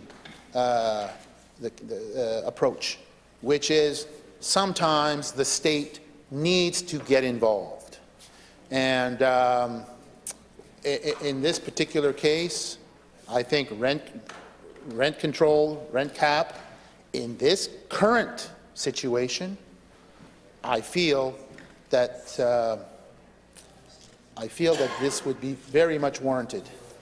I feel that if you only talk to owners and if you only help owners, and please, I don't want to be misunderstood. I'm all for helping out owners. But as a liberal, I am not a big fan of trickle-down economics. Because in the end, you know, the trickle, it's not that big and it's not that fast. And oftentimes, the people on the onset often keep that help for themselves, and it doesn't often trickle down to, like I was saying, the vulnerable population that need it the most. I was looking at the bill that, Bill 25, I have it right here, an act respecting residential tenancies. I'm sure the minister will be talking about it. We'll have a chance to discuss it in future days. Obviously, that is not talking about a rent cap at all. They're talking about, you know, giving a bit more leeway to the, what's called, there's a tribunal there. Forget the name of it, but anyways, it's a certain tribunal. I won't have time to look into it, but a certain tribunal that helps out with rental cases and all of that, which is not a bad thing, but boy, we need more than that, Madam Speaker. And I know the minister, and that's why I was listening to her answers this morning, and she did say, well, if we feel that more is needed, well, we'll look into it. And I'm certainly hoping that that was sincere.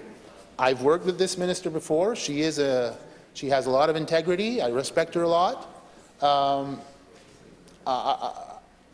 But in this case, myself and my team on the His Majesty's loyal opposition, that's the first time I say that, we feel that a rent cap is totally warranted, at least at this time, at least for the 2023. After that, hopefully, the market conditions, everything else will change, things will stabilize, and then we won't need a rent cap. But in this particular case, I think it is warranted. Like I was saying, all of the elements that we saw in early 2022 are practically identical at the end of 2022. And I know that people in my part of the world that are at fixed income, a lot of them have received notices of rental increase that's supposed to start. They received it at the end of June or July 1st because it's a 6 months notice. They received it and they're getting an increase that's supposed to come or will come on January 1st if there is no rent cap. And these are substantial increases. We're talking 20, 25, 30%. Again, you know, for somebody that makes $100,000 a year, that might be trivial or not so bad. But for those people, you know, where, you know, the total income is $25,000 for both, two seniors, that's a lot of money. $200 in a month is $2,500 in a year, $2,400, which is practically 10% of their total income. It's a lot of money for them. It's huge. You know, it's like, hey, if I would lose 10% of my total income on a rent increase, I'd be furious. I would. So I can't blame those people for calling us and being really, really upset. And these are not, I'm not making these up, Madam Speaker. These are real folk calling me, and I'm afraid that, you know, this has a potential of making the government look bad. It is what it is. I'm really, really worried because these people, and as I was saying at the QP earlier, a tribunal for them is of little comfort because they see that as intimidating. They don't know where to start. I'm in an area where, you know, the level of literacy is not very high. You know, I can see my office being flooded with requests to go, so it's going to be a lot more work for me. So anyways, I'll certainly be listening to what the minister has to say in her reply, and I will come back, and I'm hoping that the government will support this bill. I'm hoping they will do more and to make sure that the renters are protected. Thank you. I recognize the Minister of Service to Brunswick and Housing.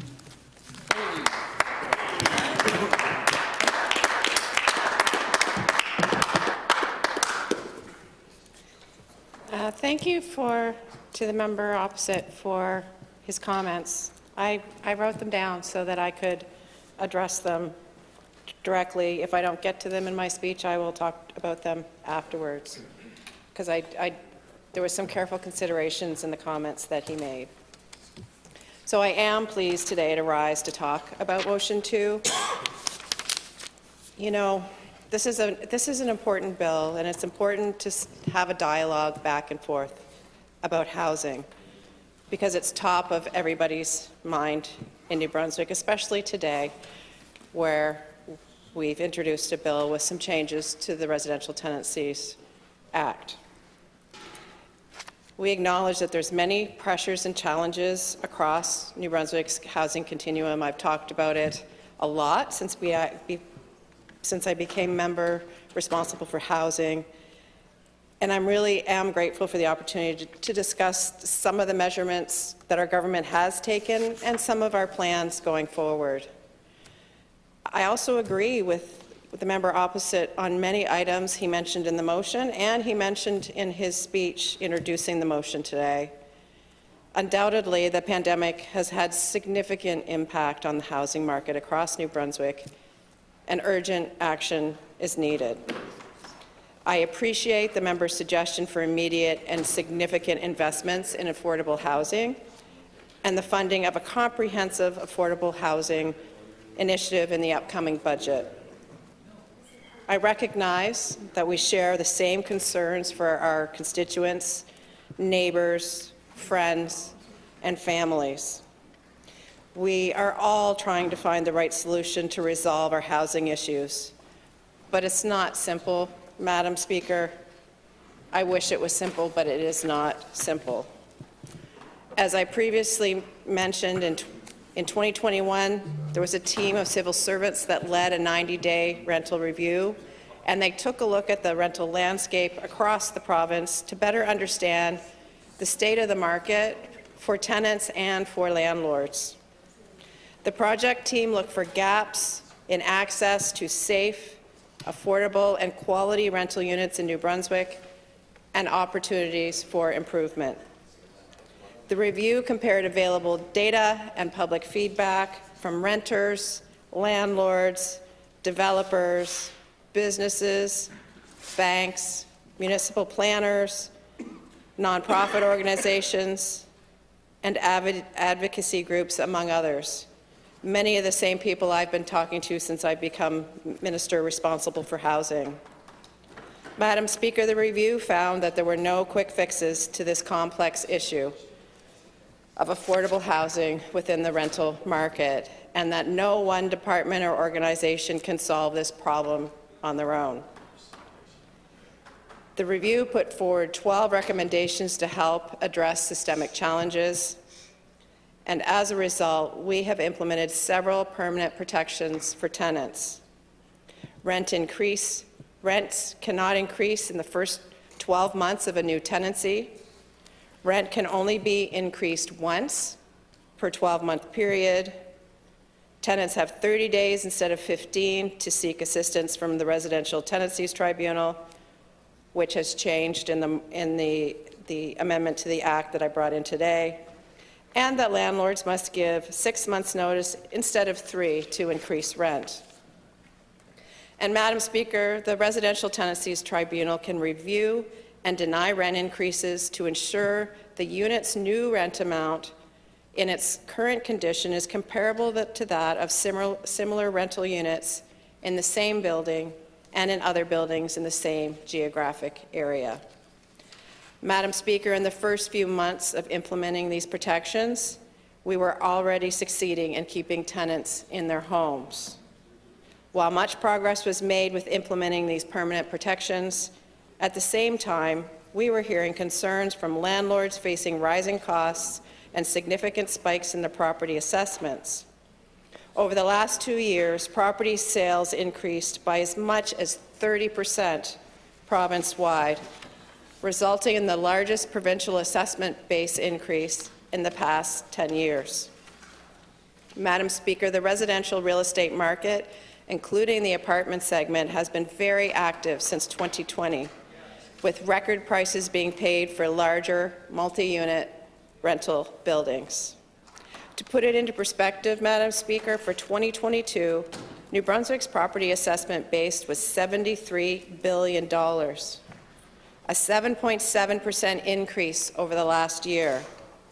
Of the $73 billion assessment base, $1.15 billion was due to the apartment sector.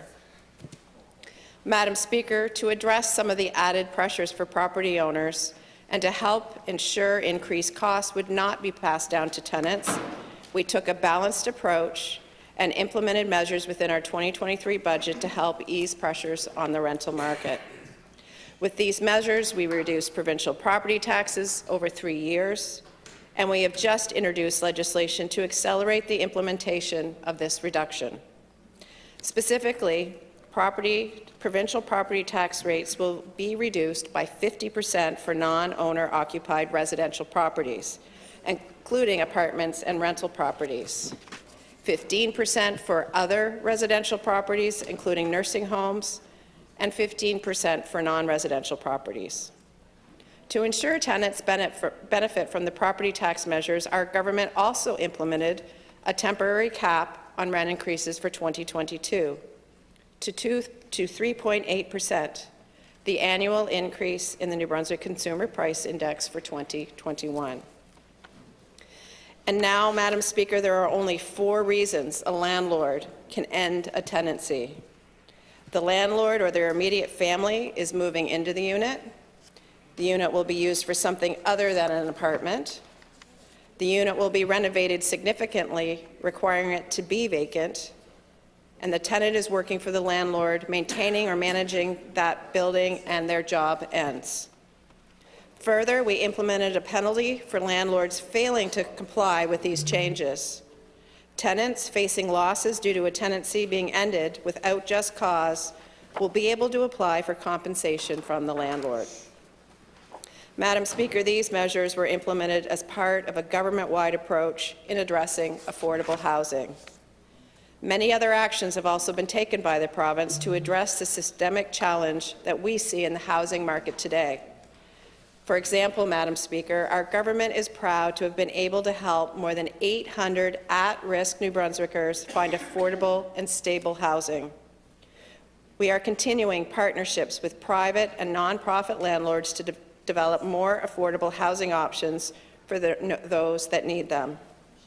We have also surpassed the objectives identified for the first 3 years under the 2019 to 2028 Canada-New Brunswick bilateral agreement, which targeted the construction of 151 new affordable housing units between 2019 and 2022. Instead, 177 new units were created, and the second phase of this agreement calls for the creation of another 405 units on the market within the next 3 years. Madam Speaker, we recently announced an investment of $102.2 million to build 380 new public housing units over the next 4 years and renovate 110 vacant units. This is an important initiative and will result in the building of the first government-owned housing units the province has seen in nearly 40 years. We have recently announced a federal and provincial investment of $560,000 through the Affordable Rental Housing Program to help create 14 new affordable housing units in Fredericton. The investment supports 4 housing projects targeting individuals experiencing homelessness and persons with disabilities. The provincial and federal governments are investing a combined $1.6 million to establish the housing hub of New Brunswick.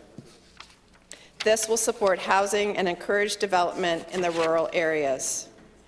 Additionally, Opportunities New Brunswick has been provided flexibility through its loan guarantees to support and stimulate workforce housing opportunities in rural New Brunswick.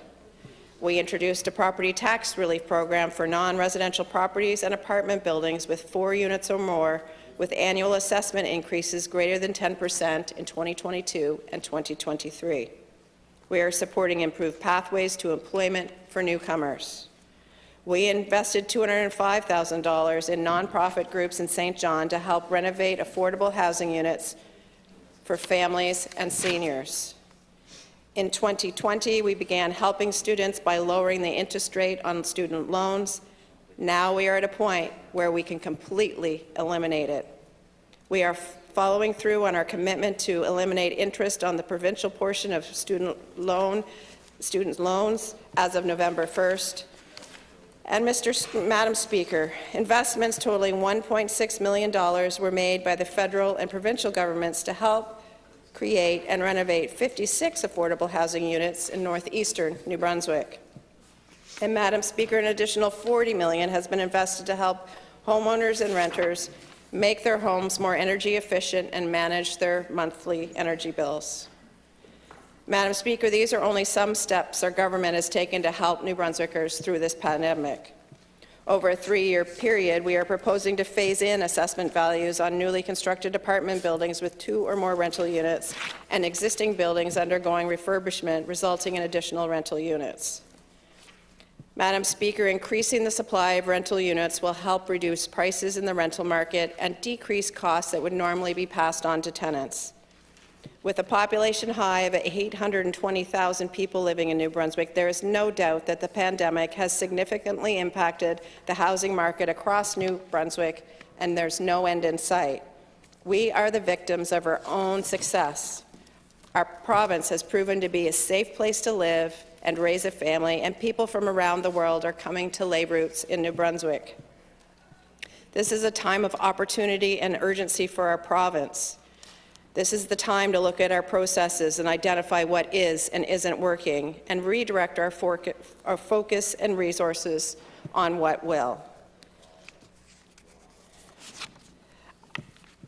Since September 2020, the Land Registry Office has seen a significant increase in registrations compared to previous years, specifically 28% more in fiscal year 2021-2022 compared to 2019-2020. Further, with the unprecedented increase in market activity and property assessments, more transactions and calls have been coming through our centres, and property assessment services has been a substantial increase in requests for reviews. I thank the Land Registry staff, property assessment service teams, and our customer service representatives for their ongoing professionalism and hard work throughout these busy times. Madam Speaker, before making immediate and significant investments in improving certain areas of the housing market, we need to start from the beginning with a fulsome housing strategy. Continuing to introduce additional initiatives without proper measures or tangible goals will only add strain to our civil service and delay seeing positive and timely outcomes. We need creative solutions and collaborative efforts to move New Brunswick forward and achieve better results for our residents. And that is why I'm standing here today to speak on this motion. We are all concerned about the pressures on our residents and what they face with rising costs and low vacancy rates. Our government has made housing a top priority. I take the responsibility of being the first minister responsible for housing in New Brunswick in recent times very seriously. I accepted this portfolio with a desire to make a positive and lasting change for our province. But I'm an MLA also, and a parent, and a neighbour, and a friend, and I understand the pressures on the people of my riding and the people of New Brunswick. As Minister responsible for housing, my mandate is to monitor and support all housing initiatives across government to ensure alignment and successful and timely completion of initiatives. This includes overseeing the assessment and reporting of progress, gaps, and challenges across the housing spectrum, and identifying new opportunities where our efforts should be prioritized. We have economic pressures on everyone in New Brunswick, and it's important to create a balanced approach to helping New Brunswickers so that we can increase our vacancy rates in the province as well as take care of our most housing vulnerable. And apparently 15 minutes is not enough time for me to say everything I want to say, but I'm pleased with the dialogue we are having back and forth with our counterparts across the aisle. We're going to need their help in these challenging times for New Brunswickers. The motion I introduced today is a balance, and although I'm not supporting the motion they put in place today, I want to work with them going forward. Thank you.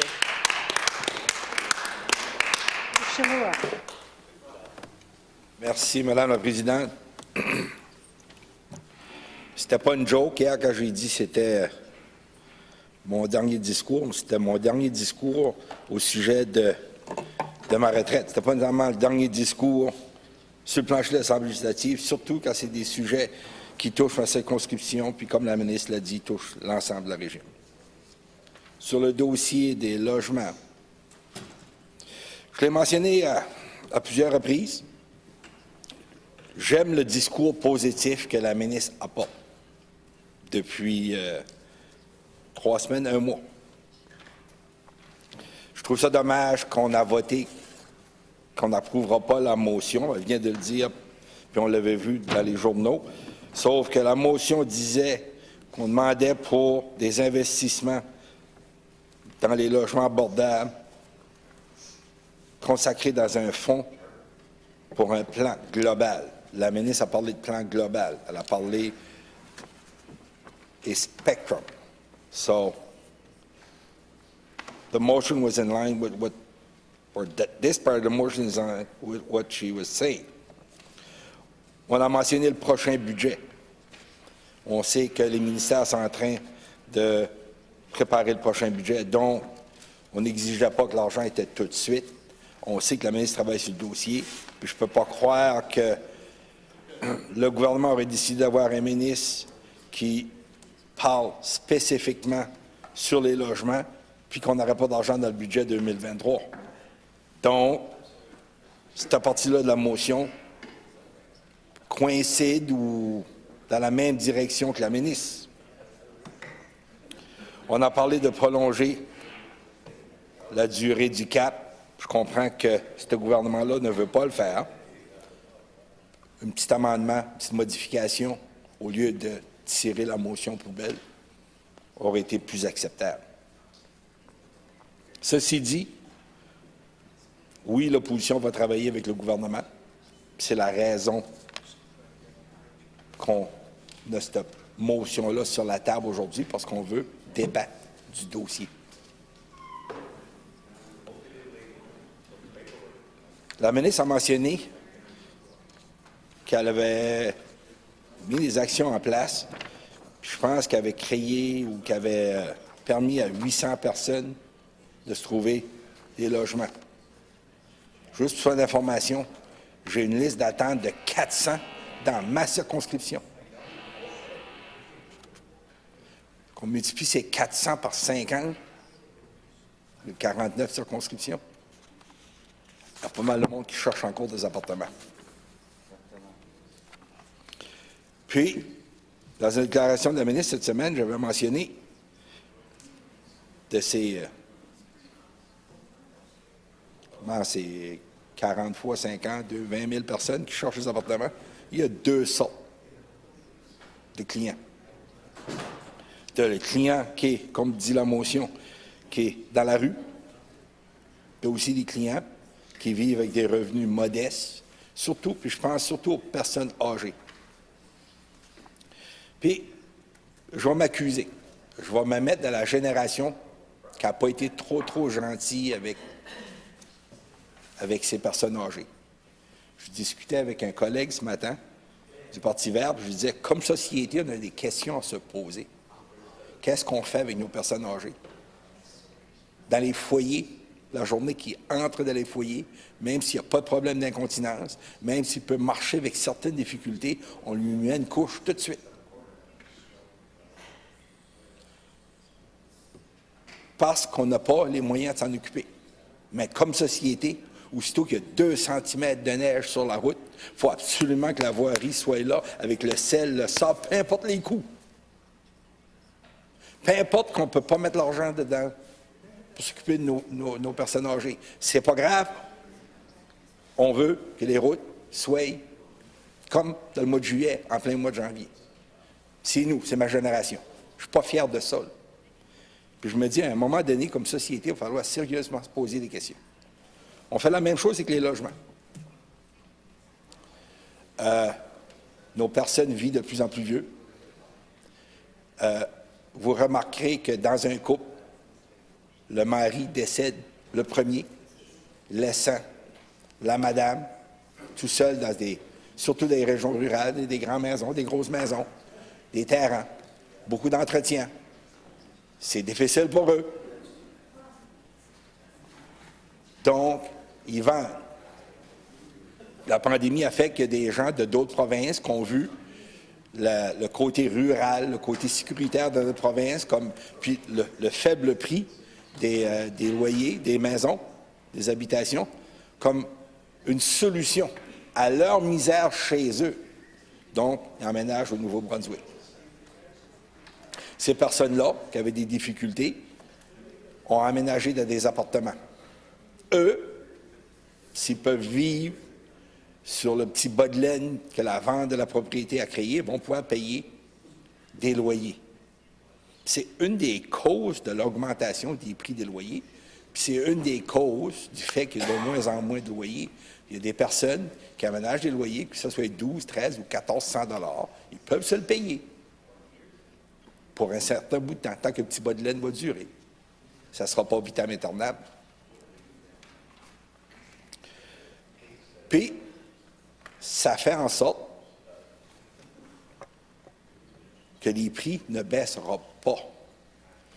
Je sais que la ministre a des bonnes intentions. Le projet de loi je pense qu'on a approuvé cette semaine, le but, c'est d'augmenter la construction. À l'heure actuelle, on me dit que c'est 300 $ du pied carré construire des blocs appartements. Alors, si tu fais 10 appartements à 1000 pieds carrés chaque, c'est 10 000 pieds carrés, c'est 3 millions pour construire un bloc. Tu ne peux pas le louer à 700-800 $, tu vas quand même le louer à 12, 13, 1400 $. Ça ne se fait pas. En plus, si tu as le 3 millions, puis tu le mets à la banque, puis tu reçois du 2-3 %, puis on sait que le retour sur l'investissement, il y a à peu près 7 qu'on me dit. Puis encore là, je n'ai pas vérifié ces chiffres-là avec le ministère des Finances ou avec des experts. J'ai parlé à des gens qui sont dans le domaine, qui m'ont donné leurs opinions, des discussions qu'on a eues. Donc, ces personnes-là m'ont probablement dit les grandes lignes. Je ne vais pas entrer dans les détails. Mais on a des milliers et des milliers de personnes qui vivent aujourd'hui avec le revenu, avec l'allocation canadienne pour les personnes âgées et le guaranteed supplement, en français, le supplément de revenu garanti. On parle de 20 000 $. C'est ça, le revenu. C'est 20 000 $ par année. Puis il y a des milliers de ces personnes-là qui font partie d'un des deux groupes que je mentionne. Ils ont des loyers, mais ils ne peuvent plus tenir les deux bouts parce que le loyer leur coûte trop cher. Des loyers, dans le nord-est du Nouveau-Brunswick, où le coût de la vie est moins cher, aujourd'hui, la plupart des loyers neufs, c'est 1 200 $. Le loyer qui va se faire construire en 2023, c'est 1 200 $ par mois. Tu en fais 19, tu en fais 18, il te reste 600 $. Dans le nord-est, on n'a pas de transport en commun. Ça commence. Il y a un projet pilote qui commence cette semaine à Carriquette. Ces personnes-là ont besoin de voitures. Il n'y a pas de transport en commun. Une personne qui vit dans une région rurale, qui n'est pas dans le centre-ville de Bathurst, qui vit dans la péninsule acadienne, qui n'est pas dans le centre-ville de Carriquette, de Shippagan ou Tracadie, a besoin d'une voiture.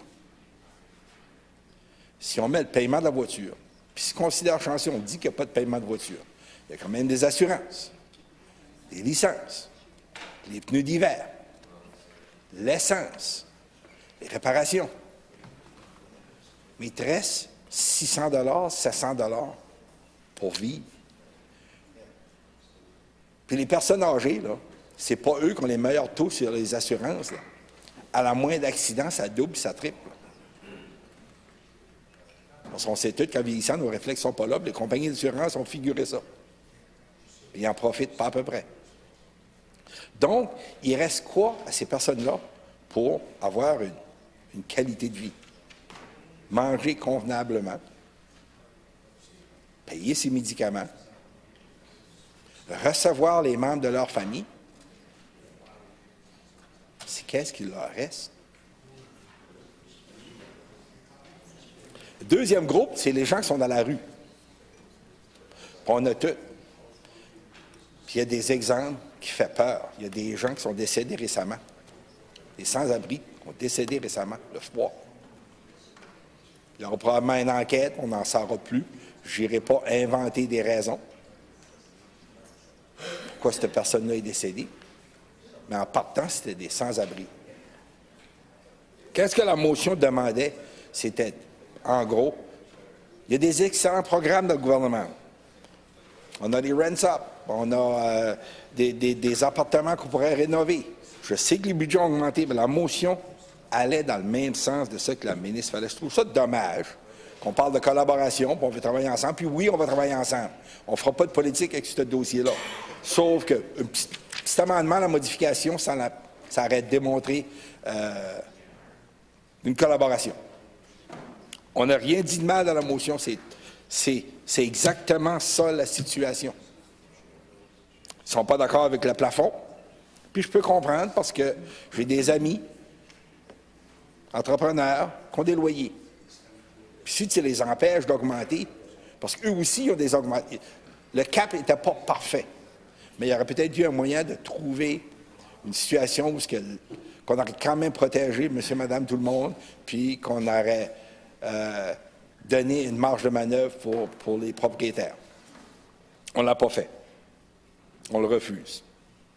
Mais il y a d'autres suggestions. J'ai d'autres choses qui pourraient... Moi, je l'ai mentionné souvent, vous le savez, ça fait 6 ans que je suis ici, ça fait 6 ans que je le mentionne, le fameux programme d'aide pour les personnes âgées. Pour exactement ceux que je mentionnais, là, qui vivent avec 20 000 par année, il est à 400 $. Il n'y a aucune raison qu'on ne bonifie pas ce programme-là. Au moins, ça aiderait une partie des gens qui ont des problèmes tout de suite. On le double. Il coûte 35 millions, 37 millions, je pense, 30 millions. On le double. C'est beaucoup d'argent, je le conçois. Mais est-ce qu'on a un petit peu de cœur pour nos citoyens? Au lieu d'envoyer 774 millions sur notre dette, je comprends qu'il faut qu'on paye notre dette, je suis d'accord, puis je n'argumente pas le fait que le premier ministre fait ça, s'est fait élire cette condition-là. C'est notre démocratie, je l'accepte. Mais est-ce qu'on a besoin de 774 millions de profit dans une année? Est-ce qu'il n'y aurait pas moyen d'en retourner un petit peu? Puis là, il y a une catégorie de personnes qu'on aurait pu aider. La deuxième, c'est les gens qui sont dehors. Il y a un autre beau programme au ministère du Développement social. Là, on voit cette semaine qu'on a diminué, ou les projections de dépenses ont diminué de 20 millions. Pourquoi est-ce qu'on n'a pas plus de rents-up? Moi, je parle au directeur de ma région, puis il me dit, Daniel, je suis contingencé. Je ne sais pas le chiffre, là. Bon, je vais dire, il y en a 1000. Quand il a dépensé ses 1000 rents-up, il n'y en a plus d'autres. Il ne peut plus aider personne. Il faut qu'il attende qu'il y ait quelqu'un qui décède, ou quelqu'un que sa situation financière a changé drôlement, qui ne qualifie plus, pour pouvoir prendre le quota ou le cas, puis le passer à quelqu'un d'autre. On en a 400 sur notre liste. Est-ce qu'il n'y a pas moyen d'améliorer cette situation-là, d'en faire plus? Puis, la motion ne disait pas de le faire demain matin, là. Je vais vous la lire. Que ce soit à ces causes résolues que l'Assemblée législative exhorte le gouvernement de Nouveau-Brunswick à faire immédiatement des investissements importants dans les logements abordables et à consacrer des fonds pour un plan global, comme la ministre l'a dit, pour un plan global de logements abordables au titre du prochain budget. On parle de prochain budget. J'espère qu'on va avoir des bonnes nouvelles de la ministre. J'ai confiance à la ministre. Mon collègue l'a dit tout à l'heure, c'est une personne qui est très intègre. J'ai eu à discuter avec elle lorsqu'elle était dans l'autre ministère. Je sais que la ministre a le cœur à bonne place, qu'elle va faire son possible. Mon message aujourd'hui, c'est à ses collègues au cabinet. S'il vous plaît, aidez votre ministre. I recognize the Minister of Health.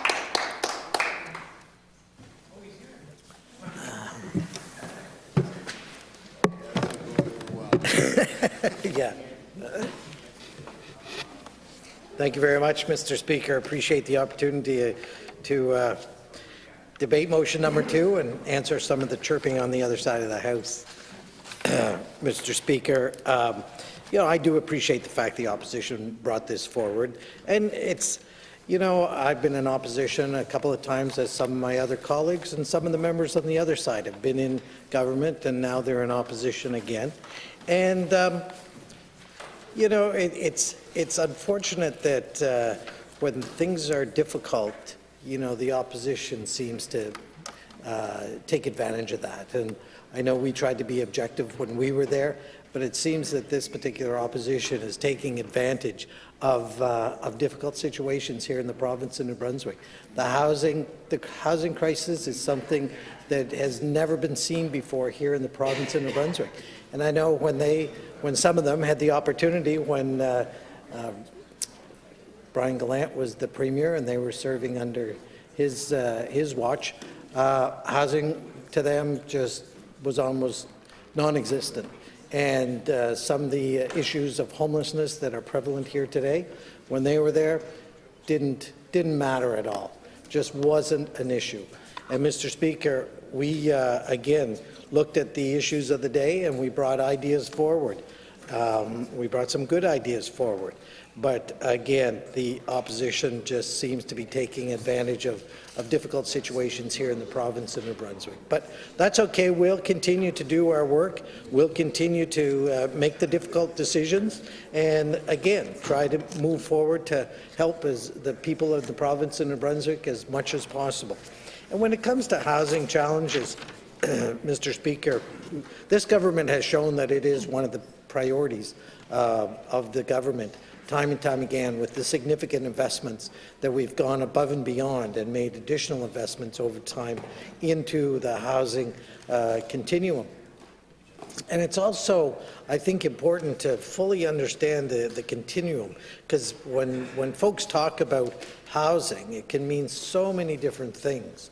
And whether it's someone who's homeless in the street or using the facilities of a shelter, an emergency shelter, or moving into that wraparound housing with some of the supports that are needed to move out of homelessness into maybe a supplemented apartment arrangement or supplemented by the government or an NGO, and then moving into market rent apartments onto possibly home buying, a small home, or moving up into more broader or not luxurious, but accommodations for a family or a bigger family. So it's interesting when people talk about housing. It can mean so many different things for so many different people. And we've seen a substantial uptick in the assessment of houses here in the province of New Brunswick. And part of that, as we know, is based on some of the success of population realizing we have a good work-life balance here in the province of New Brunswick, and some of the issues that were faced in Upper Canada or some of the other jurisdictions across the globe, the Maritimes, Atlantic provinces seemed like a great place to be. And that has had its consequences with increased assessments and increased demand for housing, regardless of what particular part of the continuum you found yourself. As I mentioned, there's a broad line of that continuum, and the question of where does the government get involved in that? Is it, because again, when I was in social development, our mandate was again to create those affordable, subsidized housing units, and had significant success in putting that forward. And we were not alone. We worked with the municipalities, the NGOs, some of the religious-based organizations, some entrepreneurs, and again, so it just wasn't the government that was in that space. We, again, worked with our partners in order to move that file ahead. And again, we've seen some of that success. And I know some of them were mentioned by my colleague. And I know there's been a significant increase in that housing, that sector of affordable housing, increased by over 22%. To about $120 million this year. And I know we're making additional in-year investments as well. And it's thanks to that increased funding that we can support additional people in housing projects over the year. And some of those are right across the province, not just in the major urban centres, but even in May there was an affordable housing project up in northeastern New Brunswick, and that was part of that Canada-New Brunswick bilateral agreement. And that agreement, again, depending on where you're looking or what you're doing, we've been able to help many, many people just in affording their housing with that New Brunswick Canada housing benefit, which put cash right into the pockets of individuals struggling to make ends meet if they were a working family who rented an apartment here in the province of New Brunswick. And that benefit was almost $5,000 to $4,000, $5,000, depending on the situation. And that was a real successful program because it helped almost 4,000 families, if my memory serves me right. That particular benefit was actually expanded up to people earning almost $50,000 in that rental market in trying to help make ends meet. So that has been very, very positive actions that, again, sometimes go unnoticed because it doesn't make a headline. But the fact of the matter is that there have been a number of people helped either off the street or out of the shelter into housing, and also help people who are in housing maintain that housing, maintain that renting. And we continue to look at the continuum to see where the government should help or could help in order to make the lives of New Brunswickers easier. And I was impressed with the number of the different projects that went forward when I was there, and I met some individuals with big hearts and big ideas in trying to help those who are less fortunate. One of the ones I think of is the 12 Neighbors Project over in the north side of Fredericton, and I may remember my colleague from Fredericton North and I going with Marcel Lebrun, who was the organizer of that, first meeting a number of times here over in this side of the river, but going to the particular lot where the 12 Neighbors was going to occur. And basically, it was initially a great big field that we started to see the bulldozers and the backhoes and the high-hoes and putting the groundwork into place, the sewers, the water, the sanitary. And anyways, if you go over there now, there's probably about 30 microhomes already built and serving the tenants who've moved into that community. And it is a real community, Madam Speaker. And that is the type of results that we're giving. And I remember giving an interview to the media once, and I was just expressing some of the samples of what has been done. And I said about the 12 Neighbors could end up having 90 homes. And I would just, there was a pushback saying, well, that's not enough. Madam Chair, we know that's not enough. We know that's not the only program that we're working with. And we know that there's more to do. It continues to be a real issue in not only here in New Brunswick, and I mentioned the first or the FPT meetings that I had recently with the other health ministers and ministers responsible for mental health and addictions. And New Brunswick is not alone in this issue. Everybody says, where are the people coming from? Some say they're coming from outside the province of New Brunswick, and it's not just unique to the province of New Brunswick. And actually, we were commended for some of the work that we were doing, whether it was with the youth, trying to help them with some of their mental health and addictions, or some of the unique housing projects that I talked about here. I guess 96 is the goal, 96 microhomes within the next 2 years over in that project. And actually, it's created a economic social enterprise where the individuals living within the community are now helping to build the houses as well. And that's something where once that mini home is built, it could be put on a flatbed, taken to another part of the province or another project such as this. So I know member from St. John Lancaster talked about the Oak Centre on Regent Street, as well as some of the projects sponsored by the John Howard Society. City Motel up here as well is some of the ones offering transition housing and peer-supported housing as well, because again, depending on which individuals you're talking about, some have real issues in having that structure in their life and having to follow rules. So having peer-supported housing is something that's so important, and having someone to help them with a plan. And that plan could be very simplistic of what are you doing today, to that bigger plan of let's get some education or upgrading in order to help. And I know in Moncton, was very pleased when I was with Social Development to move forward with the Rising Tide project. And that initiative in Moncton was the objective to create over 125 affordable units across the downtown. And actually that's ramped up a little bit because there's been additional funding from the city and from the feds, I guess, to make that target even higher. And they are about halfway to their target if I look at the numbers. And that's Dale Hicks. He has a very good crew with him in order to move those projects forward. And I know he's another one that has a huge heart and a huge vision for helping the vulnerable people in the province of New Brunswick, specifically in the Greater Moncton area.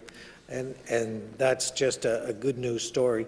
And Minister and I were getting an update on the numbers. And again, those individuals that are housed through that project come right off the by names list. And the by names list, as people know, is again tracking the homeless within the area, and whether it's some of the major urban areas, those are individuals that actually go out and do the inventory of who is homeless. So keeping track and trying to know who is there, who's in a situation that needs some help, and who can handle some of the changes there. Because, and again, looking at some of the, not just John Howard Society, as I mentioned before, who had a project in Moncton that we went forward with, but also Harvest House, who again has a great track record on helping individuals, and we had a significant number of rent-ups that we went forward with them, and they were really appreciative because with some of the changes in the way donations are received, it was more difficult during COVID, and as the community is asked to help in various ways with various projects, it is harder and harder to come by some of that capital in order to make the projects go forward.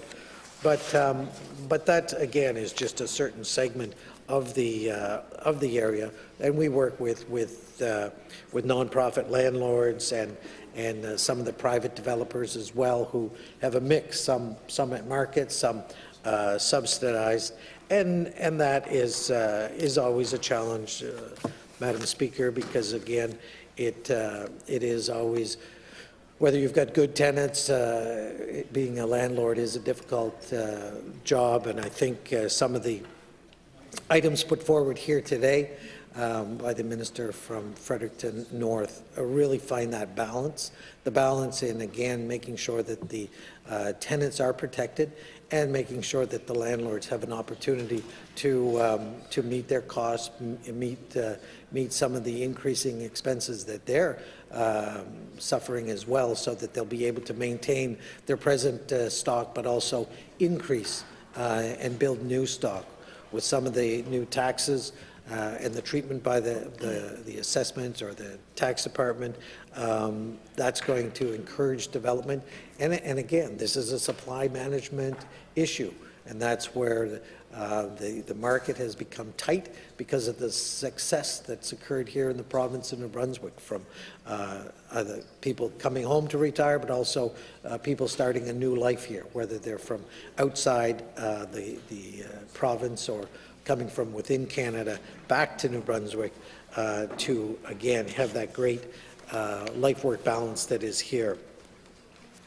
And I know within the department, some of the various components of it, whether it's maintaining the government-owned properties and making sure that they're utilized to their best capacity, or whether it's working with the landlords, as I mentioned, to have them use some of the rent subs in order to accommodate the people that are there.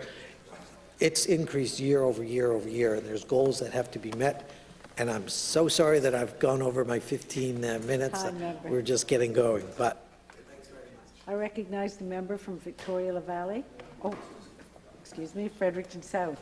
Thank you, Madam Speaker. My apologies. Yes, I'm pleased to rise on motion 42.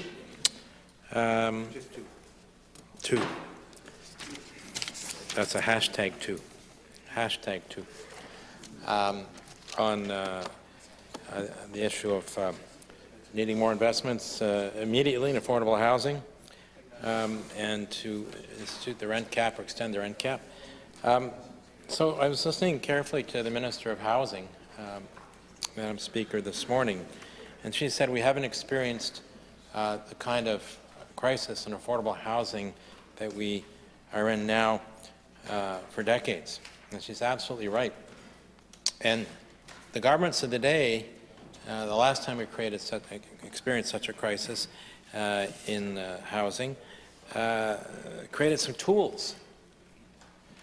This legislature passed the New Brunswick Housing Act, And that New Brunswick Housing Act has as a purpose includes to cause steps taken to be towards the construction or provision through renovations of more adequate and improved housing accommodations, with the powers to engage people to carry out construction, to make loans, to provide financial assistance to nonprofits or persons to acquire, build, renovate, and so on, housing.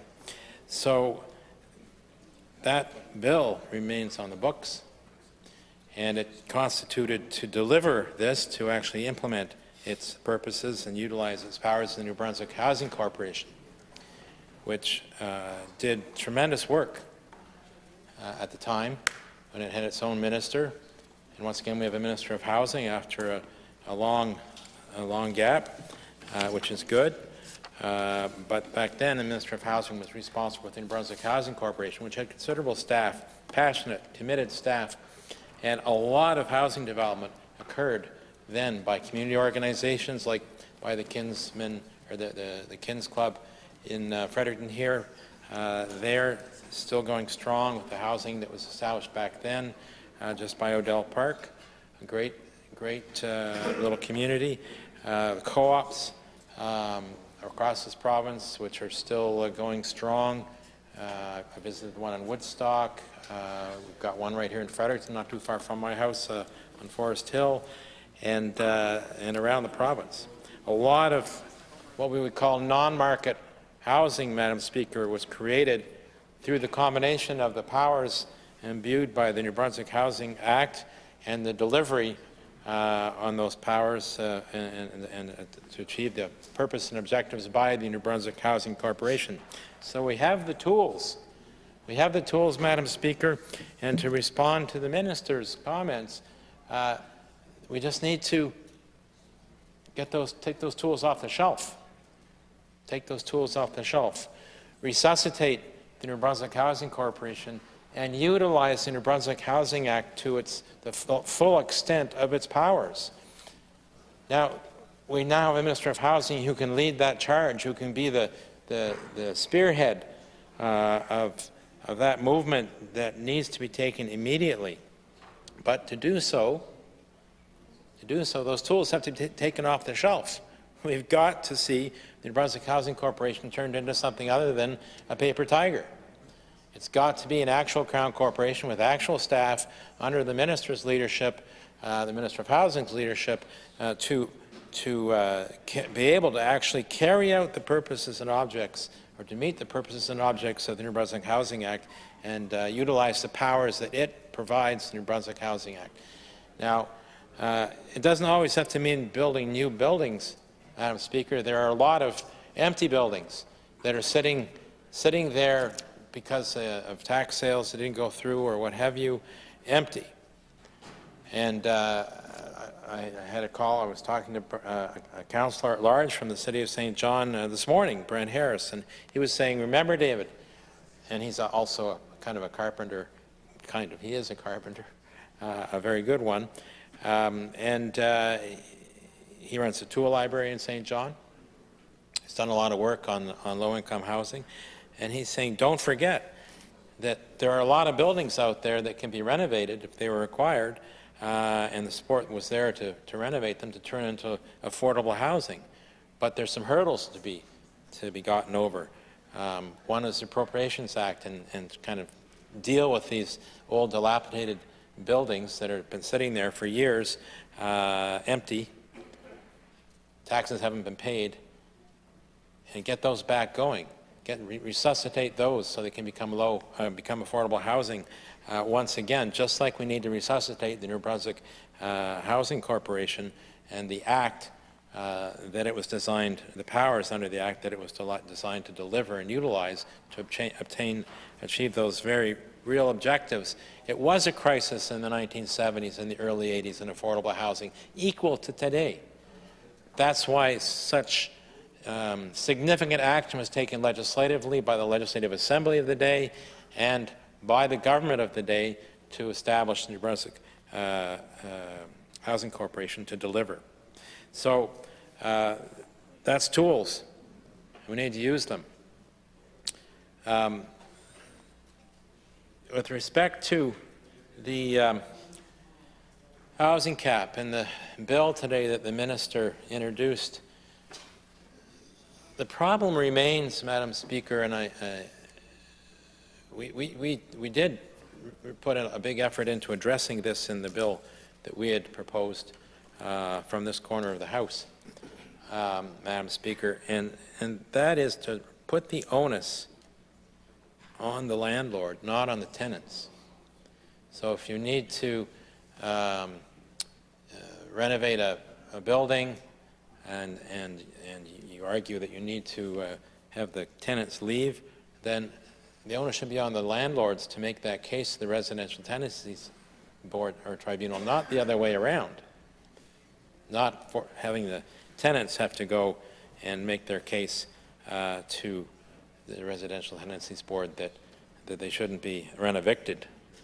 Doesn't make any sense. It's not fair, as the member for Kent South, I think, was saying in his introductory remarks, and thank him for moving this motion, that some of the most vulnerable people, the greatest proportion of the vulnerable people in this province are tenants. So it doesn't make any sense, and this same approach has been carried through in the bill that has just been tabled at first reading in the House here today, Madam Speaker, which once again puts the onus on the tenants if they get a rental increase that is higher than the consumer price index to go themselves to the one by one, unit by unit, to the Residential Tenancies Act to make a plea that the rental increase exceeds the consumer price index and something needs to be done. And then the tribunal will investigate and so on and so forth. But the onus is in the wrong place. It shouldn't be on the tenant. So, Madam Speaker, it should be on the landlord to go and apply for that. But really, the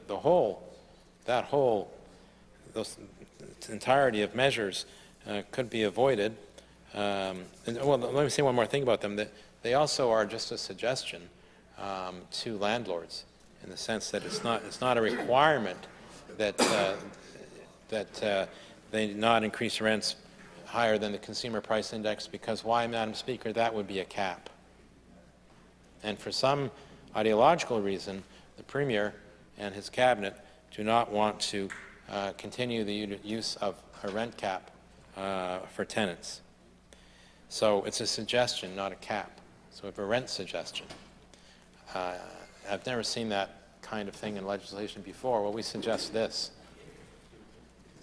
Very innovative in a really negative way. So that's worrisome, Madam Speaker. The fact remains that the best way to manage rents, to keep apartments affordable and keep people in them, is with a rent cap. Now, Madam Speaker, in our bill that we had brought forward, we had laid out an approach to rent caps that I think made great sense. It addressed the need of tenants to be secure in their homes and, sorry, distracted by the stranger. She's not a stranger, I guess. So, let's take a moment here, Madam Speaker, to compose myself and my colleagues beside me. So threw me off a bit too. Yeah, I know. So in any event, Madam Speaker, the cap is what's needed. What we had proposed in our bill was a cap that set the amount in regulation, because conditions, as the member for Kent South mentioned, conditions change in the market, so you want to have the flexibility as a government to be able to change the cap depending on the conditions. So that should be in regulation. But in the legislation we presented, we said, look, from a landlord's perspective, sometimes you have extraordinary costs that you fairly need to recover and may need to go over whatever the rent cap is. We built it into our bill. We've been built into our bill. For some reason, on the government side, they did not build it into their bill that established the one-year rent cap. So there was no flexibility for landlords at all in that case, which is interesting to me. Anyway, so we have argued repeatedly, as does the UN, and the paper that was done by the clerk of the Executive Council for government, and was tabled in this legislature, that housing is a human right. It is a human right. So I like the motion. There's absolutely nothing wrong with the motion. I think it gets to the meat of the matter, but I think we could expand it a little by adding after the last resolution clause the following: be it further resolved, so a third resolution clause, be it further resolved that the Legislative Assembly recognize that affordable housing is a human right.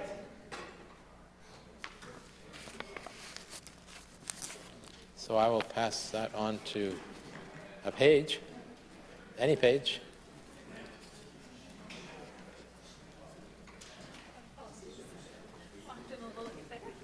Thank you. You need to raise your voice a little bit. Yeah, so, oh, yes, yes, Dan. Have I not explained this about Thursdays? Okay, so the members move the amendment. You just read it.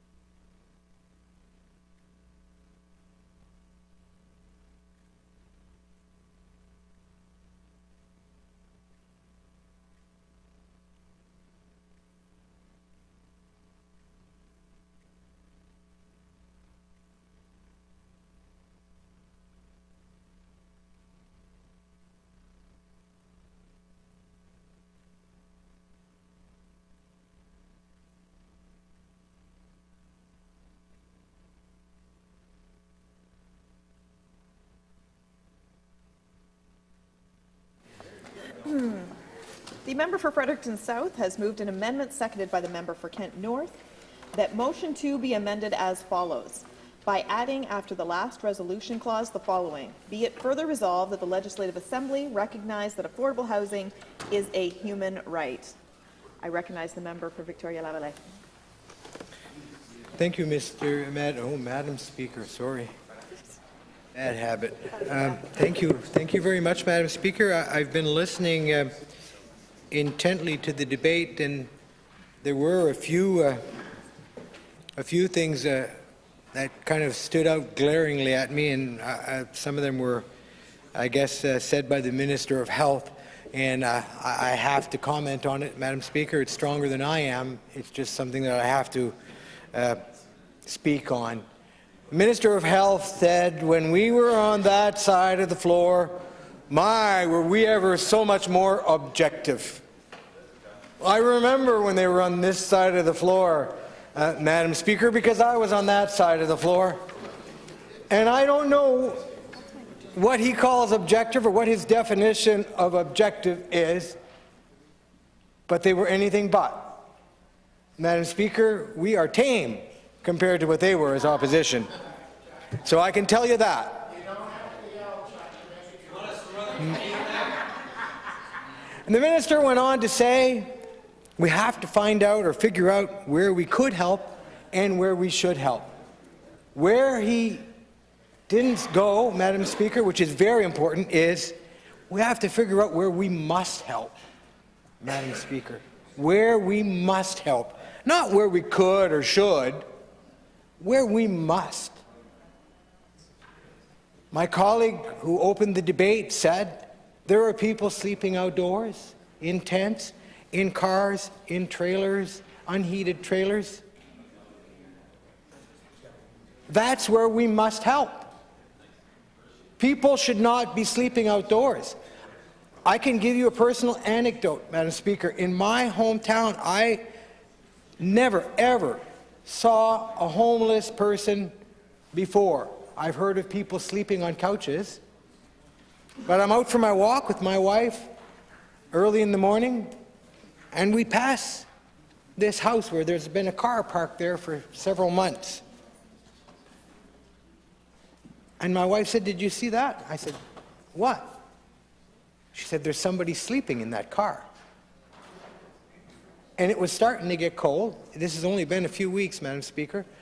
There was actually somebody sleeping in a car parked in somebody's yard.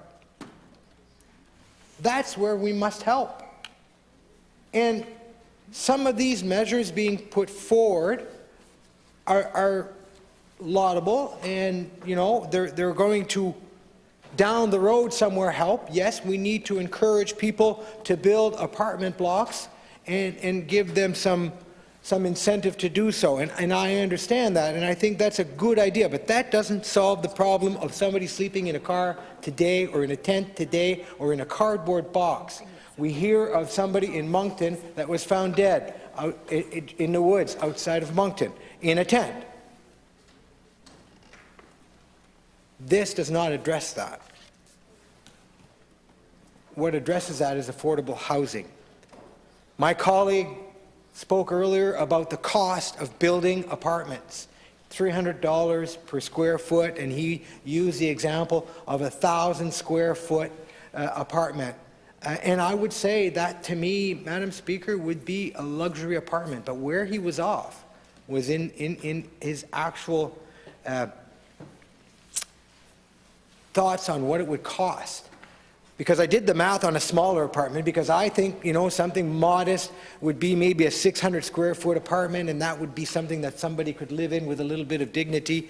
But a 600 square foot apartment, Madam Speaker, is going to cost $180,000 to build. So using my colleague's math, if you build 10 of them, that's $1.8 million. And if you amortize that over 25 years, you're looking at a payment of $10,000 a month. So that 600 square foot apartment, to meet your obligations, your mortgage obligations, has to be $1,000 a month. It has to be $1,000 a month for that 600 square foot apartment at $300 per square foot. That doesn't count property tax. That doesn't count maintenance. That doesn't count snow removal. That doesn't count any of that. So we got to do more.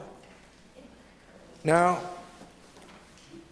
the member from Fredericton South, leader of the Green Party, made reference to a bill that was introduced earlier that's supposed to help renters. What does it do, Madam Speaker? It extends the period from when they get their notice to when they actually get kicked out from 30 to 60 days.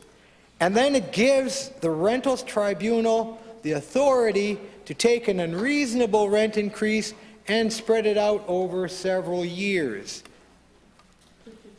Well, what's going to happen? And I see it right now. What's going to happen? There won't be anything noticed. The notice will be, you have to move out. We're going to renovate. We're going to renovate.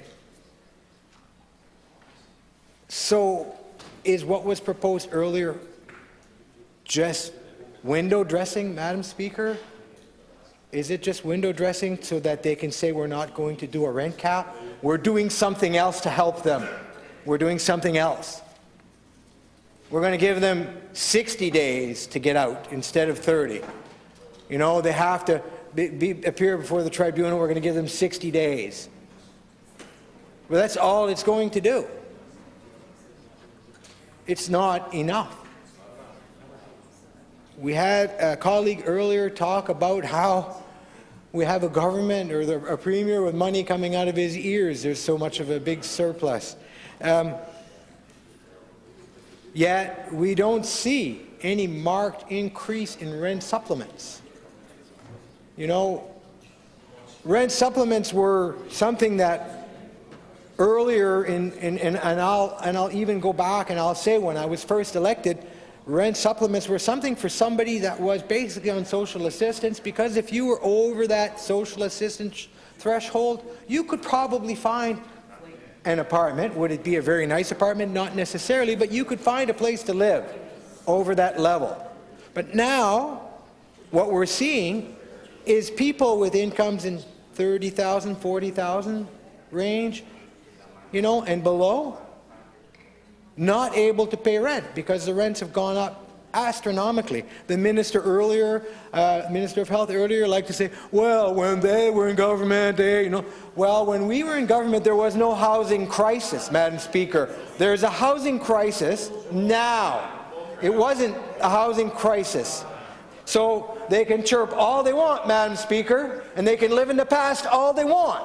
But until they start looking forward, we're not going to resolve anything here. And that's what this government doesn't do. They're not forward-looking. They like to look in the rearview mirror all the time.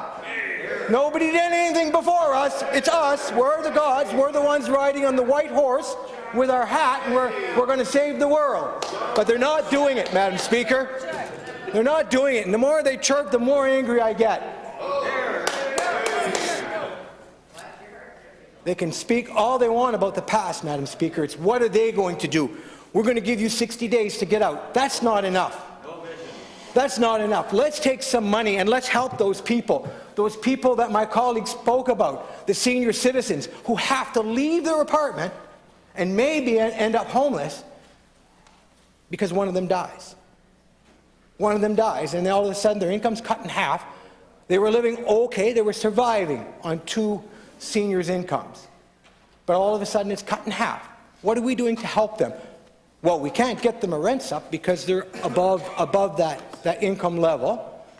So we can't get them any help, yet they can't pay their rent. And this government looks back. Well, you guys didn't do anything. Well, the problem wasn't there. We're not even comparing apples to oranges. We're comparing an apple to a grape. And honestly, I'm just getting sick of it. I'm just getting sick of these people, this government, saying, well, you know, back in 1863, they never did nothing. And Richard Hatfield never did nothing. I mean, do we talk about Richard Hatfield? He made some mistakes, but he was actually a good premier.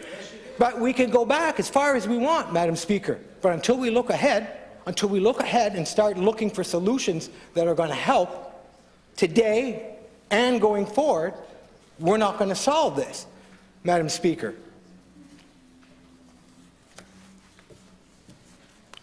So I talked about the cost of building. I talked about how people are sleeping in tents. And the member from the Green Party, the leader of the Green Party, says, he includes an amendment that housing should be a human right. And well it should. And well it should. And, Madam Speaker, if it is a human right, if it becomes a human right in this province, then we are in violation, seriously in violation. People shouldn't be sleeping in cars. People shouldn't be sleeping in tents. People shouldn't be sleeping outdoors. And what we do is we say, okay, we're going to help spur development, and that's going to fix the problem. But it's not going to at the cost that I just quoted to you, Madam Speaker. It's not going to. It's going to build more units for those who can afford them. It's not going to do nothing to help those who can't. It's going to do nothing. We need a social development policy that's going to help people all up and down the income scale until we get to an affordable wage. People making $20,000 a year certainly can't afford to pay $1,200 a month rent. People making $30,000 a year certainly can't afford to pay $1,200 a month rent. Where's their help? We don't have any solution, Madam Speaker. We have no solution for them. We'll just forget it. We'll just forget about it. They're like the forgotten people. You know, we may help those who are on social assistance that are getting $9,000, $10,000 a year. I had a mother call me up just this week, and she was beside herself. Her son has issues, and he can't work at this point in time, so he is on social assistance. He's getting less than $600 a month and paying $500 rent. He's getting less than $600 a month from social development, and he's paying $500 a month rent. What does that leave him? There should be no questions asked. That person should at the very least have a rent supplement. So if we're not going to do anything to help to control the growth in the cost of rent, We need to do something to help it become more affordable He's not going to let me do it, is he? for those who can't.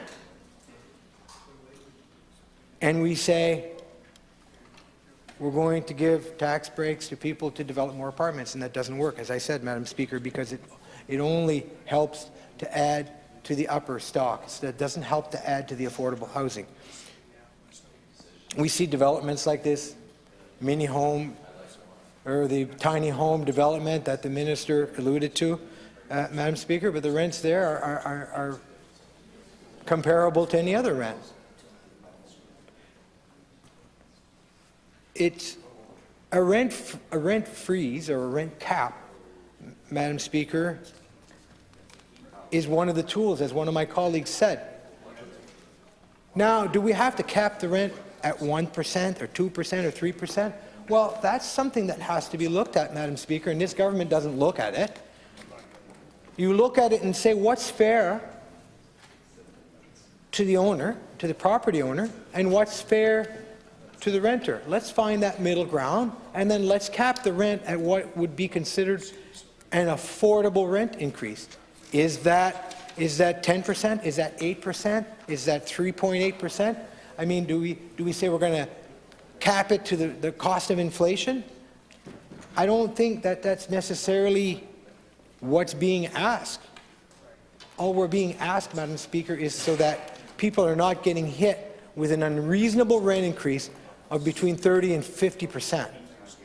That is unreasonable. That is not reasonable at all. So the fact that this government is unwilling to even consider discussing a rent cap, and that the minister's held off in her announcement for weeks and weeks now, well, we haven't decided.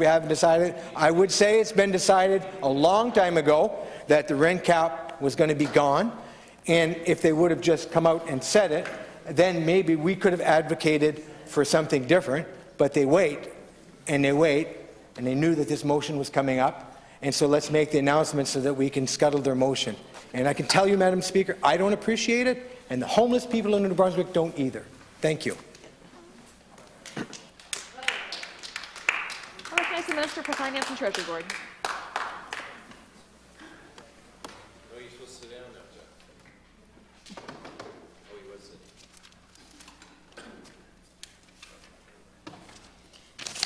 Madam Speaker, I'm pleased to speak on motion 2 today. Madame la Présidente, je suis heureux de prendre la parole aujourd'hui sur la motion 2. The cost of living is increasing. Inflation has made groceries and gasoline prices skyrocket, and New Brunswickers are having a hard time making ends meet. Absolutely. Madam Speaker, we have frequently stepped up to help New Brunswickers cope with these added costs and have specifically taken action to address housing challenges and rent increases that are seen across the province. To signal our commitment to this, we've increased the funding for housing and homelessness programs by 22% in the past 2 budgets. I'd like to share some specific examples of what our investments look like, Madam Speaker. We've invested $102.2 million to bring 380 new public housing units over the next 4 years, and are making immediate renovations to 110 vacant units. Our objective for the first 3 years under the 2019-2028 Canada-New Brunswick bilateral agreement targeted the construction of 151 new affordable housing units between 2019 and 2022. To date, we've built 177 new units. The second phase of this agreement calls for the creation of an additional 405 units on the market within the next 3 years. Our supply of rental units is increasing. Since January of last year, 2,000 new rental units were completed. And since this past August, more than 3,500 rental units have been under construction in Moncton, St. John, and Fredericton. And this represents the highest level since 1990. Further, residential building permits are up 23% on a year-to-date basis over 2021 levels. This is higher than the full-year performance seen in 2017, 2018, and 2019. but we still need more to meet the demand. Mais nous on fait encore plus pour répondre à la demande. Mr. Speaker, or Madam Speaker, since we took office, our government has made it a top priority to improve affordable housing. Madame la Présidente, depuis notre arrivée au pouvoir, notre gouvernement s'est donné pour priorité d'améliorer des logements abordables. In January 2021, an interprovincial team made up of civil servants led the 90-day review of the rental landscape in the province to better understand the state of the market for both tenants and landlords. The review concluded that affordable housing is a complex issue, and they put forth 12 recommendations to help address systemic challenges. As a result, our government has taken action on these recommendations and implemented several legislative changes to address systemic challenges. With these changes, tenants will have more time to make financial adjustments, find alternate housing, or negotiate alternative arrangements with the landlord. Several permanent protections were introduced in December last year and March of this year, and they included the following: limiting a rent increase to once every 12 months, requiring 6 months' notice to increase rents, and giving authority to the Residential Tenancies Tribunal to review and possibly deny unreasonable rent increases. Additionally, a tenancy can only be terminated for one of 4 legislated reasons. The first one: a relative will become an occupant of the unit. Number 2, extensive renovations will be undertaken, requiring the unit to be vacant for some time. An employment contract to maintain the building has ended, is the third reason, legislated. And the fourth is the unit will be used for reasons other than a residential premise. Further, tenants facing losses due to a tenancy being ended without just cause can apply for compensation from the landlord. A temporary rent cap was also implemented for 2022 as part of that province-wide approach to improving the affordability of housing.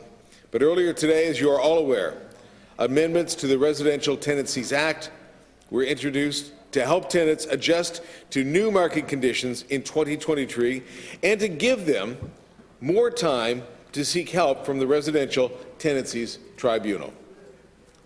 Madam Speaker, the amendments include the following: extending the application period for the review of a rent increase from 30 to 60 days and giving authority to the Residential Tenancies Tribunal to phase in over a period of up to 3 years rent increases that are within market value for the condition and size of the unit as compared to similar units in the same building or the same neighborhood.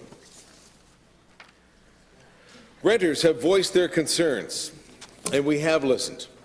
The amendments brought forward today will help tenants as they adapt to rising costs due to inflation.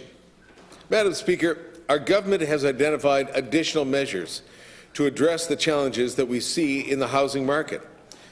We reduced provincial property taxes over 3 years. Nous avons réduit les impôts fonciers provinciaux sur 3 ans. Once fully implemented, provincial property tax rates will be reduced by 50% for non-owner occupied residential properties, including apartments and rental properties, 15% for other residential properties, including nursing homes, and 15% for non-residential properties.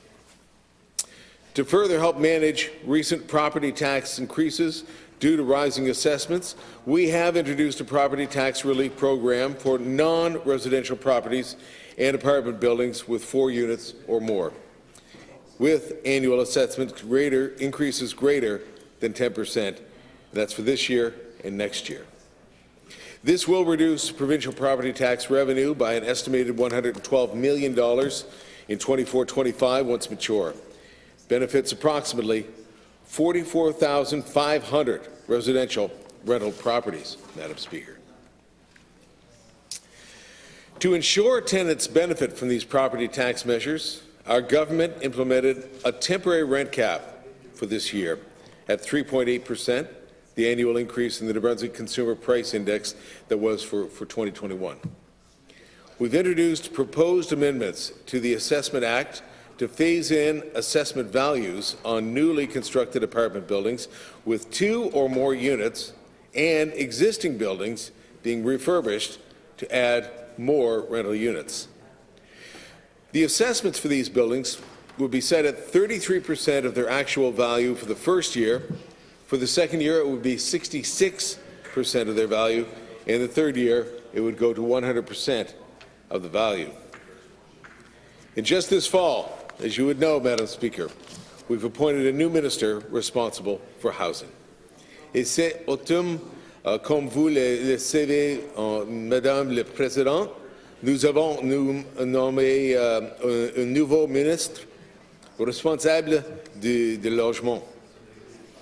While our province has been riding out the pandemic, our population has been growing like never before.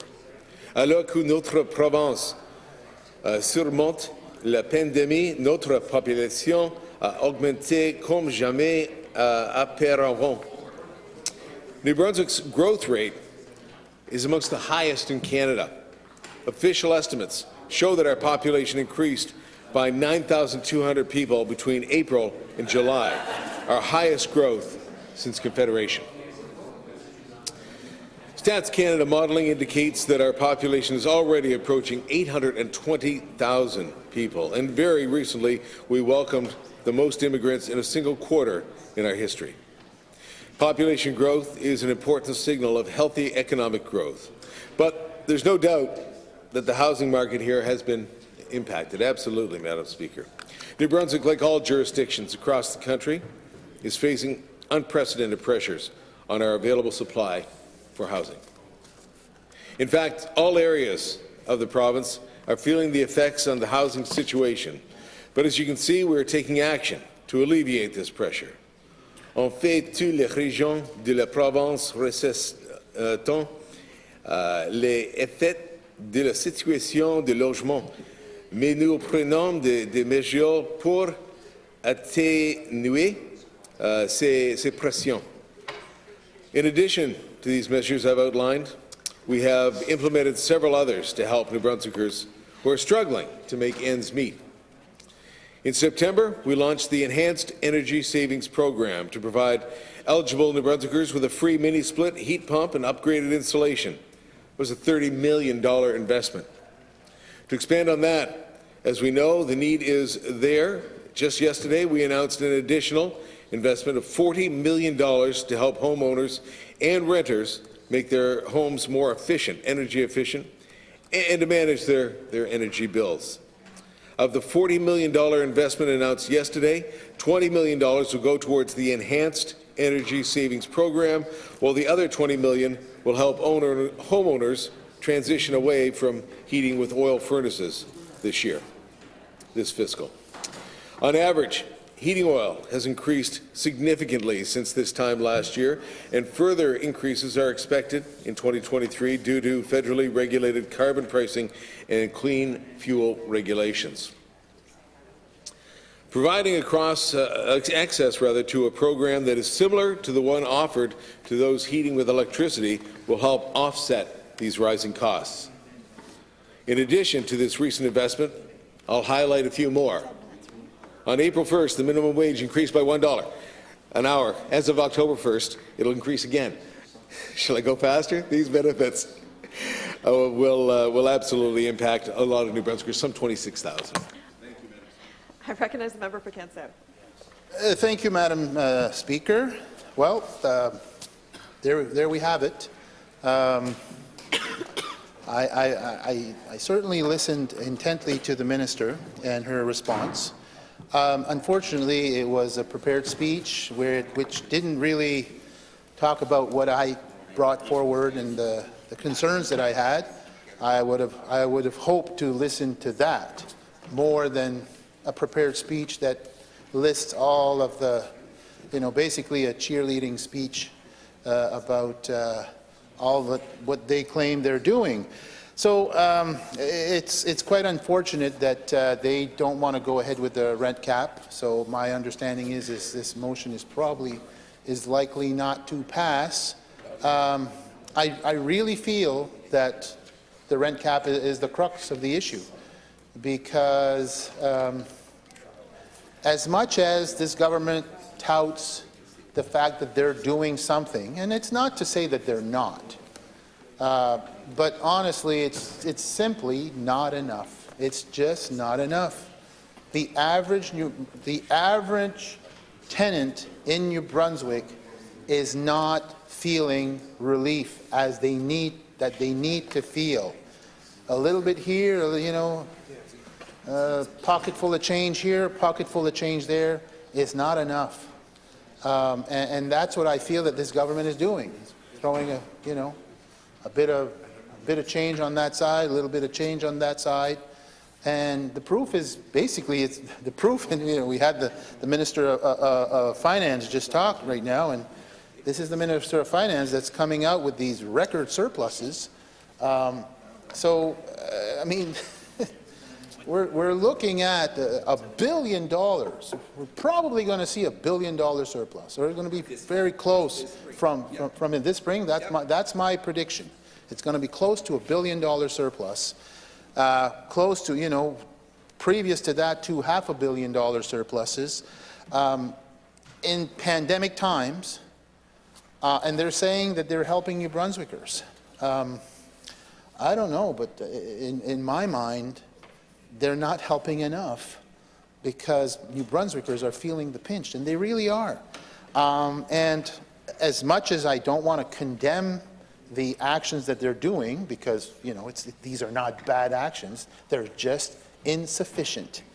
And the single clearest effective way that New Brunswickers will feel relief when it comes to being a tenant, renting a property, will be with the rent cap. I've tried to wrap my head around all the other things. That is the most efficient way to do it, at least in the short term. I'm not talking about, again, the long term, the medium term. I do get that that is not sustainable. I am not here to advocate a long-term rent cap. I am fully convinced that we should have one for 2023.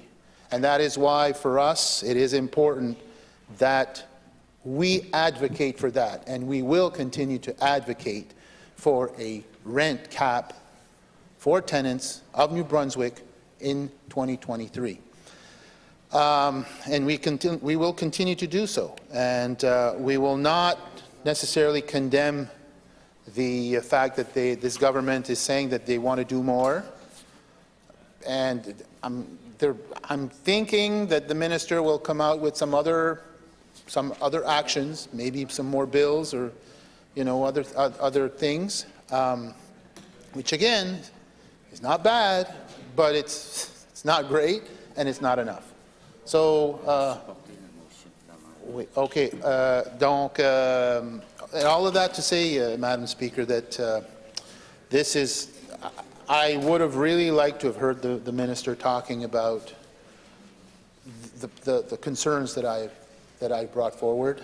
There will be, with the Bill 25 that she brought forth this morning, it's going to go to second reading, it's going to go to committee eventually. The minister can be assured that I will be asking all of those questions. She says that she is open to discussion, and I know that she is sincere about that. And that discussion, she certainly will get it with me, and it's probably going to be some back and forth, but I can promise it'll be civil, at least from my end. I'm pretty sure it'll be from her end as well. And but I'm not sure we'll come to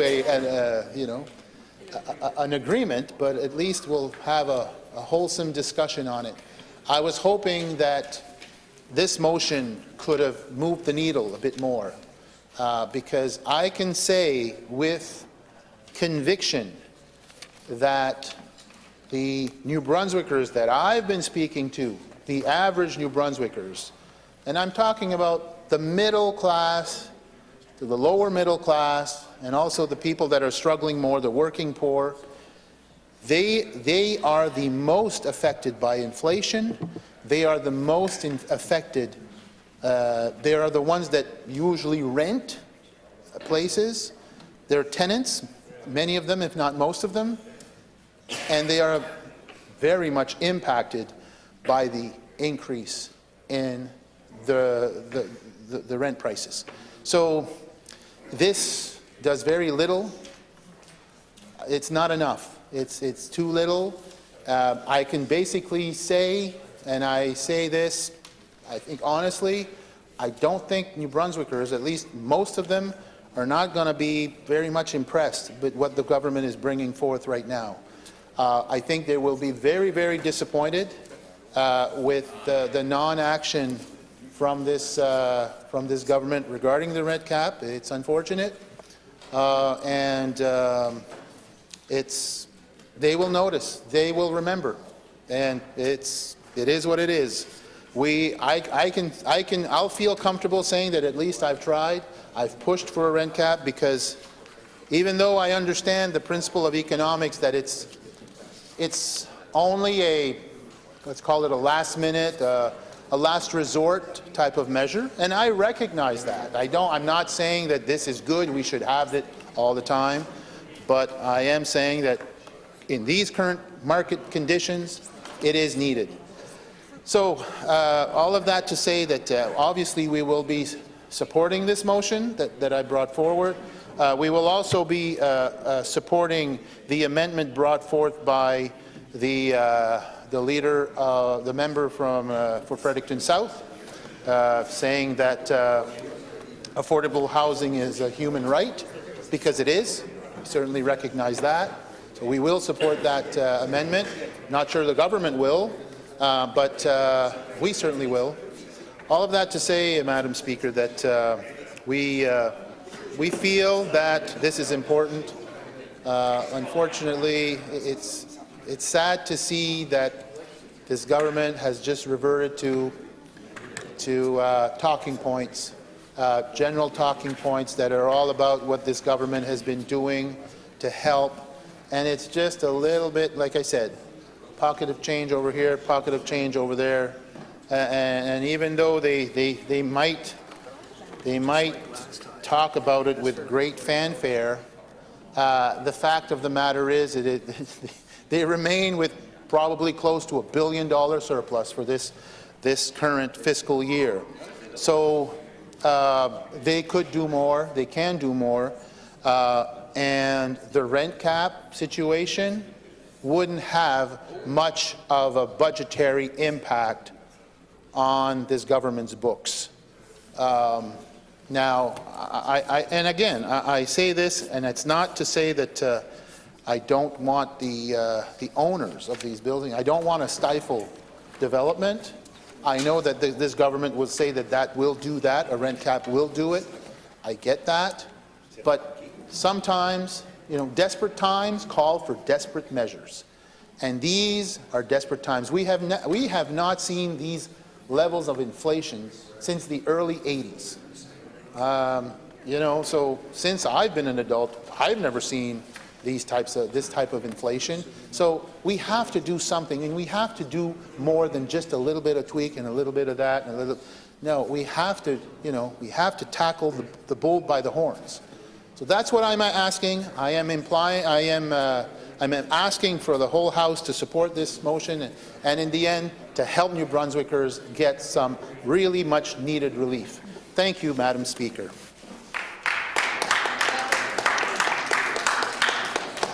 Where it has been moved by the member for Fredericton South, seconded by the member for Kent North, that motion 2 be amended as follows, by adding after the last resolution clause the following. Be it further resolved that the Legislative Assembly recognize that affordable housing is a human right. All those in favour of the amendment will please say yea. Yea. All those opposed will please say nay. Nay. Sergeant at Arms. Secure the, no, ring the bells. Secure the door.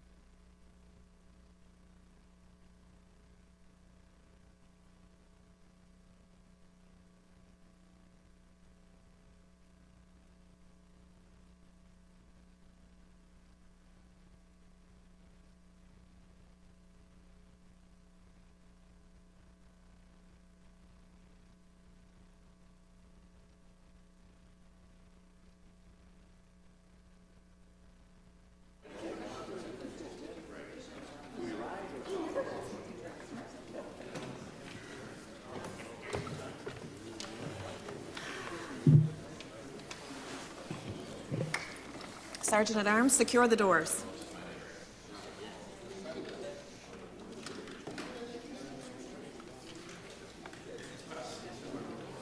Having been moved by the member for Fredericton South, seconded by the member for Kent North, that motion 2 be amended as follows, by adding after the last resolution clause the following. Be it further resolved that the Legislative Assembly recognize that affordable housing is a human right. All those in favour of the amendment will please rise.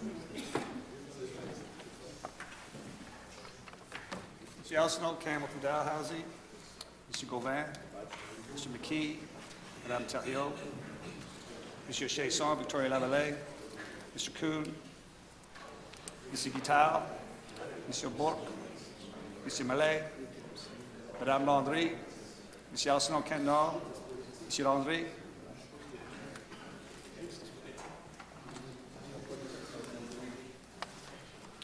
all those opposed will please rise.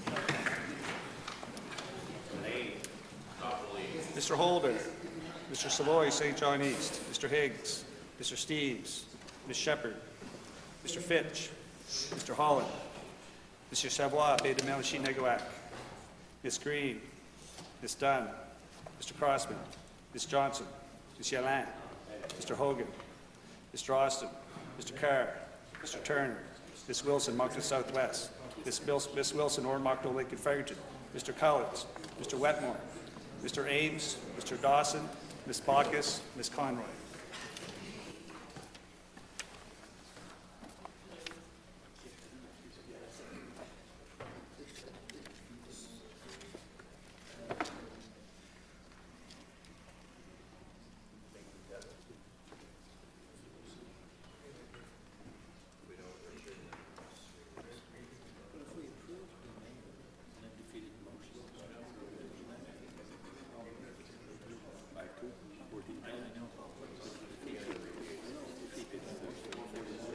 Madam Speaker, total yeas 12, pour 12, total nays, contre 25, 25. Total yeas 12, total nays 25. In my opinion, the nays have it. I declare the motion, the amendment defeated. I recognize the member for Campbellton Dalhousie. I wonder if it would be unanimous consent just to apply the last result vote to the motion vote on record.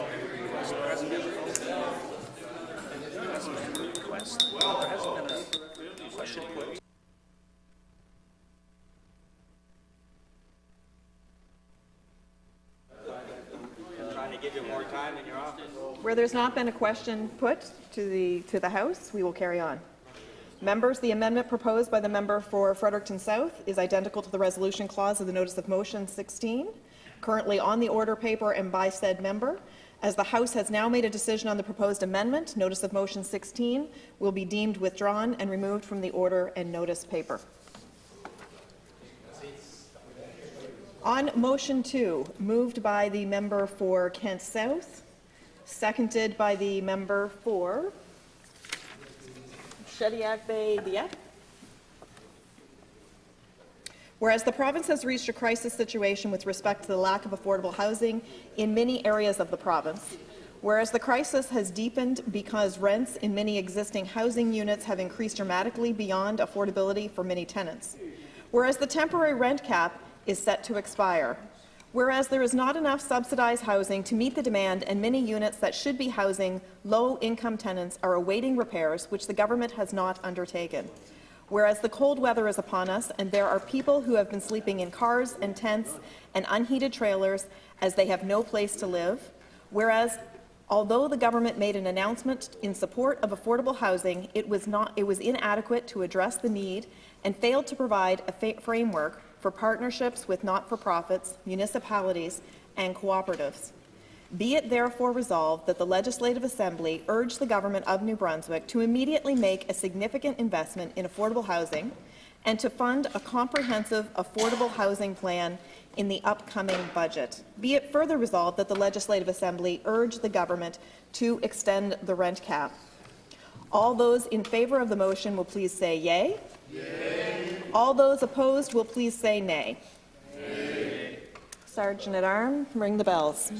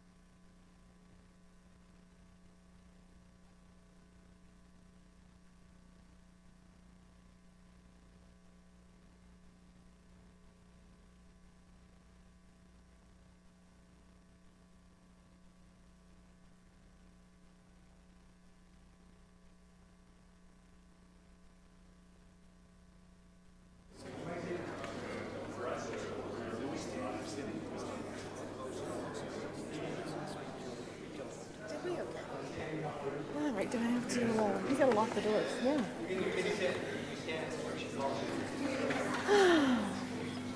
Sergeant at Arms, secure the doors.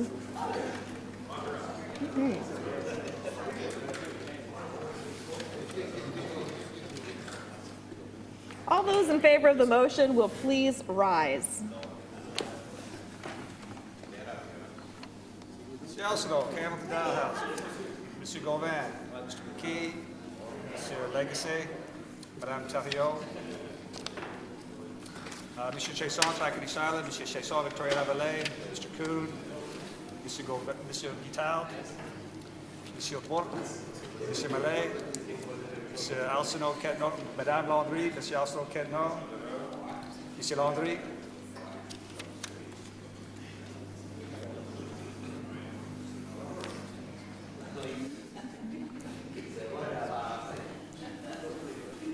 All those opposed to the motion will please rise. Mr. Holder, Mr. Savoy, St. John East, Mr. Steves, Ms. Shepherd, Mr. Fitch, Mr. Holland, Mr. Savoy, Bay de Mermachi Negawac, Ms. Green, Ms. Dunn, Mr. Crossman, Ms. Johnson, Ms. Alain, Mr. Hogan, Mr. Austin, Mr. Carr, Mr. Turner, Ms. Wilson, Moncton Southwest, Ms. Wilson, Ormoncton Lake and Fredericton, Mr. Collins, Mr. Wetmore, Mr. Ames, Mr. Dawson, Ms. Bacchus, Ms. Conroy.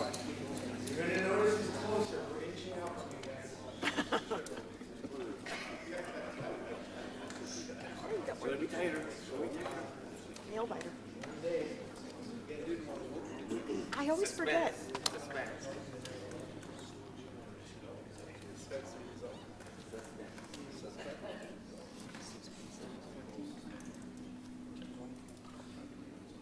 Ooh, we're down one. We lost one.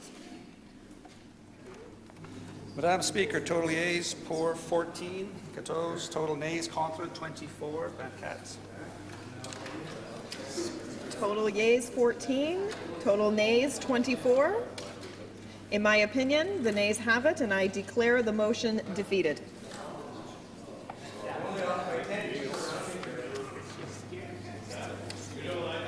Motion 11? Motion 11. I recognize the Leader of the Official Opposition.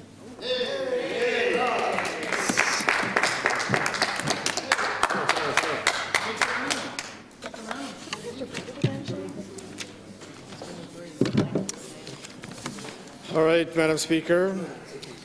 I move, seconded by the member from Kent South, to propose the following resolution Thursday, November 24, 2022. Whereas many New Brunswickers throughout the province are worried about the difficulty they and their family members are having in obtaining crucial health services in a timely manner. Whereas it is widely acknowledged that a severe shortage of healthcare professionals and health support workers has left our New Brunswick healthcare system in crisis. Whereas this challenge must be recognized as a top priority that we must tackle without delay. Whereas many frontline healthcare workers and professional health organizations have offered their insights and advice on how these challenges in our healthcare system can be addressed. Whereas it is everyone's interest to heed the advice and move forward with the comprehensive action plan. And whereas Liberal leader Susan Holt has outlined a plan to improve healthcare delivery and tackle our healthcare crisis, be it therefore resolved that the Legislative Assembly urge government to take the following actions. Address the challenges that have led to emergency room service reductions and closures through the establishment of multidisciplinary care centres staffed by a mixed team of 4 health professionals, provide additional funding for after-hours community care and for training and hiring of allied health workers. Treat healthcare workers with respect, provide competitive wages, create incentives for retaining and attracting healthcare professionals, and ensure a positive working environment that recognizes work-life balance. Develop an aggressive, focused recruitment strategy that targets new graduates and promises them permanent, full-time jobs. Provide targeted tuition relief and educational incentives for new entrants into programs that provide training to address health labor shortages. And collaborate with post-secondary training institutions and professional associations to provide enhanced training opportunities and effective recruitment programs. Work in tandem with communities on healthcare recruitment strategies and programs create a results-oriented Office of Health Staff Recruitment with laser focus, targeted objectives, and accountability.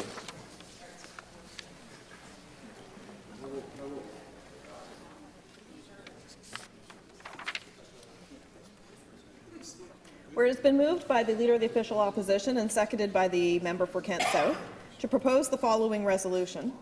Whereas many New Brunswickers throughout the province are worried about the difficulty they and their family members are having in obtaining crucial health services in a timely manner. Whereas it is widely acknowledged that a severe shortage of healthcare professionals and health support workers has left our New Brunswick healthcare system in crisis. Whereas this challenge must be recognized as a top priority that we must tackle without delay. Whereas many frontline healthcare workers and professional health organizations have offered their insights and advice on how these challenges in our healthcare system can be best be addressed. Whereas it is in everyone's interest to heed this advice and move forward with a comprehensive health action plan, whereas Liberal leader Susan Holt has outlined a plan to improve healthcare delivery and tackle our healthcare crisis, be it therefore resolved that the Legislative Assembly urge the government to take the following actions. 1. Address the challenges that have led to emergency room service reduction and closures through the establishment of multidisciplinary care centres staffed by a mixed team of health professionals, provide additional funding for after-hours community care, and for training and hiring of allied health workers. 2. Treat healthcare workers with respect, provide competitive wages, create incentives for retaining and attracting healthcare professionals, and ensure a positive working environment that recognizes work-life balance. 3. Develop an aggressive, focused recruitment strategy that targets new graduates and promises them permanent full-time jobs, provide targeted tuition relief and educational incentives for new entrants into programs that provide training to address health labour shortages. 4. Collaborate with post-secondary training institutions and professional associations to provide enhanced training opportunities and effective recruitment programs. 5. Work in tandem with communities on healthcare recruitment strategies. And 6. Create a result-oriented Office of Health Staff Recruitment with laser focus, targeted objectives, and accountability. I recognize the Leader of the Official Opposition. Thank you, Madam Speaker. Madam Speaker, New Brunswick is facing a healthcare crisis that only seems to be getting worse under the watch of this government. New Brunswickers throughout the province are worried about the difficulty they are having in obtaining crucial health services. And like I said this morning during question period, New Brunswickers deserve timely, accessible, and quality health services, and they are not getting them, no matter how hard this government says they are trying. Instead of focusing on what should be a top priority, fixing our ailing healthcare system, the Premier is creating distractions and obsessing about increasing the surplus, even though it's already almost $1 billion, Madam Speaker. And that doesn't take into account the $777 million surplus last year, the year before, $408 million surplus the year before that, more like $2 billion over the last 3 years, and while we're seeing our healthcare system crumbling, Madam Speaker. The Premier loves to say that money won't fix everything. I would say that he's using it as a cover for not making investments in health that are desperately needed. Nearly every week we are hearing stories of people who are being denied services, the services that they need, because they're being denied because there's a lack of healthcare resources, human resources available. We're hearing stories about deaths in emergency rooms. One in July that prompted a complete overhaul by this government, suspended the boards of the health authorities, changing out the minister. We're seeing something similar happen again this week, another death, Madam Speaker, and we know it's because it's a lack of human resources in healthcare that are causing backups in emergency rooms. It's causing backups in nursing homes. We're seeing seniors that are being improperly in hospitals. We're not finding placements for them. It's a whole trickle-down effect. It's a lack of human resources that is causing the problem. We know many doctors, nurses, and other health professionals have offered their insights and suggestions for tackling the problems facing our healthcare system, but I would say that this government has ignored those calls. But Liberal leader Susan Holt has listened to those health professionals and frontline workers and has brought forward a plan that's based on suggestions that we have heard from various stakeholders, professional associations, nurses, doctors, paramedics, you name it. we've gone out, we've listened, and we came back with an action plan to try to be constructive in our approach and offer real solutions to make a difference. And we itemized 6 action items in our plan to stem the bleeding in healthcare. The first one was to address the challenges that have led to emergency room service reductions and closures through the establishment of multidisciplinary care centers staffed by a mixed team of 4 health professionals, providing additional funding for after-hours community care and for training and hiring of allied health workers. Second was to treat healthcare workers with respect, provide competitive wages, create incentives for retaining and attracting healthcare professionals, and ensuring a positive working environment that recognizes work-life balance. Develop an aggressive, focused recruitment strategy that targets new graduates, promises them permanent, full-time jobs, provide targeted tuition relief and educational incentives for new entrants into programs that provide training to address health labor shortages. 4, collaborate with post-secondary training institutions and professional associations to provide enhanced training opportunities and effective recruitment programs. And 5, work in tandem with communities on healthcare recruitment strategies and programs. And 6, create a results-oriented Office of Health Staff Recruitment with laser-focused, targeted objectives and accountability. Now, those were the 6 items part of our resolution. That's what we're asking this Legislative Assembly to adopt. It's a good plan. I think that everybody should be on board in adopting this, taking it and making a difference in healthcare, Madam Speaker. I would say that the government's approach to fixing health has been uninspiring and unimaginative, with a lack of focus and no real plan. Susan Holt has put forward a plan that draws on the advice of those who know our healthcare system best. And we have outlined the basic planks of the healthcare plan put forward by the leader of the Liberal Party. But I'll now take a few moments and I'll flesh out each of those items that is part of our resolution and what we are asking this House to adopt. Donc, premièrement, on parlait des mesures d'urgence. Et puis, c'est par rapport aux fermetures d'urgence qui deviennent un phénomène beaucoup trop régulier.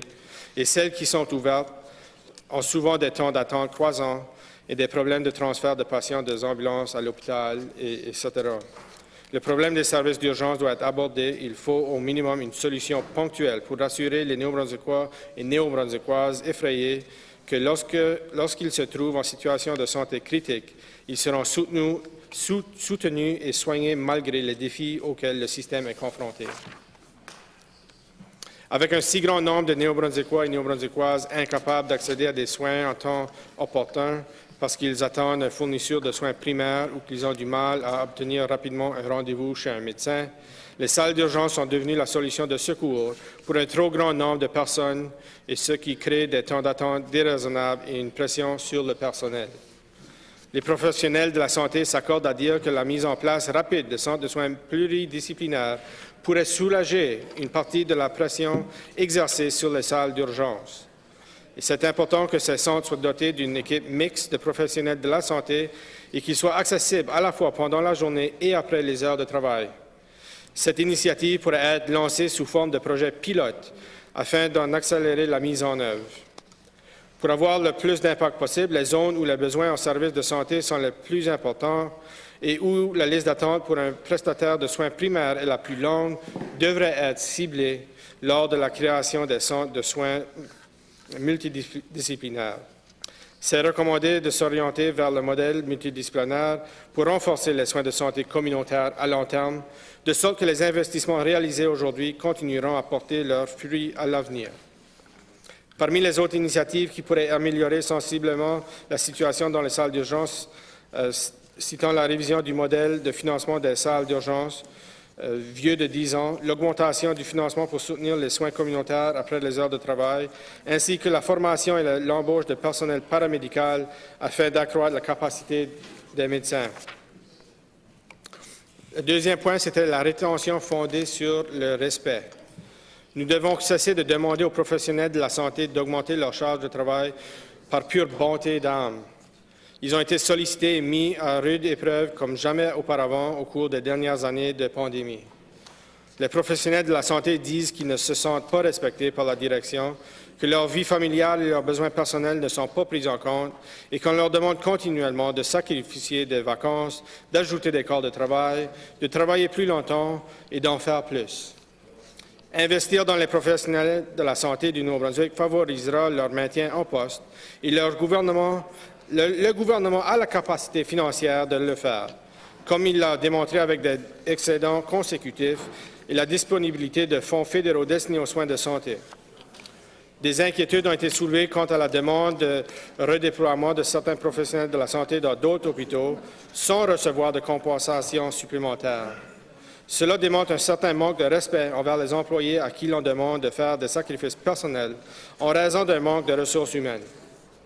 Alors que les hôpitaux de la province sont aux prises avec des problèmes de capacité, il y a du mérite à programmer et redéployer le personnel d'un hôpital ayant une plus grande capacité, mais cela devrait être encouragé par une compensation supplémentaire. L'offre d'une indemnité de réaffectation témoigne du respect pour les professionnels, augmente la probabilité que les gens se portent volontaires pour être réaffectés et répond aux besoins des patients. Number 3, Madam Speaker, we called it sending a signal. As the academic year was beginning, when we came out with this report, the Premier, we said, and members of his team, should tour the colleges and universities in the province to hand-deliver a personal letter promising them a guaranteed full-time permanent job to each student studying in a nursing program in the province when they graduate. This is something they should do year after year with the new class, the first years in a nursing program.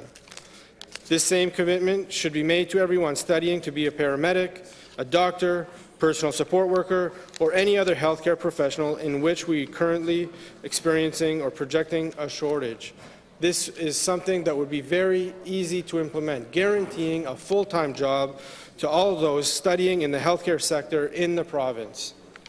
Neighboring provinces have already taken similar approaches, which has left New Brunswick nursing students here feeling undervalued. They need to know they are wanted in New Brunswick, in our healthcare system, and they need to hear it from the top. They need to see our Minister of Health, our Premier, going to those classes in their first years and guaranteeing them those positions, giving them a letter in hand.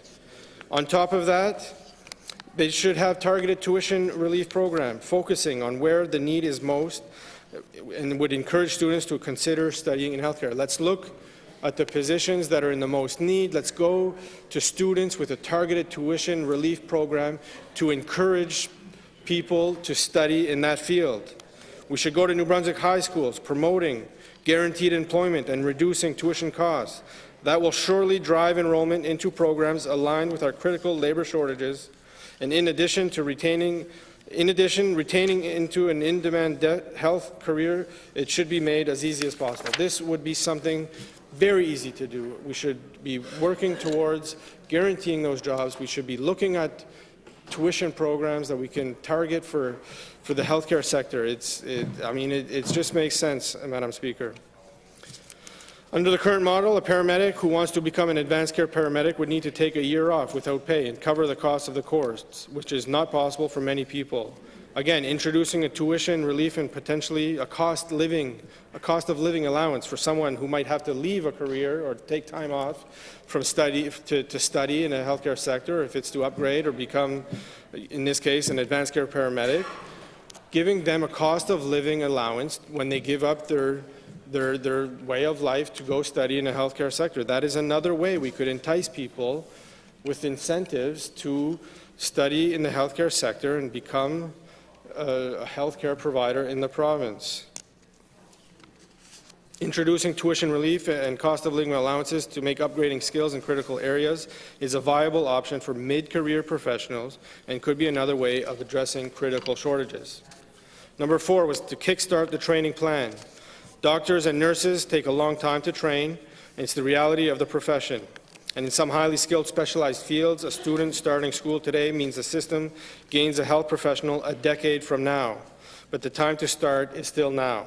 In the meantime, there must be partnerships created immediately with all relevant organizations to focus on the recruitment of international doctors, nurses, and other healthcare professionals and find ways to accelerate their entry into our workforce. There must be better and faster ways to allow well-trained international colleagues to come work here. Canadian training programs are struggling to produce enough graduates to meet demand, and there are highly qualified healthcare professionals around the world looking to come to Canada, and New Brunswick must step up to convince them to come here and make the process as simple as possible. It's not an aspiration, it's a necessity, Madam Speaker, a necessity that we do this. I know the Minister talks about programs that they've done. They are overseas, and we do have to make it a playing field that is easy for them to access. I know there's legislation permitting professional associations and the like that are responsible for accreditation. They have the tools to do it, but let's make sure we can make the process as easy as possible without compromising the integrity of the profession and the accreditation, but let's make the playing field as simple as possible so we can get people that are qualified into the workforce. In addition, increasing the number of seats in nursing programs and the number of medical residency positions in New Brunswick could happen right away. Collaborating with institutions, colleges, and associations to explore the options of accelerated or shorter-term programs could be encouraged as it could provide ready-to-deploy resources more rapidly than current programs. The public colleges in New Brunswick are full of great ideas on how to equip more allied health professionals, like personal support workers, to get into their workforce right now.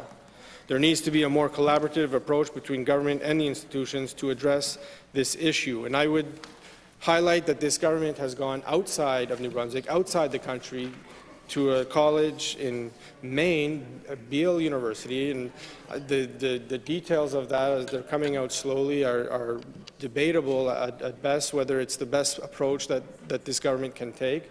I would suggest they should have gone to our universities, our institutions that we have in New Brunswick to, one, help with UNB and UDM, who have nursing programs, providing incentives to go study there, in turn, is helpful to those universities in terms of bringing their numbers up. And why are we sending money outside of the province, outside the country? It just doesn't make sense, Madam Speaker. There's also merit in incentivizing nurses who are retired or close to retirement to mentor young nurses who are just starting their careers and who would benefit from their decades of experience. Such a program would help increase the number of nurses currently in the system while supporting the new nurses who are thrown into a system facing significant challenges. Number 5 is to call for backup. The healthcare system is in crisis, and anyone who is able to help should be called upon. While being careful not to create conflict between communities, there is merit in introducing a healthcare recruitment package for communities to promote their regions to doctors, nurses, and other in-demand healthcare professionals. These packages would include financial support to ensure communities of all sizes have the ability to create programs to recruit healthcare professionals and ensure a level playing field. If communities want to create local, tailored pitches to recruit new doctors or nurses, they should be able to do so. These programs would be community-oriented and would focus on welcoming and facilitating community integration with a variety of partners, including but not limited to local realtors, local businesses, and local restaurants. Each community has its own strength and is able to promote itself better than a provincial group ever could. And government's role in this model would be to support them in their efforts while leveraging their help in our all-hands-on-deck recruitment process. And finally, the sixth point in our plan was called Let's Get Everyone on Board. And that's by creating an Office of Health Staff Recruitment and Retention with leads from Horizon, Vitalité, and the Department of Health, as well as experienced professional recruiters who know how to land good candidates. And that would significantly strengthen the province's recruitment efforts and send a clear message that it is taking it seriously. The leads from Horizon, Vitalité, and Health would support a team of motivated recruitment professionals who are incentivized to attract and secure new hires and would support the reduction of red tape in the hiring process in collaboration with professional associations and labor representatives. This office would also manage a provincial workforce strategy to address the skills and demographic gap in the health system workforce, and this would be done in partnership with associations, societies, and groups to allow better insight into retirements, practice closures, and other trends that impact their recruitment forecast. This team would be transparent, publishing quarterly data-driven report cards outlining how many positions are vacant and of which type, how many have been filled in the last quarter, how many candidates were sourced for each vacancy, how many candidates are advancing through the pipeline, and the best recruitment suggestions they receive from staff, and more. They'd focus on tasks like replacing New Brunswick archaic health professional recruitment website and making sure every person who contacts the recruitment team gets a response within a reasonable delay, like within 24 hours. Donc, Madame la Présidente, pour conclure, dans notre conclusion, on avait parlé de ceci comme une série d'idées qui étaient le fruit de plusieurs réunions avec des syndicats, des travailleurs et travailleuses de la santé et des groupes professionnels. Comme j'ai dit ce matin pendant la période de questions, le consensus est que la province doit adopter une approche axée sur des objectifs en se concentrant sur 3 éléments dans le soin aigu et primaire. 3 éléments, comme retenir le personnel de santé, comment réduire les temps d'attente aux urgences et comment fournir des soins primaires à toutes les personnes figurant sur la liste d'attente. Et pour être clair, il s'agit d'écouter les ambulanciers, les infirmiers et infirmières et les infirmières praticiennes, les travailleurs et travailleuses à domicile, les médecins et les autres professionnels de la santé qui ont tous de sérieux problèmes de dotation personnelle et des idées pour les résoudre. C'est ça qu'il faut faire. Il faut écouter les professionnels qui sont sur les premières lignes, qui savent les enjeux pour régler le problème. Il faut les écouter. C'est ça qu'on a fait et c'est ça qu'on demande à ce gouvernement de faire. Ils savent comment la main-d'œuvre peut contribuer à apporter des changements audacieux de la façon dont les travailleurs et travailleuses de la santé sont traités. Et puis, les personnes sur le terrain sont les mieux placées pour identifier l'origine des problèmes qui affligent le système. Madame la Présidente, ces recommandations ne sont pas exhaustives. D'autres pistes de solutions peuvent être amenées aussi. C'était un départ pour nous. C'était la première chose, en fait, que notre chef a fait depuis son élection comme chef du Parti libéral. C'est la première chose qu'elle a faite. Elle a été de façon constructive, rencontrer les parties prenantes, présenter des idées. Et puis, selon moi, c'est un véritable appel à l'action, des suggestions concrètes. C'est raisonnable. Et puis, je demande à ce gouvernement, à l'Assemblée législative, de voter oui à notre motion parce que ça va faire une différence pour les soins de services en santé dans la province. Merci, Madame la Présidente. I recognize the Minister of Health. Hey, thank you very much. Thank you very much. It's great to be here and be able to speak on motion 11. And, Madam Chair, the last motion I spoke on, I spoke very slowly and ran out of time. So I'm going to go quite fast here today because I want to touch on another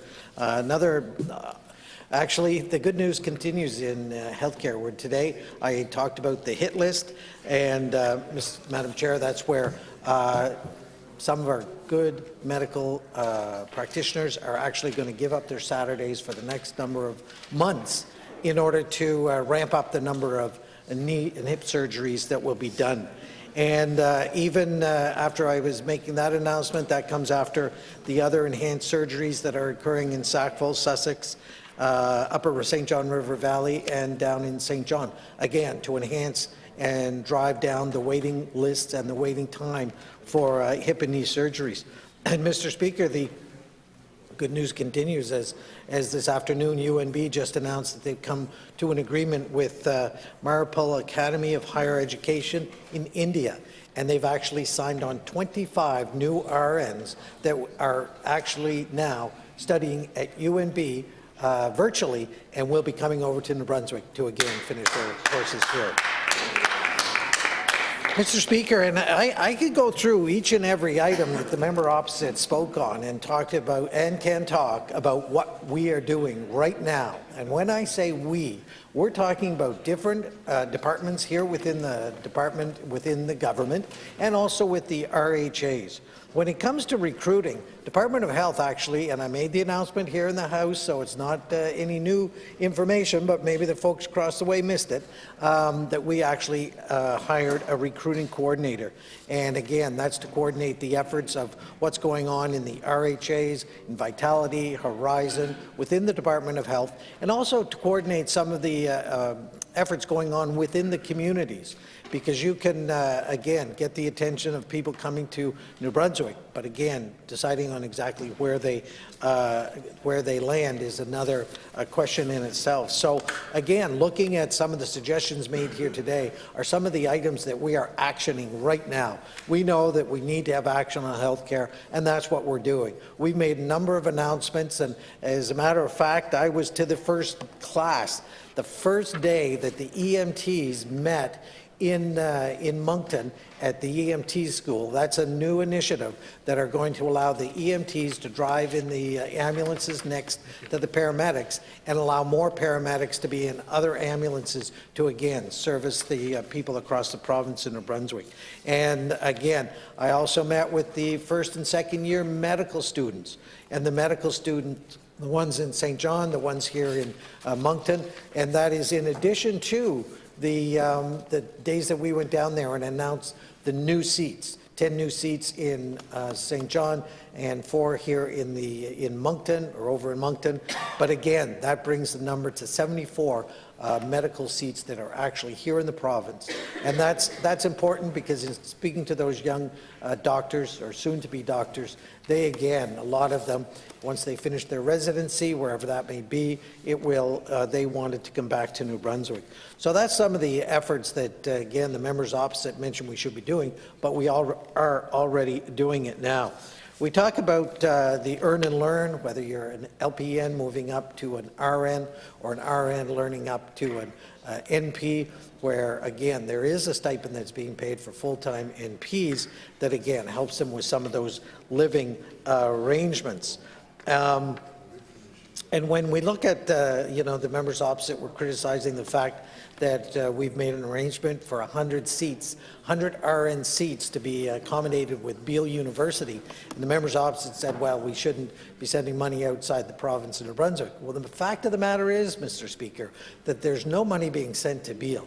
Mr. Speaker, we're subsidizing the individuals. We're subsidizing the individuals with $6,000 to offset any additional costs that they may experience. So that, again, is just straightening out the facts so that people know we're not investing offshore outside New Brunswick. We're investing in New Brunswickers that will become RNs, and we have a work agreement with them when they return here to the province of New Brunswick. So a lot of the things the members opposite talk about, maybe they weren't aware that we were doing them, or maybe they just conveniently forgot or ignored it and made it into a package and wanted to put it on a motion here today. But we are taking action, Mr. Speaker. The last budget that was put on the floor of this House by this government committed $3.2 billion to support our healthcare system. And that is the highest percentage increase of 6.2 last year's budget in the sector in New Brunswick. That's the biggest percentage increase since 2008, and that's something to be applauded without a doubt.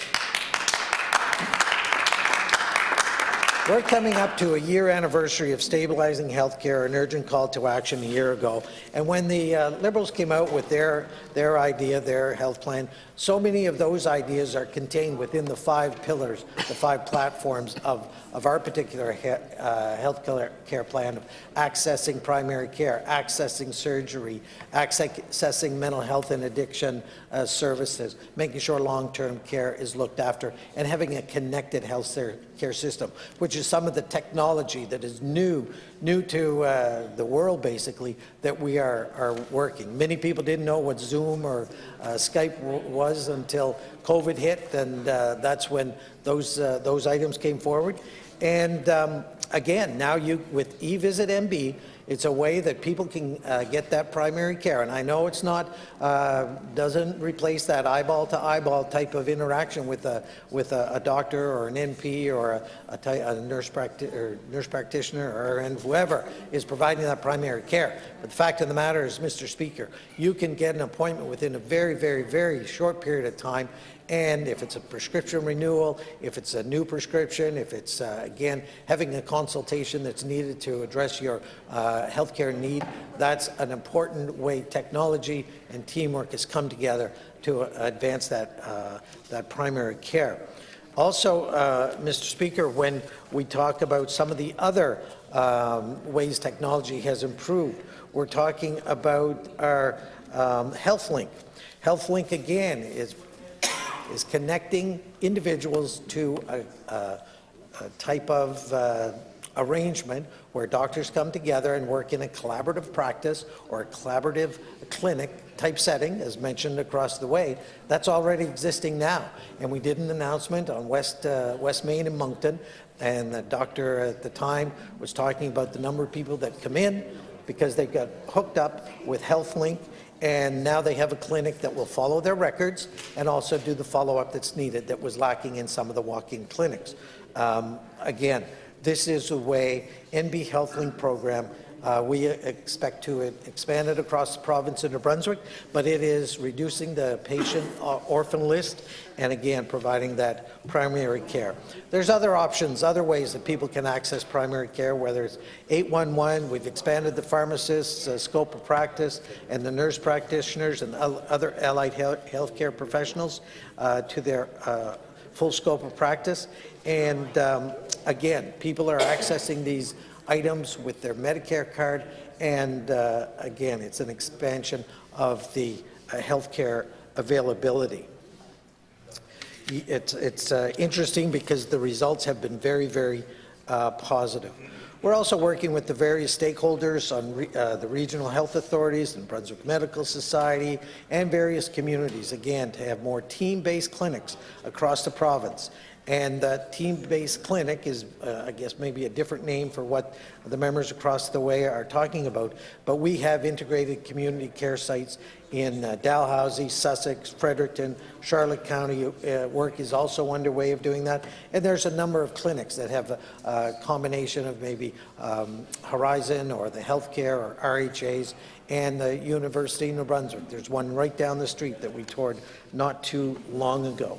We're connecting patients and doctors through e-Connect, e-referrals, e-consultations, and again, we talk about new pilot project, Bill number 3 at length, so I won't go into that, but again, that's a way that we're looking at new, innovative ways that, again, are moving healthcare forward in the province of New Brunswick. Just skimming along, again, I know the members opposite try to demean or downplay anything we do, and that's their role, I get it, but when you can say that we're moving ahead with 85 new seats between UNB and UM and 100 seats in Beale, Mr. Speaker, that's a significant dent, but we know it's not alleviating the problems of today, and that's why there's significant recruitment going on. And we talk about new grads that are already being offered permanent full-time jobs. That's already underway. It's not something new that's just been discovered by the opposition, as they may talk about it. Mr. Chair, in the partnerships with the RHAs in their recruiting, they're recruiting in places like Morocco, Dubai. They were in France, of course, and that expedites the French culture or the French trained international nurses, and we've also hired navigators to move and help people move through the system that's so important. I guess in the Dubai trip, there was 150 nursing candidates were offered conditional positions. Of course, the conditional is passing the exam and whatnot. So that's help that's on the way. It's help that's there now. And even some of the help that we received from some of the travel nurses that, again, was shunned by some of the people across the way, that's the immediate help needed right today to, again, help those that are presently at work, going to work day in, day out, that we appreciate so much, helping the people here in the province of New Brunswick. And again, there's even programs within the RHAs and with the extramural ambulance New Brunswick that recognize the employees' efforts of, and again, promoting greater wellness within the care system, because we all want a healthy, caring environment that helps improve what's going on within the various healthcare providers. And I guess when we talk about some of the other incentives for physicians in other areas of the province, we have incentives on the table for physicians and nurses to, again, recruit them to hard-to-recruit to places. And there's been a substantial number of people hired and taking advantage of the incentives that we've put forward on the table that, again, are improving the working conditions of the people.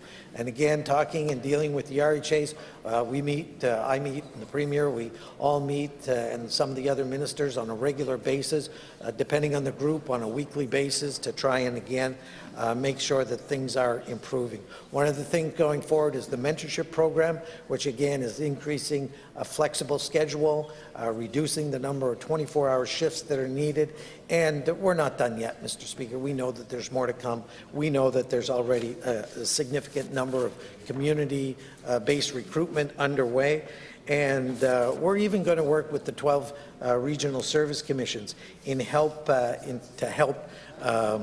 with some of the hiring.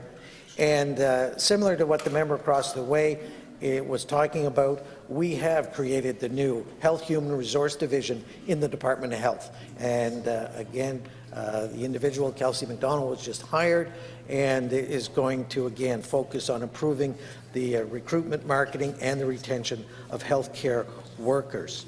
That's excellent news. And I could go down each and every one of the list that was put forward by the members opposite in this bill and say, we're doing it, we're doing it, we're doing it, we're doing it, we're doing it. Doing it with the RHAs, with our partners, with our stakeholders, and there's some bold and initiative thinking. Again, I made a statement today.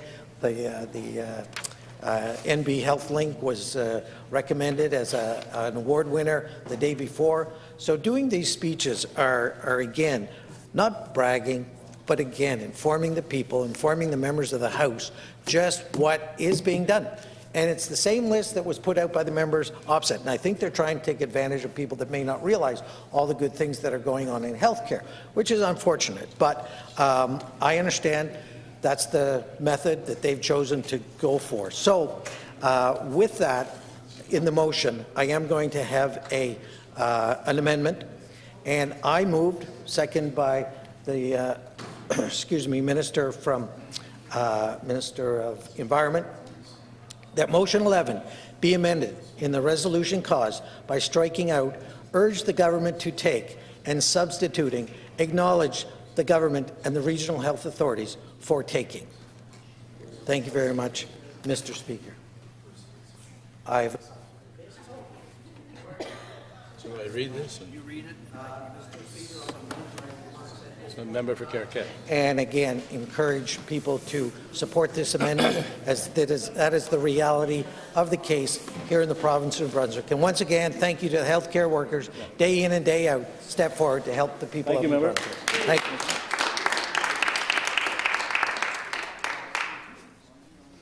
Been moved by the Minister of Health, seconded by the Minister of the Environment, Climate Change, that motion 11 be amended in the resolution clause by striking out urge the government to take and substituting acknowledge the government and regional health authorities for taking. Recognize the member for... Yes? We have a 5-minute recess just to look at where it fits into the resolution and Certainly. just to make sure we're clear on it.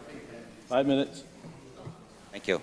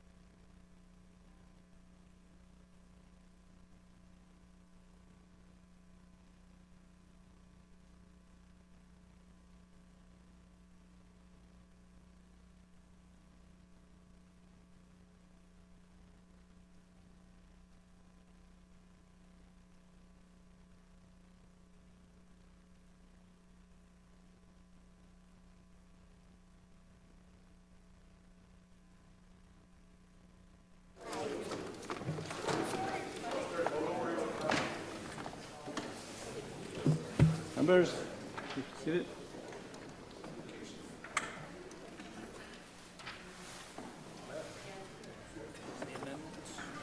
On the amendment. Recognize the member for Caracat. Merci, Monsieur le Président. Alors, pour parler sur cette motion, on vient de recevoir un amendement. Alors, au sujet de la phrase qui disait qu'il soit à ces causes résolues que l'Assemblée législative exhorte le gouvernement à prendre les mesures suivantes. Et on nous demande donc de changer ça pour que l'on reconnaît qu'on reconnaît que le gouvernement et les régies régionales de la santé ont pris ces directives-là.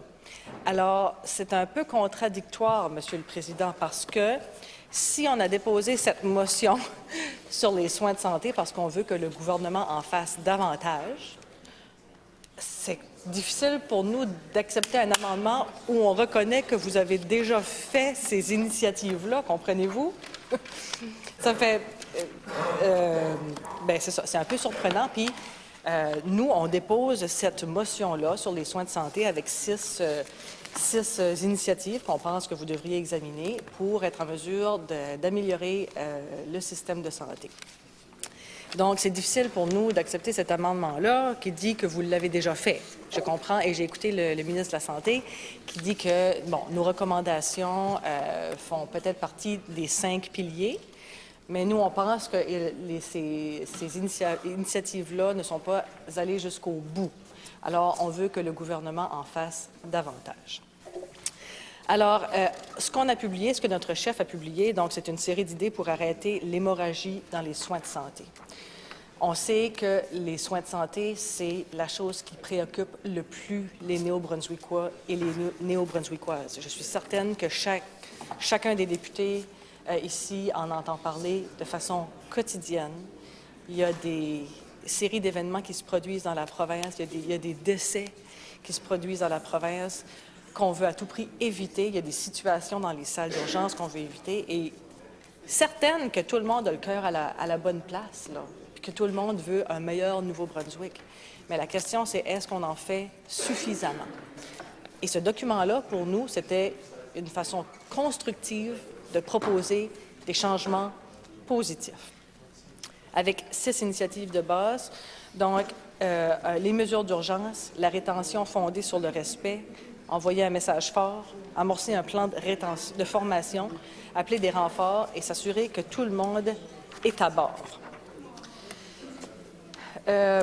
Et pour parler d'abord des relations fondées sur le respect, ce qu'on entend beaucoup des professionnels de la santé, c'est que des fois, ils ne se sentent pas, disons, valorisés.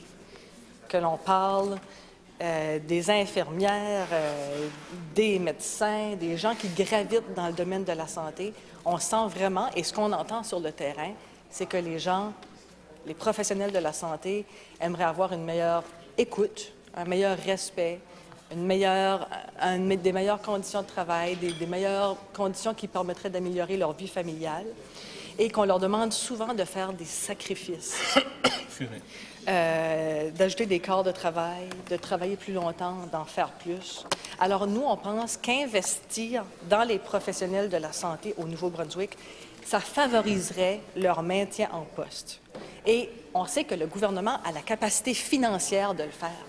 Il vient d'annoncer, vous venez d'annoncer un surplus budgétaire de 774 millions. Thank you, member. I believe we've reached the end of today's session. Calling the Government House Leader.